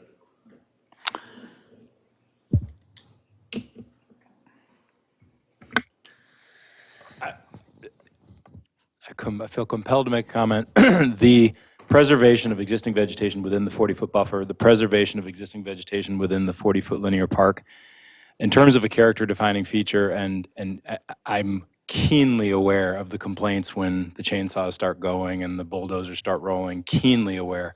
But this is a major success story as long as there's not a mistake made and like by the time the graders get out there, they accidentally take it up. As long as we retain those within the 40-foot buffer and maintain that continuity to Pinehurst Surgical, Pinehurst Medical, Lowe's Foods, it's a big win for Southern Pines because it's not easy to just pull that off right there. There's a lot of pressure there under to grade things out and shake the Etch-a-Sketch and let the engineers have a nice blank slate. And so just that preservation alone does create challenges for them that they are meeting us. It's not their preference to do it this way. They are meeting us. And I want to give them credit for that because I don't always adequately give credit for how these things do create constraints. So I need to give them credit for that. Give me candy also. Yeah. He did get some Skittles before, so he's all right. Don't spoil them. No more Skittles. Okay. Try to preserve some trees. I haven't closed this public hearing, have I? Okay, I'm losing it now. All right, as a public hearing, is there anyone from the public who would like to speak? Okay, seeing none. Is there any other discussion with the applicant or staff that the council would like to have before I close the public hearing? Yes. Quick point of order is that for this file, enter Exhibit A is the staff report, and Exhibit B is the staff's presentation, please. Thank you. Small. Does the applicant need to include anything as? Okay. I don't think that there was no additional presentation by no, it was just a witness, but there was no materials or additional exhibits submitted, were there? No, okay. Okay. Okay. I will call one more time for questions or discussion prior to me closing the public hearing. Okay, seeing none, I close the public hearing. Is there discussion or a motion? I'll move to adopt attachment 1 of the staff report as drafted as findings of fact regarding proposed preliminary plat map 04-24. I second. All those in favor vote by saying aye. Aye. Any opposed? Motion carries.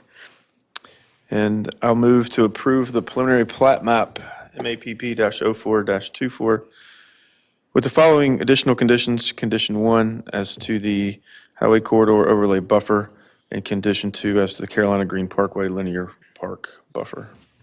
Thank you. Is there a second? I second that motion as well. Those in favor vote by saying aye. Aye. Aye. Any opposed? Motion carries. Thank you for your all's efforts to save the trees along the Parkway and Morganton Road.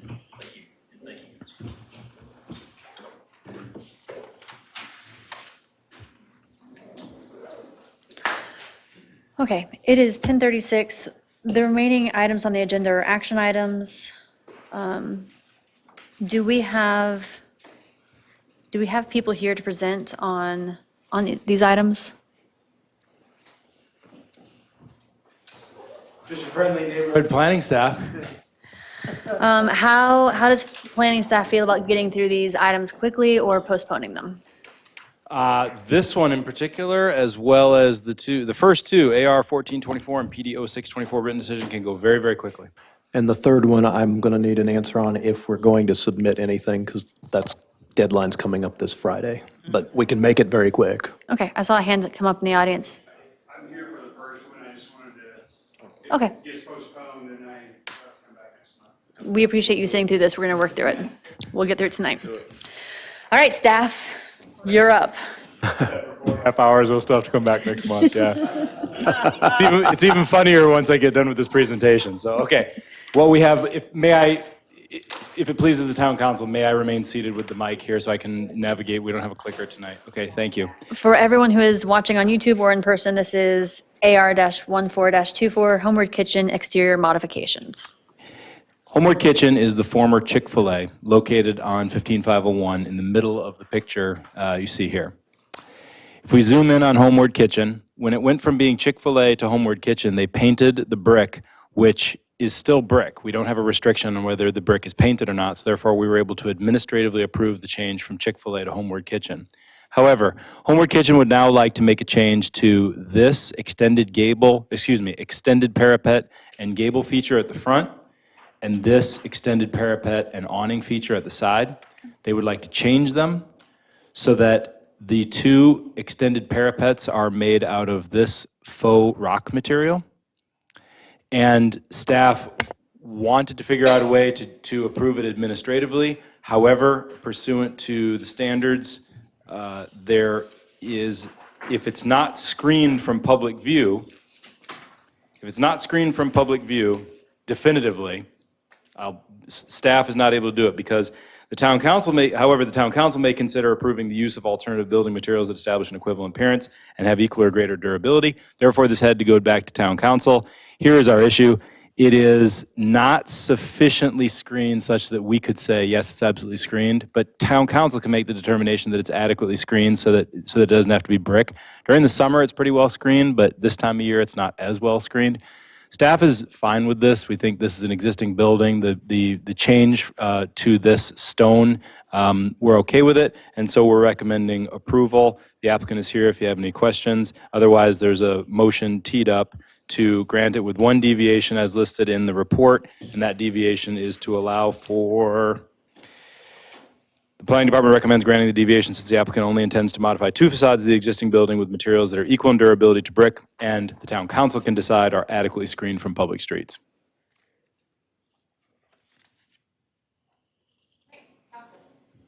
Council, you have any thoughts?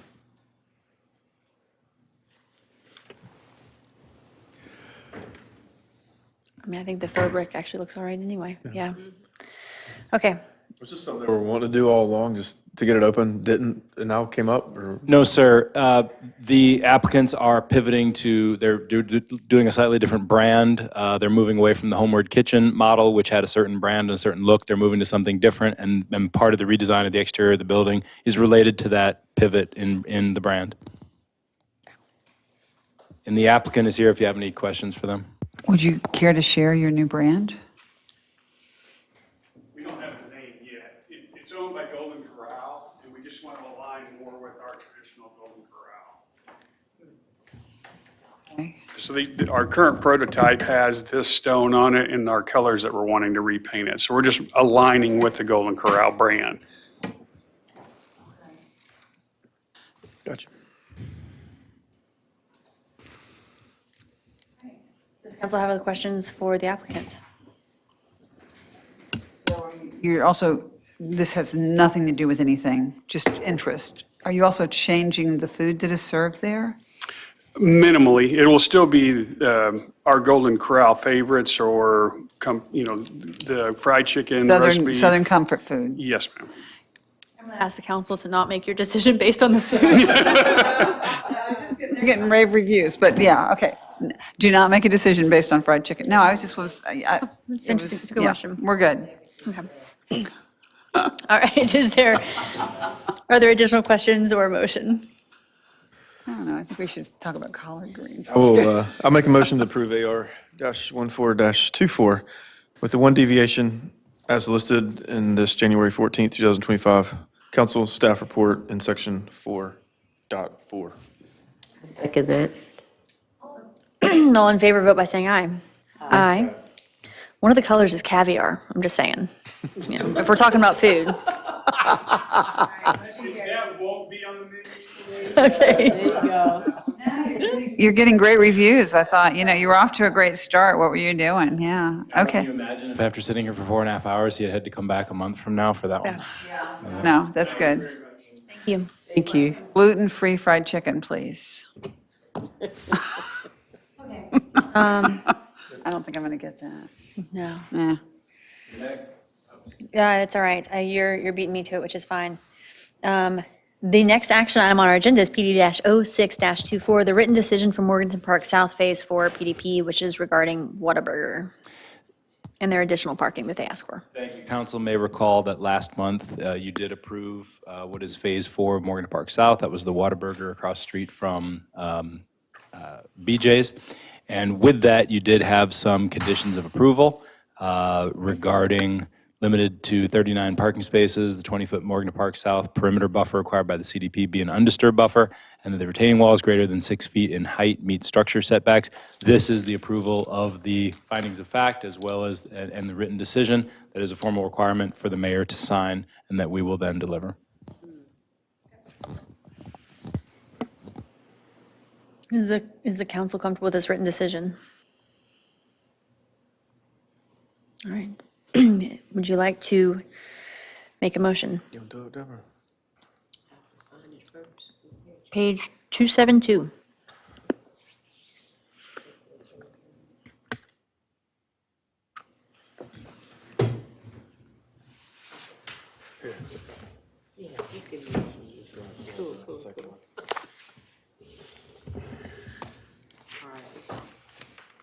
Thank you. I know I'm tired now. Okay.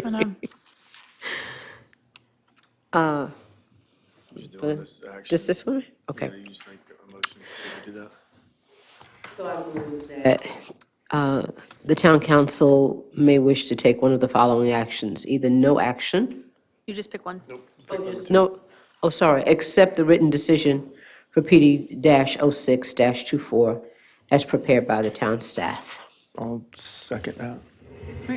All those in favor, vote by saying aye. Aye. Aye. I need to be consistent and vote nay, because I think I voted nay originally on the, so. I do have a question, it's just a clarification question. So we're voting on the written decision. If she voted against the decision last month, does she vote, does she need to also vote against the written decision, or is she? No. The question before the council tonight is simply whether or not the This write-up reflects. accurately reflects the decision made. Okay. Do you feel like this write-up reflects the discussion we had last It month? does, Okay. so This says that we voted 5-0 though in this written that's thing. fascinating, okay. It's okay, worry not, it's, you know Right. what, water over the dam. Aye. No, we're good, that's fine, worry not. That's fine. All right, any opposed? I think I was water over the dam, because I was just concerned about the number of parking spaces. I was trying to, again, be the tree lady and fewer spaces, and so that was my frustration, but I think what's done is done. But more spaces meant more landscaping. Well, It's all right. It's okay. Water under, over, somewhere. All right. Okay, that motion carried. Did we vote? I think you did, yes. Okay. All right. Was there any opposed? All right, hearing none. Motion carries. All right, moving on to the last item on our agenda. You've got two items up. It's me trying to sign things at the same time. Oh, adopt the North Carolina League of Municipalities 10 priorities and designation of reporting delegates. I think Manager Parsons would like to present on this. Thank you, Mayor Clement. Members of council, back in mid-December, I had forwarded to you a request from the League of Municipalities, whose board of directors sent forward a list of 16 potential legislative priorities for year 2025, which we are now in. I have, and you'll find that on page 279 of your packet. If you fast forward to page 284, I've looked through those 16 and I've made a recommendation for the 10. Again, I take no personal ownership of these recommendations. I did this simply based upon those items that I felt were most pertinent to Southern Pines and the various challenges and issues we see before us. So if it is council's desire to remove any 1, 2, or 10 of these and replace them with other items from the 6 that didn't make my list, by all means, feel free. But the League of Municipalities has asked that you designate one individual who will deliver this list through whatever online format they're going to provide for that. That individual can be one of you, or you could simply ask that your manager or clerk handle that. And then tomorrow, we will send them the information of whom that delegate is, and they will begin, as I understand it, an email process of getting the proper forms to that individual. So if one of you volunteer and are chosen to do that, just please monitor your emails, because that's all going to happen very quickly this week, is my understanding. I'm happy to walk through these 10 items if you'd like to listen to that this evening. If you've already reviewed this and you're perfectly happy with them, the 3 options I've laid out for you in the way of a motion: either simply adopt the list as recommended by your town manager, adopts the list as recommended by your town manager, but amended by replacing item, and then I put numbers next to these with item, and you'll have to read it from the language that is actually in the headings of that league memo that begins on page 279, or just simply vote that the town will not submit 10 items and the league should go on and simply take the feedback of other organizations who have done so. So with that, I will take any questions, or again, I'm willing to expand upon any 1 or 10 of these recommendations based upon what was provided to us to choose from. Talk to me about provide resources to rehabilitate or purchase blighted properties. So again, these are very high-level, 50,000-foot kind of statements, but where that one, I think, could potentially benefit us, and again, I say potential because it just depends on the legislation that gets passed and the language that's in it. You'll recall that we've got 2 properties right now, blighted properties, that are in the process of being demolished. And the only reason they haven't come down is both of them ended up having asbestos that needed to be abated, which involved the contractors getting permits through the state, et cetera. So those are actually both in process. But you'll also recall we had to make a budgetary amendment of about off the top of my head, I'm sorry, but $160,000 by the time the asbestos was abated and we were tearing them down. So anything the legislature might do to help communities with blighted properties and such could be a positive thing, and that's why that's one of the 10 that I selected out of that list of 16. Thanks. What would potential local revenue options beyond property tax? What's an example of that? I'm sorry, Number 7. Provide local revenue options beyond. been something the league has had on its list on and off again, mostly on for a very long time. All that is about is, as you look at municipal funding in various states throughout the union, North Carolina is one of the most restricted lists for municipal revenue generation that you will come across. We rely very heavily on property tax. So what additional tax that may look like, I couldn't necessarily say, but it's simply, as the league works with its individual members, it's talking to legislators about, hey, the typical municipalities at 50% or more based on property tax.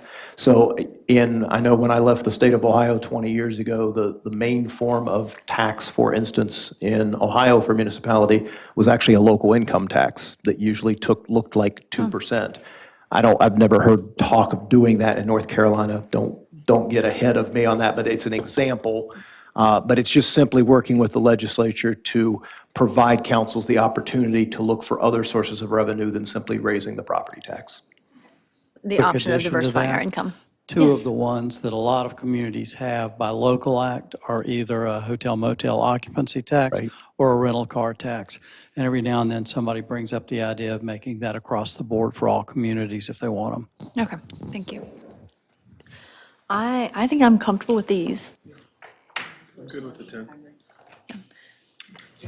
To, it looks like we need to designate someone to step forward with that. Is that, Manager. Oh, Reagan would make sense. yeah, Reagan put them together, so I don't, I thought him. I'm happy to do it. I'm in the office this week, and it's not a problem. If you'll deliver them and then just get back to the council on next steps or anything we need to do. Yeah. Okay, I will move that the town submit the 10 legislative priority options recommended by the town manager and designate Reagan Parsons to submit this information to the League of Municipalities per their process. oh, we could have made Brandon do it.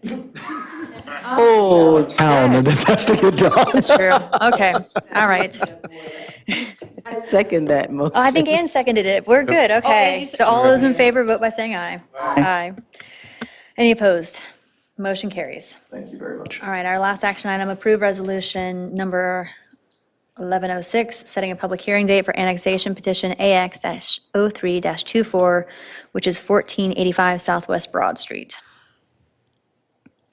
We are just asking the town clerk to investigate, correct? Okay, I'm ready to entertain a motion if somebody would like to make one. I move to approve resolution number 1106 per annexation petition AX-03-24 as contained in our packet. Second. All those in favor, vote by saying aye. Aye. Any opposed? Motion carries. I was going to thank the public.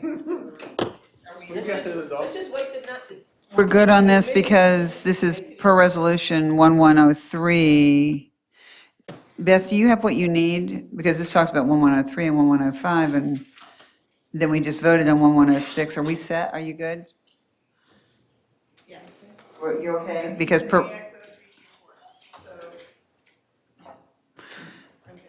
We're setting the public hearing date.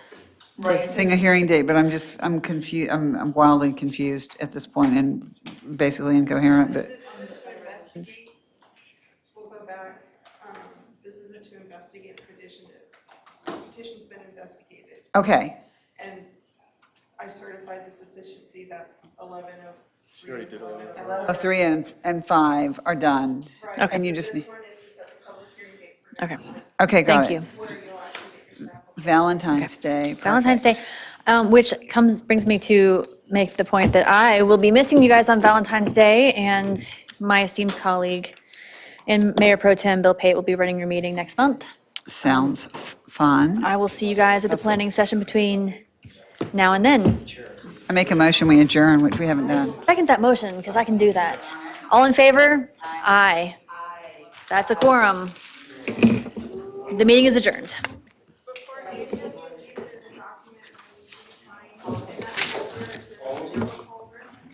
Thanks, Anna. Oh, look at there.